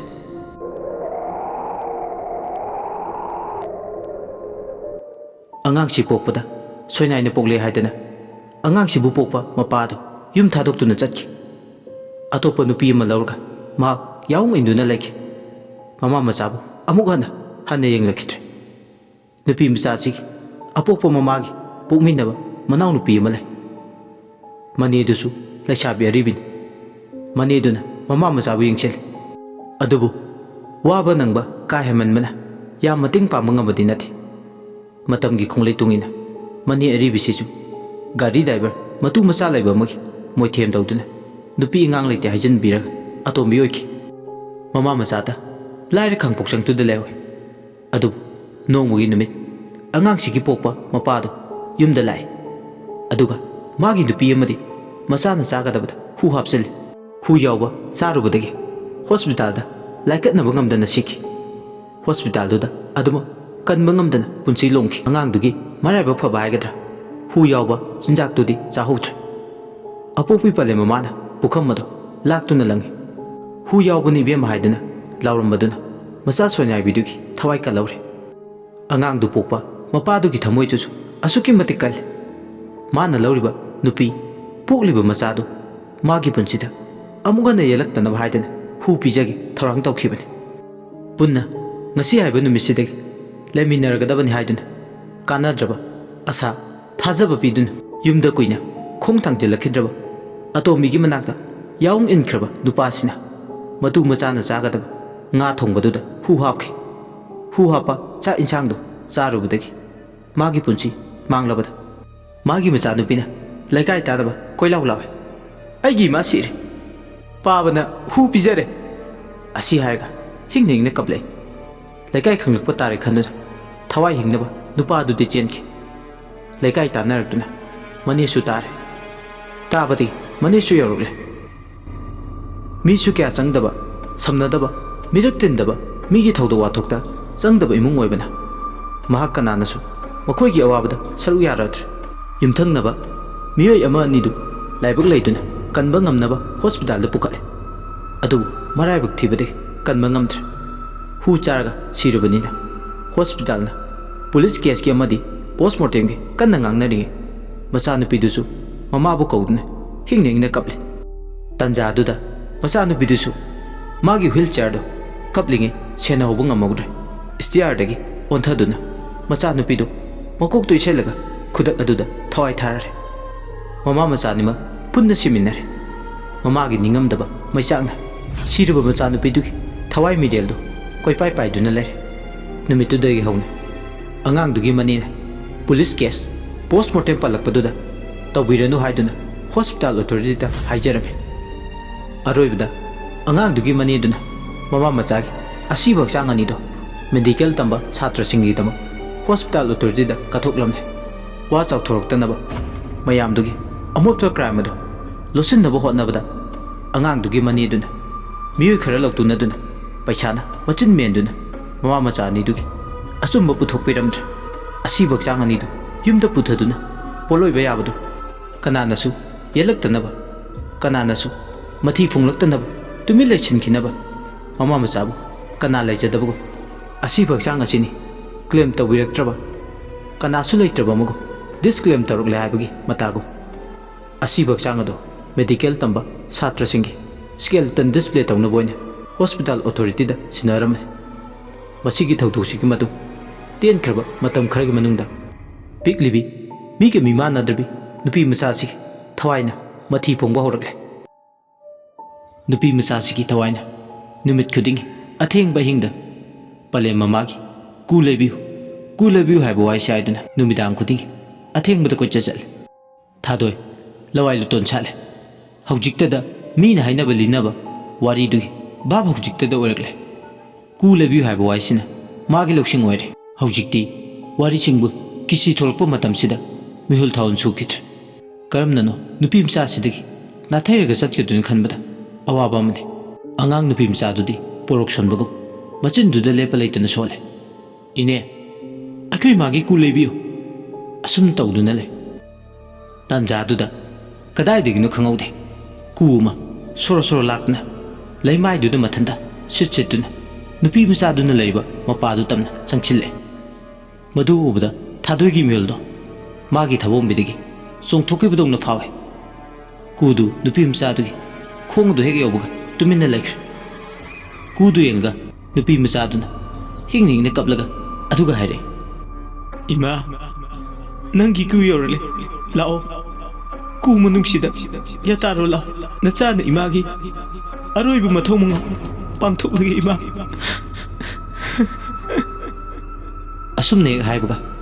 trolley ꯃꯊꯛꯇ ꯑꯁꯤꯕ ꯍꯛꯆꯥꯡꯒꯨꯝ ꯌꯥꯇꯥꯗꯨꯅ ꯂꯩꯕ ꯁꯔꯨ ꯄꯣꯂꯥꯡꯗꯣ ꯃꯁꯥ ꯃꯊꯟꯇ ꯐꯨꯛ ꯂꯥꯎꯅ ꯍꯧꯒꯠꯆꯔꯦ ꯃꯗꯣ ꯑꯗꯨꯒ ꯀꯨ ꯃꯅꯨꯡꯗꯨꯗ ꯆꯪꯁꯤꯜꯂꯒ ꯍꯤꯞꯈ꯭ꯔꯦ ꯅꯤꯡꯉꯥꯏꯗꯅ ꯑꯁꯨꯝꯅ ꯇꯧꯕꯗ ꯎꯕꯗ ꯑꯃꯗꯤ ꯃꯌꯥ ꯀꯥꯗꯨꯅ ꯂꯩꯔꯦ ꯀꯤꯕꯅ ꯅꯤꯛꯏ ꯊꯥꯗꯣꯏ ꯃꯇꯝꯗꯨꯗ ꯊꯥꯗꯣꯏ ꯊꯥꯗꯣꯏ ꯏꯅꯦꯒꯤ ꯕꯦꯝꯃ ꯅꯪꯕꯨ ꯀꯥꯏꯗ ꯂꯩꯒꯦꯅꯦ ꯀꯧꯕꯒꯤ ꯃꯈꯣꯜ ꯇꯥꯔꯦ ꯉꯁꯥꯏꯗꯒꯤ ꯑꯀꯤꯕꯅ ꯆꯤꯟꯕꯥ ꯂꯩꯡ ꯄꯨꯝꯕ ꯐꯣꯠꯆꯤꯟꯕꯗꯧꯅ ꯂꯩꯔꯨꯔꯕ ꯊꯥꯗꯣꯏꯗꯣ ꯃꯥꯕꯨ ꯀꯧꯕ ꯇꯥꯔꯛꯂꯕꯗ ꯃꯥꯁꯨ ꯈꯪꯉꯤ ꯃꯥꯕꯨ ꯀꯧꯔꯛꯂꯤꯕꯁꯦ ꯃꯥꯒꯤ ꯃꯅꯦꯅꯤ ꯑꯗꯨꯅ ꯃꯥꯁꯨ ꯃꯅꯦ ꯇꯥꯅꯕ ꯂꯥꯎꯏ ꯏꯅꯦ ꯑꯩ ꯁꯤꯗ ꯂꯩꯌꯦ ꯑꯁꯨꯝꯅ ꯍꯦꯛ ꯂꯥꯎꯅ ꯈꯨꯝꯕꯗꯨ ꯇꯥꯕꯗ ꯑꯉꯥꯡ ꯅꯨꯄꯤ ꯃꯆꯥꯗꯨꯒꯤ ꯊꯋꯥꯏ ꯃꯤꯔꯦꯜ ꯑꯗꯨꯅ ꯌꯥꯝ ꯁꯥꯎꯅ ꯊꯥꯗꯣꯏ ꯌꯦꯡꯅ ꯈꯨꯗꯣꯝꯕꯤꯗꯨ ꯊꯤꯜꯂꯒ ꯍꯥꯏꯔꯛꯏ ꯑꯍꯤꯡꯕ ꯅꯣꯏꯁꯦ ꯑꯃꯠꯇꯅꯤ ꯅꯈꯣꯏꯅ ꯑꯁꯤꯕ ꯑꯩꯈꯣꯏꯒꯤ ꯃꯤꯆꯪꯗ ꯀꯩꯗꯧꯅꯨꯡꯗ ꯂꯦꯞꯇꯦ ꯑꯁꯤ ꯍꯥꯏꯔꯒ ꯅꯨꯄꯤ ꯃꯆꯥꯗꯨꯅ ꯂꯥꯎꯔꯦ ꯇꯟꯖꯥꯗꯨꯗ ꯊꯥꯗꯣꯏꯒꯤ ꯃꯅꯦ ꯕꯕꯤꯇꯥ ꯅꯨꯄꯤ ꯑꯃꯒ ꯁꯦꯀꯨꯔꯤꯇꯤ ꯑꯃꯒ ꯈꯨꯠꯇ ꯇꯣꯔꯆ ꯂꯥꯏꯠ ꯄꯥꯏꯗꯨꯅ ꯂꯥꯛꯑꯦ ꯃꯁꯤꯡ ꯌꯥꯝꯕ ꯑꯅꯤ ꯑꯍꯨꯝꯗꯒꯤ ꯇꯥꯏꯕꯪ ꯃꯤꯁꯤꯡ ꯂꯥꯛꯄꯒꯤ ꯁꯥꯎꯍꯨꯝ ꯐꯪꯕꯗ ꯑꯉꯥꯡ ꯅꯨꯄꯤ ꯃꯆꯥꯗꯨꯒꯤ ꯊꯋꯥꯏ ꯃꯤꯔꯦꯜ ꯑꯗꯣ ꯃꯐꯝ ꯑꯗꯨꯗꯒꯤ ꯃꯥꯡꯈ꯭ꯔꯦ ꯂꯥꯏꯕꯛ ꯐꯕ ꯍꯥꯏꯒꯗ꯭ꯔꯥ ꯊꯥꯗꯣꯏꯅ ꯋꯥꯈꯜ ꯅꯨꯡꯉꯥꯏꯇꯅ ꯆꯠꯈꯤꯕ ꯃꯥꯏꯀꯩꯗꯨ ꯎꯍꯧꯕ ꯈꯪꯍꯧꯕ ꯌꯥꯎꯕꯗꯒꯤ ꯃꯍꯥꯛ ꯑꯁꯣꯝꯗ ꯆꯠꯈꯤ ꯍꯥꯏꯕꯒꯤ ꯄꯥꯎ ꯃꯅꯦ ꯕꯕꯤꯇꯥꯗ ꯇꯝꯕꯗꯒꯤ ꯍꯜꯂꯛꯃꯟꯗ꯭ꯔꯕꯗꯨꯗ ꯁꯦꯀꯨꯔꯤꯇꯤꯗ ꯇꯥꯛꯂ ꯊꯤꯕ ꯊꯣꯛꯂꯛꯄꯅꯤ ꯃꯔꯥꯏꯕꯛ ꯐꯕꯗꯒꯤ ꯃꯍꯥꯛ ꯊꯦꯡꯅꯔꯦ ꯉꯁꯥꯏ ꯀꯞꯂꯤ ꯀꯞꯂꯤ ꯊꯥꯗꯣꯏꯅ ꯀꯞꯇꯨꯅ ꯁꯣꯝꯒꯤ ꯗꯦꯟꯖꯔ ꯊꯥꯕ ꯃꯥꯏꯀꯩ ꯑꯗꯨꯗ ꯆꯪꯈꯤꯅꯨ ꯍꯥꯏꯗꯨꯅ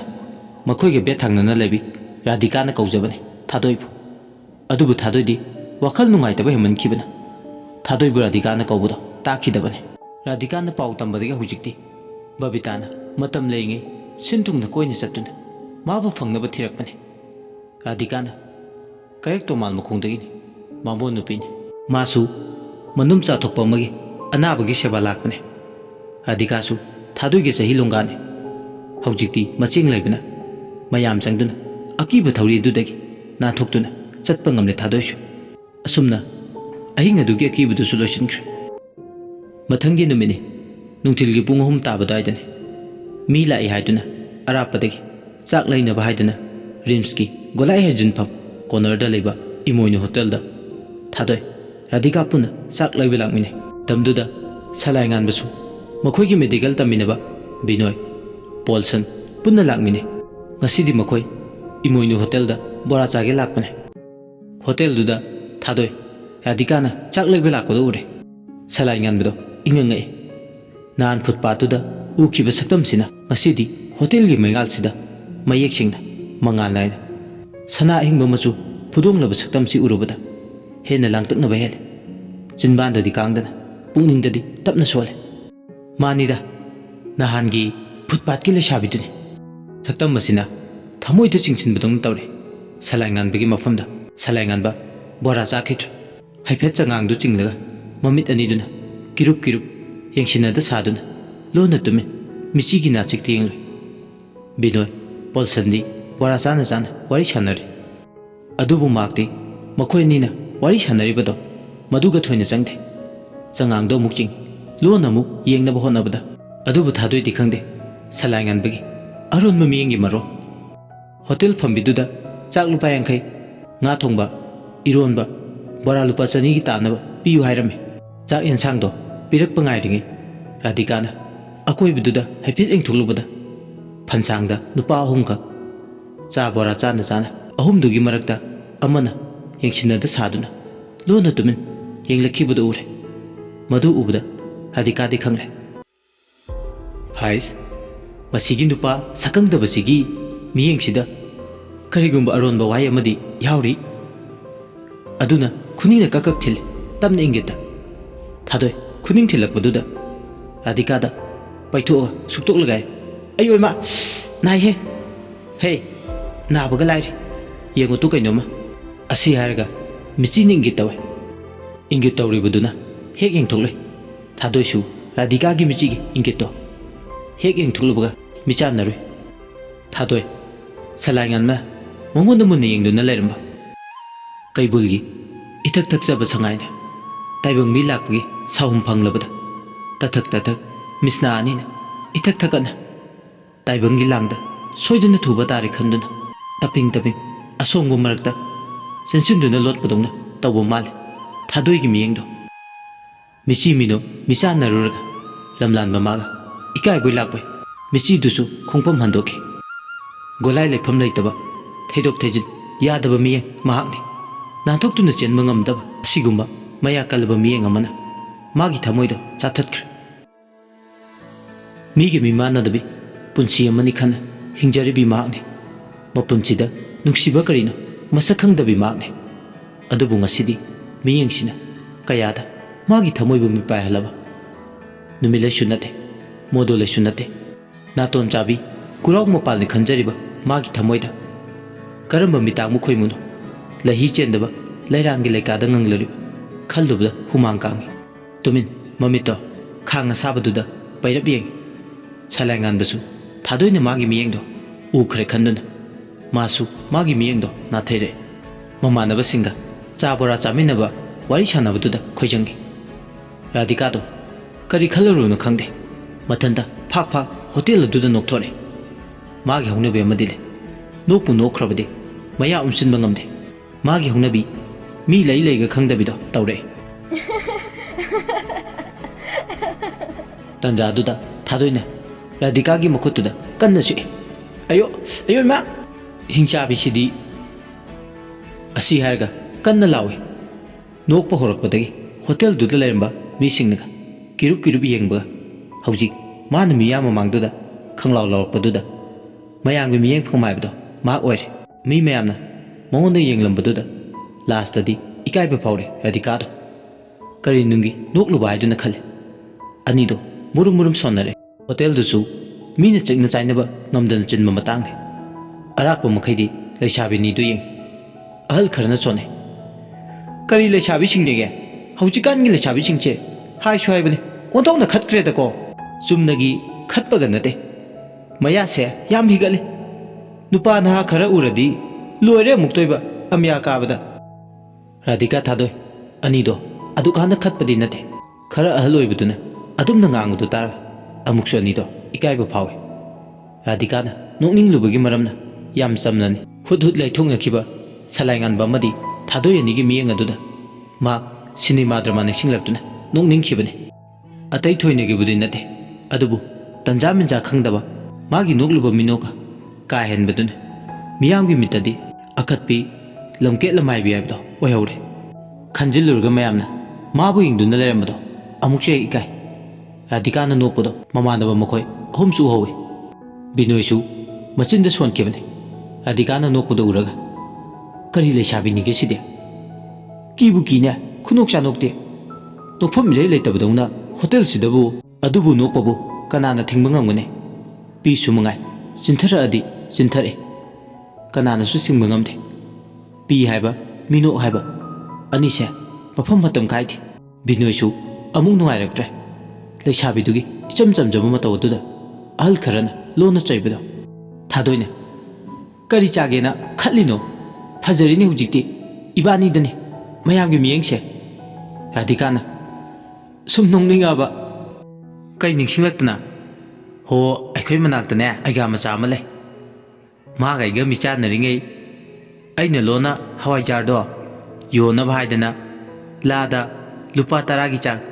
10 gi chang sembadane 10 gi changda khabai ama tangkhai lingna hapkadabado latha amamamdane khabai ahumum hapkhibado khangning ningsing leiba adugi noine asibu wani yahe ibe manangsu ani duna sanariba warido binoy amadi salaingan basu hektarure nokningba phawrame adubu nokti nokthoktre haina hotel gi miyoina makhoi ani gi cha ensa yomlaga piri paisa duna matai werap counter da alama phamlibdo maduda pirame polythene amada cha enjang hapadu pairaga ani do hotel du dagi tholai hotel adu footpath mapaga tainana phambo hotel amane footpath mapadu hek yorakpada kari wakhaldagi no khangde ngasai mongonda lon yenglaba sakhangdaba lamlan baduda amuktang di yengninglam lon haipet yengge haiduna yengsinada saduna thadoi haipetang lon onthoklaga yengthore phansangda matai orap phamlaga leiba salai nganbaga hek michanarure michanarbo mikupta thadoi mihuldo dangdang chongi tan kaibi pukningni phaki bese nong torasu ngangningbago ngangninglalle nungsi ise nungsi mayekta asini magi thamoida phawriba salai nganbasu mifam hongba ngamnana thadobi yengduna le awubana ngawi akhangbana tawngamba tawngambini soidana pauthokini ani dugi sajatto langban mera ngaibi kwak leicharo karigi nangdi sajibuda laisa tamde laibra nangisu matam laisa tambagi pukning mana mayol chongmadi mafam matam naibra asumne yengle khujinna muksile radikana thadoigi ayo ayo ma sire hinjabi khangbra nangna ngasaidagi siibdo aidi kayam narangmani ado heman khre nangi sidi ho yare khare yengadi thadoi ikaiba phawre warakpa ngamogdraba thamoida masagi masana maral yajar michi lamket pisina kadaidano sat haijaluriba sakangdaba lamlamla pakhangsida karigi lona yengluriba adubu lona yengmani khallaga mina wawa lawiramne khallubada ikai hengoi sangi lamhenbi miyengse karamna warakani khalle asumna nga amu khanjane khanna khanna dum tunghanna yengduna laibadi adabnina mamangolga mu yengningna makhoi ki chatpam topa lambi duda yengningna aduma hospital do yongnu balai salanganba mamana bani duga imoini hotel da adum lehore phana sangbuda phamduna hawjike mu nungthelgi matam do loiduna numidang waram hairakle numidang waram dagi khamba yadaba matamna numidangi pung mapal tare doctor raul mayamsu loikre thadoido numidang aduda ngasi dinai tom tadre ngarang numidang magi thokiba thodokna maram moirga radhika ka pul anido mapalda phaksang amma tharga corridor masi ka chnoirab aduda morten coil amma tharga punsiga awanungai wari sane radhika su anabagi sebala su magi machi ambalikana hena maipuna napui amaromda thadoisu matomtana mapagi sebadu tawi anido corridor masi duda numidangi chak tokloba matu wari sana sanana ngasai hotel gi thodokdo ningsinglaga munoi matamgi chelnadi chenthare pung mapal dagi 13 makai tare ani do ngasidi mi ataisu mapalda tharga tumnabagum tumlasi ainare ngasidi makhoi gi mani madol thokpa singsu khar lai adun manungda le hore ka hena manungda leiba yadabnina haujikti thadoi harau harau numidang aduda numit chupa warubagi masado ko common ga tainabaga si kai tumne nungaina tumlakpa kandane trolley gi kangkhong ilga chatpa manba makhol tare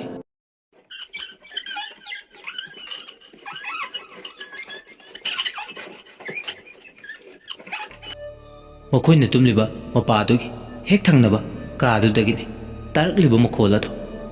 jiri jiri kanagomba mana wheelchair du illaga chatpa man mongsu tawre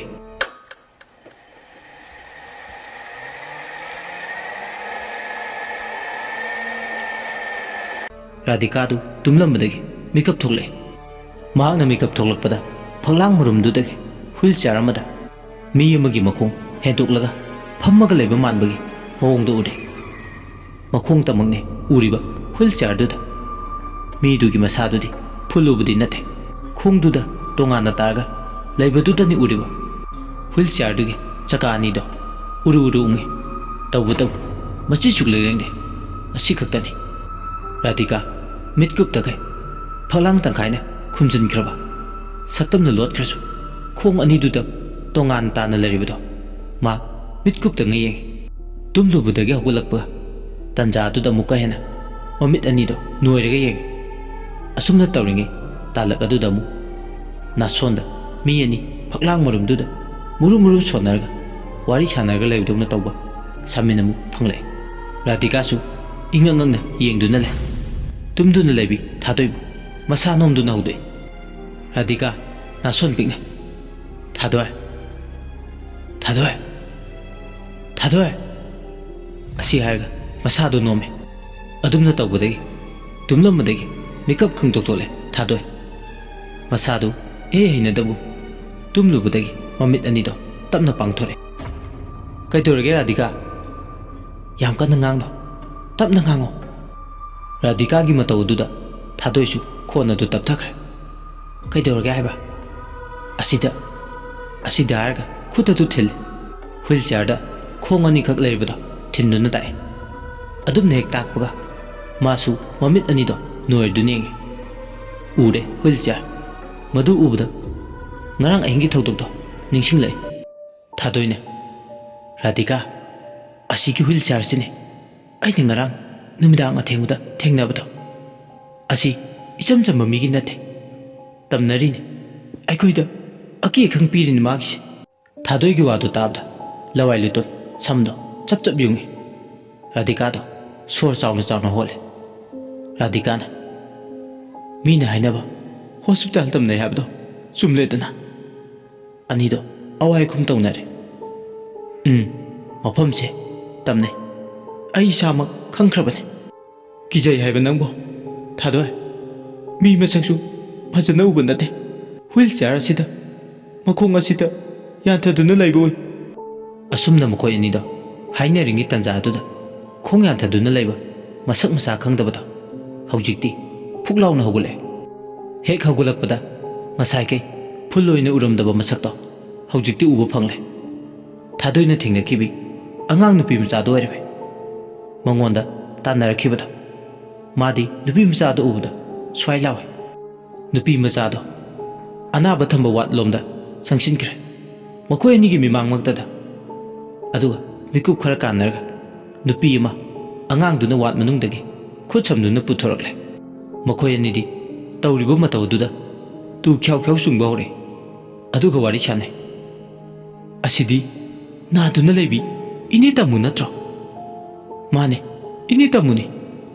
siboi thopa yabrane angang sidi thawai siga mataw karamna ahingba maga loina duna chatkene khangde tawrise kari matawna amta kauraga yengsira thadoi Radhika angang si tamna laini aidi khuti krabani ngarangta hoine thadoi kibudum phawre tawrise ini tamuse mu dosa taradi amta kauraga yengsiba asumna ni daine ine tamo o ine tamo adubu kaurasu tade makoi ni na kauribda ini tamudi angang nupi mchadu wheelchair du tongalaga mana induna makha thangba maike du chatki aroibada ini tamudo makoi ni da haipetang aroiboina piroina ba miyengda yenglamaga makha maike de chatkra ani dudi karino tawriba mataw saidna ingangangna yengduna le asumna tawringe tanja tuda wat manungdagi kapla lawnabagi makhol tare kana kaidobu yarabna haidna anido wat manungdo chenchilakpa matamdadi ine tamudo siraga leramne cancer gi lanphamda maithiduna punchi chengjel loiduna taibang pal thadokre amuk hana magi masakto ulakhitra ani dudi ingangangna yengduna le haujikta da khangle makhoi anina ngasai ukhibado ini tamugi thawaini angang nupi mcha dugi thawai duna tamubu siramdai gi mikupta lawpala koirame khallubada akibana pik thale Radhika ga thadoiga makhoi ani gi puningda marol amadi lole anido mamitta yengne wadim ta ngangnade tumit loi lene hoi mai hanade mayamduna kapna lawnabagi marakta anido kappaga changitra wakhaldi nungaijaramde akiba pakhatpa thakatpaduna masa pumbu punchin kibana hoi mai haiba changkhidabani akibana maya kan kibana wam ta haiba ngamde tumin kapla lawnabagi marakta adumak yengduna le hoi mai haide mamit makna uhobuduna tumit le piroinaba miyengna tamugi thawaina aroiboina piroinaba miyengna yenglambado aduna tumin ta sillaga le Siriba imungdigi myoisingsina tengthana kaple asiba tana mangje asibagi khyata nongma natraga nongmadi tagadaba ngaktane aduna asibagi khyata thengera ngangera myoibagi laibakta nongma natraga nongmadi tamduna laikhrabane asibabu nathaiga chenbadi kanasu ngamde atonga kutnaiba myoibagi punchi lambida khongset namba lorakpa matamda asibana panthungi nama ngaiduna laiba hongna sane ahingduda kaple ningamdabagi thamoi sokpagi thawai yaudraba hakchang adu tamui phi ngobuna kuptuna lairibado mifam hongba ngamdana yengduna lay ngasaigido amuk ningsinglurga khalle siramdai goira male thawai adu lawba lakpa wheelchair gi angangdusu zomgi du natragana asiba lai oira jala soidana ani sigi manungda ama oigini radika amadi thadoi tumina chibon ngangnare aidi ngasi gi tawdokche punsina lairingkhai sukaw he kawba ngamloi ai chuni thadoi sukaw he kawba ngamloi piroinaba miyengna yenglambado wadi ngangda madi chatle haidana aikhoida lona taklambo oireko hoi adumaina oiramgani ado aidi hospital da leibse tasengna kire hanadi kaisu thoina kiramdabni asumna asi na marak aduda anido amuksu nungaitaba pharame myoiba khunai piriba cancer gi jaitheng amadi masigi chaina kho siriba asibadusu lam lape ahingduda sirabanina puthabagi discharge certificate amasu mathau tai anabadubu laing lamba doctor dugi ayaba amadi discharge certificate to mathau tabana siraidunasu imung manungi myoisingna puthaba yadre laing liba doctor dudi nongalaga lakadabani aduna ahing aduda asibado hospital da len pata ahing ma pan batare chemotherapy tawrubagi anabado khangchu chunjin khibane aduna ta singna khanjilurgadi mai nungaite asibak changado wat manung da thamba yadabanine trolley ma da hablaga berenda laiba domda puthore aduga asibadugi imung manungi miyosingna asibak changado phi ngobuna kupsinduna thamme matamsu ahingi pung ama hairakle ahing nungai helaklaba matam adubu karigino khangde ngasi gi ahingse akibana pik thale asiba sangliba imung manungi myoisingdo asibak changdo sangna masa singado tu khyok sungi asibak changdusu mamit anido panglagale mithupto khumjinnaba tawrasu aduma maya karga panglaga ngasaidigi laibane amaromda ngasigi laibak thirba ahingda taibangpal thadokuna chatkibi tamuna siriba thaban sichu tanaba numitki ahing nunge anina punba numit amasune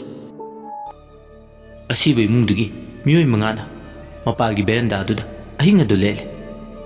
asibaduna maram oi manungda naduna laiba ataisu laiman kange makhoisu laikatnaba ngamdana siradra haibagi numit sigi ahingse mata amoina sangbadongna su tawi matam kobi makse masi ireng dabadongna su tawi asi ana yawbuduna atopa singdusu kaya hipna tumnaba yaramde mai wakhalga nungaitaba kaiga thadoi amadi adikasu makhoinina hana phak tharage hiblamba mapa aduda sangsillaga hipkhre ahing adu phanabudi sangi haibabu adubu tumthau haibadi yaramde makhoinina tumliba mapa aduga asiba hakchangdugana lairiba mapa aduga irab lamnathe phaklang marumdagi yam nakna ui phingau kuptuna thamliba tamugi hakchang ado masi leglana adumak leire mikup khara kanarba matu radhika gi masado sabung lawe thadoi masasu khangti ngasidi anido kithum pubudong su tawe akibana maphai soktuna wakhalda ningjing mangjing samamnabada phawe trolley mathakta leiba asiba hakchang ado uru khudi mi siram daise khudum changdam yamna pi yamna tamnai gan hainabdo chumle na khale maramdi sidringai degi akibana hana machu sankraba matu haujikna henado akibado fawba sum helakle anido mohongnabi murum sone thadoine radhika aidi yam kiba phawe asiba hakchangse uru khudingi ine tamuse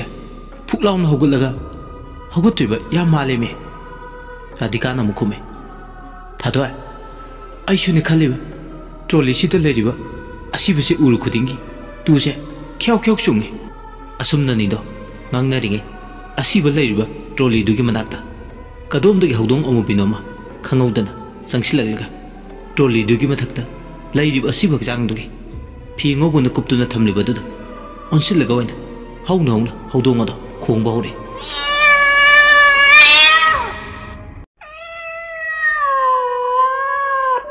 Hospital sidabu kadai degi hui haudong sasan jangak tuina. Tanja menja yam chade khalame. Haudong lakpaduda asibak sang sangliba miyosing dusu khautak jai. Asibado haudong aduna kan khigadra khanbada thawai wai. Karigumba haudong asibak changado kan khiba thoklo. Soidana hiyang athobu oladra. Thaina degi hongna wari amadi thajanabi laibana. Haudong amubido lakpa ubada khautap jai. Haudong amubidudi magi oiba khonjelda trolley ngaubudu munne inglaga hauna khongduna le. Haudong amubido matang diamna chadre hospital aduda kadomdagi laklibano khanbada awaba amane. Asiba sangliba singdugi marakta amana khanguduna masada tongliba fenatuna haudong du tamna langi. Haudong du dadi fenatuna palautre. Masigi onna tainabada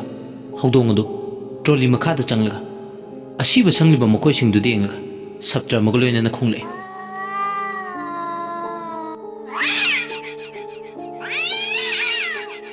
Haudong aduna khonglakpaduda amukena nupaduna trolley makhada kunduna laiba haudong tan gaidana chansinbada khujun khunan tokte akanba sapu amana khanguduna masada yeshelakpada trolley duda sapu du humjilaga phi ngobuna kuptuna laiba asibak changado pop launa floor duda oina tare. Trolley du pairak mathak makha onge tawbagi mongni adubu trolley do onba mukti olaudra. Trolley dugi kangong adu jiri jiri sabtra magaloinana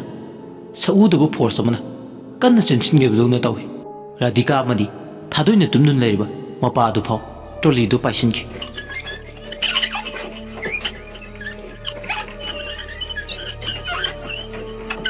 Ani dusu chenthokani kawe maya kaduna le tawribu matawduda ingang yengduna le. Ngakchanana hoi mai haiduna maya kaduna yenglinge asibak changadu sanglibu nupa amana khonglei thuna chensilalaga tap launa trolley du phai. Trolley du phabadagi magi force du tapthakre. Trolley gi chaka kangkhong ani do tapna mengna ingthakre. Asumna mikup kharadi langambadagi humchik chikre. Radhika amadi thadoidi sor thabe thabe honduna le. Asumna asibak changaduna phibam mama kaine leimai du tari. Haudong dudi kadomda chatkhrona ba makhoi amta uhodre. Nupa amana ibema nakhoi soudre ko. Radhika mami nama laktoktu nakhome soudre. Asumna phibam duda trolley du hanagi phibamda mafam chana thamnaga asibak changdo makhoi myam changduna laukhade aduga hanagi phibamda phi ngobuna kupsilaga thamme. Khangaudana atiyada nong khongbugi akhak araugi mukhon taba horle. Maike khudingda nong khongbugi makhon matamdu sajibu tha chat hauba tha pangkhalakpa matamne.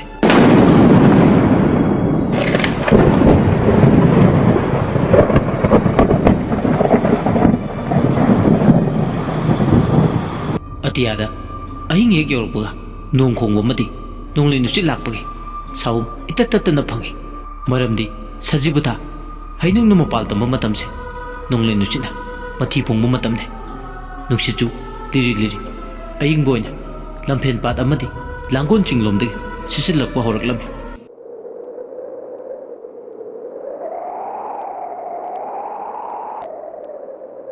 Lampen na wa kombide sajibu mabu ngai ngamda khoirangna langon chingbu yengna mathawoina anobu kumamabu yam wana ngai duna lei. Asungai gi tanja sida atiyada nongthang kublak lai. Thawm chak pumba amuba lechinna yukhaloikre. Nongsu sumsum mangduna leibadi yadabani mariam leida haitharakle. Nonglei nusit ke loina asumna atheng bahingduda nong nungsit ani puna amukta misang oikibana akibagi saklot lawba horakle.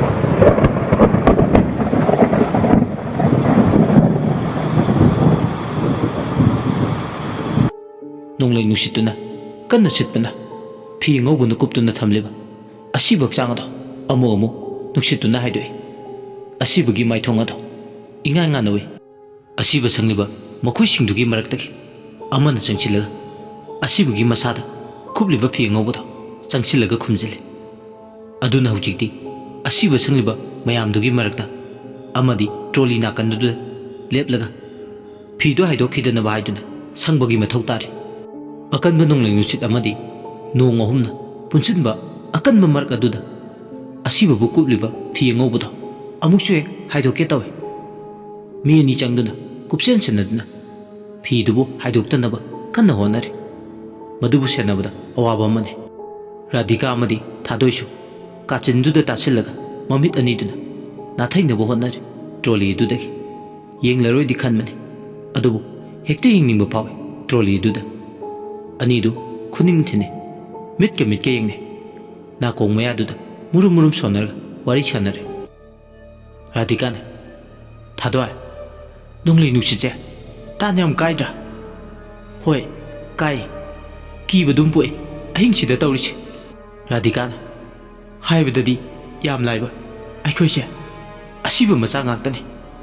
ꯑꯗꯨꯕꯨ ꯑꯁꯤꯕꯁꯤꯅ ꯑꯍꯤꯡꯁꯤꯗ ꯃꯤꯠꯃꯥꯡꯗ ꯁꯥꯡꯅ ꯌꯦꯇꯥꯗꯨꯅ ꯂꯩꯕꯁꯦ ꯋꯥꯈꯜꯁꯦ ꯃꯣꯟ ꯈꯜꯂꯤ ꯍꯣꯏ ꯑꯗꯨꯕꯨꯗꯤ ꯆꯨꯝꯕ ꯇꯜꯂꯦꯗ ꯌꯥꯝꯅ ꯅꯣꯡꯉꯥꯟꯕ ꯉꯥꯏꯗꯣꯏꯁꯦ ꯋꯥꯈ꯭ꯔꯦꯗ ꯇꯧꯔꯤꯁꯦ ꯑꯁꯨꯝꯅ ꯑꯅꯤꯗꯣ ꯃꯈꯣꯜ ꯊꯣꯛꯇꯅ ꯃꯨꯔꯨꯝ ꯃꯨꯔꯨꯝ ꯁꯣꯟꯅꯔꯒ ꯂꯩ ꯇꯟꯖꯥꯗꯨꯗ ꯕꯦꯔꯟꯗꯥꯗꯨꯗ ꯆꯔꯩ ꯐꯤꯉꯧ ꯁꯦꯠ ꯁꯤꯈ꯭ꯔꯕ ꯇꯥꯃꯨꯒꯤ ꯊꯋꯥꯏꯅꯤ ꯑꯃꯨꯕ ꯃꯩꯈꯨ ꯑꯣꯜꯂꯒ ꯃꯥꯒꯤ ꯑꯁꯤꯕ ꯍꯛꯆꯥꯡ ꯊꯝꯂꯤꯕ ꯇ꯭ꯔꯣꯂꯤ ꯃꯄꯥꯗꯨꯗ ꯀꯗꯣꯝꯗꯒꯤꯅꯣ ꯈꯪꯗꯦ ꯐꯨꯛ ꯂꯥꯎꯅ ꯐꯥꯎꯖꯤꯜꯂꯔꯦ ꯇꯧꯔꯤꯕ ꯊꯧꯗꯣꯛ ꯑꯗꯨ ꯊꯥꯗꯣꯏ ꯑꯃꯗꯤ ꯔꯥꯙꯤꯀꯥ ꯃꯈꯣꯏ ꯑꯅꯤꯒꯤ ꯃꯤꯠ ꯈꯛꯇꯗꯅꯤ ꯎꯍꯜꯂꯤꯕ ꯑꯇꯩꯗꯨꯗꯤ ꯎꯕ ꯅꯠꯇꯦ ꯑꯅꯤꯗꯨ ꯇꯥꯃꯨꯒꯤ ꯑꯁꯤꯕ ꯊꯋꯥꯏꯗꯨ ꯎꯕꯗ ꯃꯃꯤꯠ ꯃꯅꯥ ꯆꯞ ꯌꯨꯡꯗꯨꯅ ꯌꯦꯡꯂꯒ ꯂꯩ ꯃꯌꯥꯁꯨ ꯎꯝꯁꯤꯟꯕ ꯀꯥꯎꯔꯦ ꯉꯁꯥꯏꯗ ꯆꯠꯈ꯭ꯔꯕ ꯑꯁꯤꯕ ꯊꯋꯥꯏꯁꯤꯅ ꯑꯃꯨꯛ ꯀꯔꯤꯒꯤ ꯃꯐꯝꯁꯤꯗ ꯅꯧꯅ ꯍꯟꯖꯤꯜꯂꯛꯂꯒ ꯂꯥꯛꯂꯤꯕꯅꯣ ꯈꯜꯂꯨꯕꯗ ꯋꯥꯈꯜ ꯊꯣꯛꯄ ꯉꯝꯗ꯭ꯔꯦ ꯑꯅꯤꯗꯣ ꯊꯋꯥꯏꯗꯨ ꯎꯕꯗ ꯍꯝꯆꯠ ꯍꯝꯄꯣꯏꯅꯦ ꯑꯁꯨꯝꯅ ꯉꯛꯆꯥꯟꯅꯅ ꯌꯦꯡꯂꯤꯉꯩ ꯇꯥꯃꯨꯒꯤ ꯑꯁꯤꯕ ꯊꯋꯥꯏꯗꯨꯅ ꯃꯁꯥꯒꯤ ꯑꯁꯤꯕ ꯍꯛꯆꯥꯡꯗꯣ ꯌꯦꯡꯂꯒ ꯇꯦꯡꯊꯥꯅ ꯑꯣꯏꯅ ꯀꯞꯂꯛꯂꯦ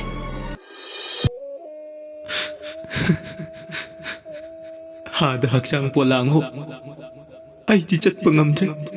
ꯈꯣꯡꯁꯦ ꯊꯥꯡꯗꯣꯛꯇꯨꯅ ꯊꯋꯥꯏ ꯑꯩꯅ ꯍꯛꯆꯥꯡ ꯅꯪꯕꯨ ꯊꯥꯗꯣꯛꯇꯨꯅ ꯆꯠꯄ ꯉꯝꯗ꯭ꯔꯦ ꯍꯦ ꯍꯛꯆꯥꯡ ꯅꯪꯕꯨ ꯊꯋꯥꯏ ꯑꯩꯅ ꯄꯥꯝꯃꯨꯖꯩ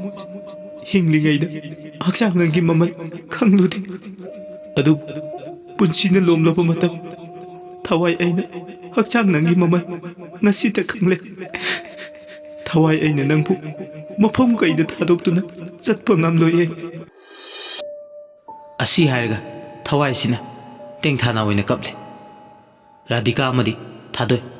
ꯑꯁꯤꯕ ꯊꯋꯥꯏꯗꯨꯒꯤ ꯄꯥꯎꯗꯝ ꯈꯣꯜ ꯑꯗꯨ ꯇꯥꯕꯗ ꯀꯤꯕꯅ ꯃꯁꯥꯁꯤꯡꯗꯣ ꯊꯛ ꯅꯤꯛꯏ ꯑꯁꯤꯕ ꯁꯪꯂꯤꯕ ꯑꯇꯩꯗꯨꯗꯤ ꯊꯋꯥꯏꯗꯨꯅ ꯇꯧꯔꯤꯕꯗꯣ ꯎꯔꯝꯗꯦ ꯃꯣꯏꯒꯤ ꯊꯣꯛꯄ ꯅꯣꯡꯂꯩ ꯅꯨꯡꯁꯤꯠꯇꯨꯅ ꯑꯁꯤꯕꯗꯨꯕꯨ ꯈꯨꯝꯂꯤꯕ ꯐꯤꯗꯨ ꯄꯥꯏꯊꯣꯛꯈꯤꯗꯅꯕ ꯍꯣꯠꯅꯔꯤ ꯆꯔꯩ ꯐꯤꯉꯧ ꯁꯦꯠ ꯑꯁꯤꯕ ꯊꯋꯥꯏꯗꯨꯗꯤ ꯃꯥꯒꯤ ꯑꯁꯤꯕ ꯍꯛꯆꯥꯡꯗꯨꯒꯤ ꯑꯀꯣꯏꯕꯗꯨꯗ ꯀꯣꯏꯄꯥꯏ ꯄꯥꯏꯗꯨꯅ ꯂꯩ ꯊꯋꯥꯏꯗꯨꯅ ꯑꯗꯨꯝꯅ ꯇꯧꯔꯤꯉꯩ ꯋꯥꯔꯗ ꯑꯗꯨꯒꯤ ꯃꯅꯨꯡꯗ ꯀꯦꯟꯁꯔꯅ ꯅꯥꯗꯨꯅ ꯂꯩꯕ ꯏꯕꯣꯆꯧ ꯀꯧꯕ ꯑꯍꯜ ꯑꯃꯁꯨ ꯈꯨꯗꯛ ꯑꯗꯨꯗ ꯌꯥꯏꯕꯤ ꯊꯋꯥꯏ ꯊꯥꯔꯦ ꯊꯋꯥꯏ ꯊꯥꯔꯤꯕ ꯍꯛꯆꯥꯡꯗꯨꯕꯨ ꯌꯦꯡꯅ ꯏꯃꯨꯡ ꯃꯅꯨꯡꯒꯤ ꯃꯤꯑꯣꯏꯁꯤꯡꯅ ꯑꯁꯤꯕ ꯃꯁꯥꯗꯨ ꯀꯣꯜꯂꯒ ꯀꯞꯄꯤ ꯑꯍꯤꯡꯁꯤꯗ ꯑꯁꯤꯕ ꯑꯅꯤ ꯃꯊꯪ ꯋꯥꯔꯗꯁꯤꯗ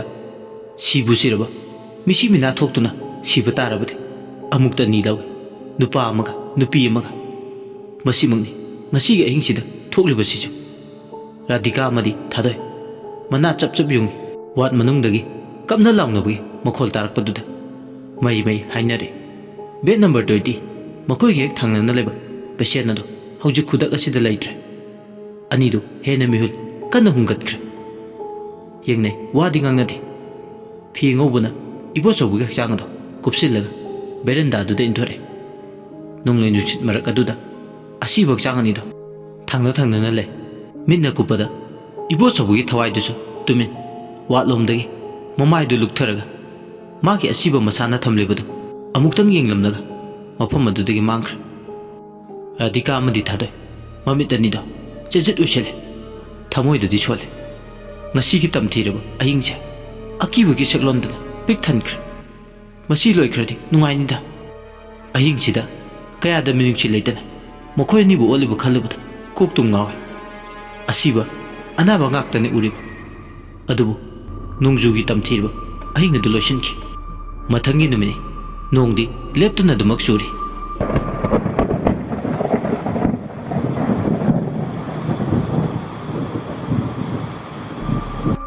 ꯅꯣꯡꯉꯥꯜꯂꯛꯄꯗꯨꯗꯗꯤ ꯗꯣꯛꯇꯔ ꯂꯥꯛꯇꯨꯅ ꯑꯁꯤꯕ ꯍꯛꯆꯥꯡ ꯑꯅꯤꯗꯣ ꯄꯨꯊꯕ ꯌꯥꯅꯕ ꯗꯤꯁꯆꯥꯔꯖ ꯁꯥꯔꯇꯤꯐꯤꯀꯦꯠꯁꯨ ꯏꯔꯤ ꯅꯣꯡꯖꯨ ꯃꯔꯛ ꯑꯗꯨꯗ ꯑꯁꯤꯕ ꯍꯛꯆꯥꯡ ꯑꯅꯤꯗꯣ ꯄꯨꯊꯈ꯭ꯔꯦ ꯑꯗꯨꯕꯨ ꯉꯔꯥꯡ ꯑꯍꯤꯡꯒꯤ ꯑꯀꯤꯕꯗꯨꯗꯤ ꯀꯣꯛꯄꯗꯤ ꯂꯩꯍꯧꯗꯦ ꯔꯥꯙꯤꯀꯥ ꯑꯃꯗꯤ ꯊꯥꯗꯣꯏ ꯑꯅꯤꯗꯣ ꯅꯣꯡꯉꯥꯜꯂ ꯐꯥꯎ ꯑꯅꯤꯗꯣ ꯑꯅꯝꯃꯥ ꯏꯆꯨꯏ ꯆꯨꯏ ꯏꯍꯩ ꯍꯩꯅꯤꯡꯂꯝꯗꯦ ꯅꯨꯡꯁꯨꯛ ꯅꯨꯡꯖꯥꯅꯅ ꯐꯟꯁꯥꯡ ꯊꯥꯔꯤꯕ ꯀꯥꯆꯤꯟ ꯑꯃꯗ ꯐꯝꯂꯒ ꯂꯩ ꯃꯈꯣꯏ ꯑꯅꯤꯁꯨ ꯃꯣꯏꯒꯤ ꯑꯅꯥꯕꯁꯤꯡꯗꯣ ꯁꯦꯕꯥ ꯇꯧꯔꯕ ꯃꯇꯨꯡ ꯉꯥꯏꯍꯥꯛ ꯄꯣꯊꯥꯕ ꯑꯣꯏꯅ ꯅꯨꯃꯤꯗꯥꯡ ꯋꯥꯏꯔꯝꯗꯨꯗ ꯐꯝꯂꯤ ꯅꯣꯡꯁꯨ ꯊꯤꯜꯂꯤ ꯊꯤꯜꯂꯤ ꯆꯨꯔꯤ ꯔꯥꯙꯤꯀꯥꯅ ꯉꯔꯥꯡ ꯑꯍꯤꯡꯒꯤ ꯊꯧꯗꯣꯛꯇꯣ ꯍꯣꯏ ꯏꯃꯥ ꯊꯥꯗꯣꯏꯅꯁꯨ ꯈꯨꯝꯃꯤ ꯑꯍꯣꯏꯕ ꯀꯤꯗꯨꯝ ꯀꯤ ꯇꯟꯕꯨ ꯇꯜꯂꯦꯗ ꯑꯩꯗꯤ ꯅꯨꯃꯤꯗꯥꯡ ꯑꯣꯏꯔꯛꯀꯅꯤ ꯈꯜꯂꯨꯕꯗ ꯊꯥꯗꯣꯏꯅ ꯑꯃꯨꯛ ꯈꯨꯝꯃꯤ ꯉꯔꯥꯡ ꯑꯍꯤꯡ ꯂꯣꯏꯈꯤꯕꯒ ꯉꯁꯤꯒꯤ ꯅꯨꯃꯤꯠꯁꯦ ꯍꯧꯈꯤꯕꯒ ꯈꯪꯍꯧꯗꯦ ꯔꯥꯙꯤꯀꯥꯅ ꯃꯝꯁꯤꯟꯈꯤꯕꯒ ꯈꯪꯍꯧꯗꯦ ꯊꯥꯗꯣꯏ ꯔꯥꯙꯤꯀꯥ ꯑꯅꯤꯗꯣ ꯉꯁꯤꯗꯤ ꯍꯣꯇꯦꯜꯗꯒꯤ ꯆꯥꯛ ꯂꯩꯕꯒ ꯊꯣꯛꯇꯦ ꯕꯦꯔꯦꯟꯗꯥꯗꯨꯗ ꯑꯃꯨꯛ ꯋꯥꯔꯤ ꯁꯥꯟꯅ ꯆꯥꯛ ꯊꯣꯡꯉꯤ ꯑꯗꯨꯒ ꯃꯈꯣꯏꯒꯤ ꯏꯃꯨꯡꯒꯤ ꯑꯃꯗꯤ ꯑꯅꯥꯕꯒꯤ ꯄꯤꯖꯔꯤ ꯑꯅꯤꯗꯨꯅ ꯃꯌꯥꯝ ꯆꯥꯕ ꯂꯣꯏꯔꯛꯄ ꯃꯇꯝ ꯄꯨꯈꯝ ꯑꯃꯠꯇꯗ ꯄꯨꯟꯅ ꯆꯥꯛ ꯆꯥꯃꯤꯟꯅꯔꯤ ꯆꯥꯛ ꯇꯣꯛꯂꯛꯄꯗ ꯑꯗꯨꯝ ꯀꯔꯤ ꯂꯣꯏꯁꯤꯟꯕꯒ ꯄꯨꯡ 9 ꯍꯥꯏꯔꯛꯑꯦ ꯅꯣꯡꯗꯤ ꯂꯦꯞꯇꯅ ꯑꯗꯨꯃꯛ ꯆꯨꯔꯤ ꯑꯅꯤꯗꯨ ꯉꯟꯇꯥꯅ ꯕꯦꯔꯦꯟꯗꯥ ꯀꯥꯆꯤꯟꯗꯨꯗ ꯇꯨꯝꯗꯣꯏꯒꯤ ꯊꯧꯔꯥꯡ ꯇꯧꯔꯤ ꯉꯔꯥꯡ ꯑꯍꯤꯡ ꯀꯌꯥ ꯇꯨꯝꯆꯠ ꯐꯥꯈꯤꯗꯕꯒ ꯉꯁꯤꯗꯤ ꯑꯅꯤꯗꯣ ꯉꯟꯇꯥꯅ ꯃꯃꯤꯠ ꯑꯅꯤꯗꯣ ꯇꯞꯅ ꯂꯣꯠꯊꯔꯛꯑꯦ ꯑꯅꯤꯗꯨ ꯇꯤꯟꯅꯕꯗ ꯃꯇꯤꯛ ꯆꯥꯏ ꯇꯦꯜꯂꯕ ꯃꯇꯝ ꯈꯔ ꯑꯅꯥꯕꯒꯤ ꯁꯦꯕꯥ ꯂꯥꯛꯄꯗ ꯈꯪꯅꯕꯗꯒꯤ ꯍꯦꯟꯅ ꯂꯨꯅ ꯇꯤꯟꯅꯔꯛꯂꯦ ꯑꯅꯤꯗꯣ ꯆꯞ ꯆꯥꯅꯅ ꯑꯃꯨꯛꯇꯗ ꯋꯥꯕꯒ ꯀꯩꯒ ꯄꯥꯈꯤꯕꯅ ꯅꯤꯡꯉꯥꯏꯗꯅ ꯃꯃꯤꯠꯁꯤꯡꯗꯣ ꯂꯣꯏꯅ ꯂꯣꯠꯊꯔꯛꯑꯦ ꯅꯤꯗ꯭ꯔꯥ ꯀꯧꯕꯤ ꯂꯩꯔꯝꯃꯤꯅ ꯑꯅꯤꯗꯣ ꯁꯨꯝꯈ꯭ꯔꯦ ꯉꯁꯤꯗꯤ ꯍꯣꯁꯄꯤꯇꯥꯜꯁꯨ ꯎꯟ ꯋꯥꯏꯃꯨꯛ ꯆꯤꯛꯏ ꯅꯣꯡꯁꯨ ꯊꯤꯜꯂꯤ ꯊꯤꯜꯂꯤ ꯆꯨꯔꯤ ꯅꯣꯡꯁꯤꯅ ꯊꯦꯡꯖꯤꯜꯂꯛꯂꯒ ꯍꯦꯜꯂꯛꯏ ꯆꯨꯕ ꯁꯨꯝ ꯆꯥꯎꯔꯥꯛꯅ ꯄꯨꯡ 12 ꯈꯔ ꯍꯦꯜꯂꯛꯄ ꯑꯗꯨꯋꯥꯏꯗ ꯕꯦꯔꯦꯟꯗꯥꯗꯨꯗ ꯀꯣꯛ ꯀꯣꯛ ꯀꯥꯀꯛ ꯍꯥꯏꯗꯅ ꯍꯪꯒꯠ ꯍꯟꯗꯥ ꯃꯤ ꯆꯠꯄ ꯃꯥꯟꯕꯒꯤ ꯃꯈꯣꯜ ꯇꯥꯔꯛꯑꯦ ꯃꯤ ꯈꯔ ꯆꯠꯄꯗꯧꯅ ꯃꯥꯟꯕ ꯈꯣꯡꯊꯥꯡꯒꯤ ꯃꯈꯣꯜꯗꯅ ꯍꯟꯖꯤꯟ ꯕꯦꯔꯦꯟꯗꯥꯗꯨꯗ ꯇꯧꯔꯤꯕꯗꯣ ꯑꯗꯨꯝꯅ ꯇꯠꯇꯅ ꯃꯈꯣꯜꯗꯣ ꯇꯥꯔꯛꯂꯕꯗ ꯃꯤꯁꯤꯡ ꯅꯥꯁꯤꯡꯕꯤ ꯃꯅꯥ ꯁꯤꯡꯕꯤ ꯔꯥꯙꯤꯀꯥꯗꯣ ꯇꯨꯝꯂꯝꯕꯗꯒꯤ ꯃꯤꯀꯞ ꯊꯣꯛꯂꯦ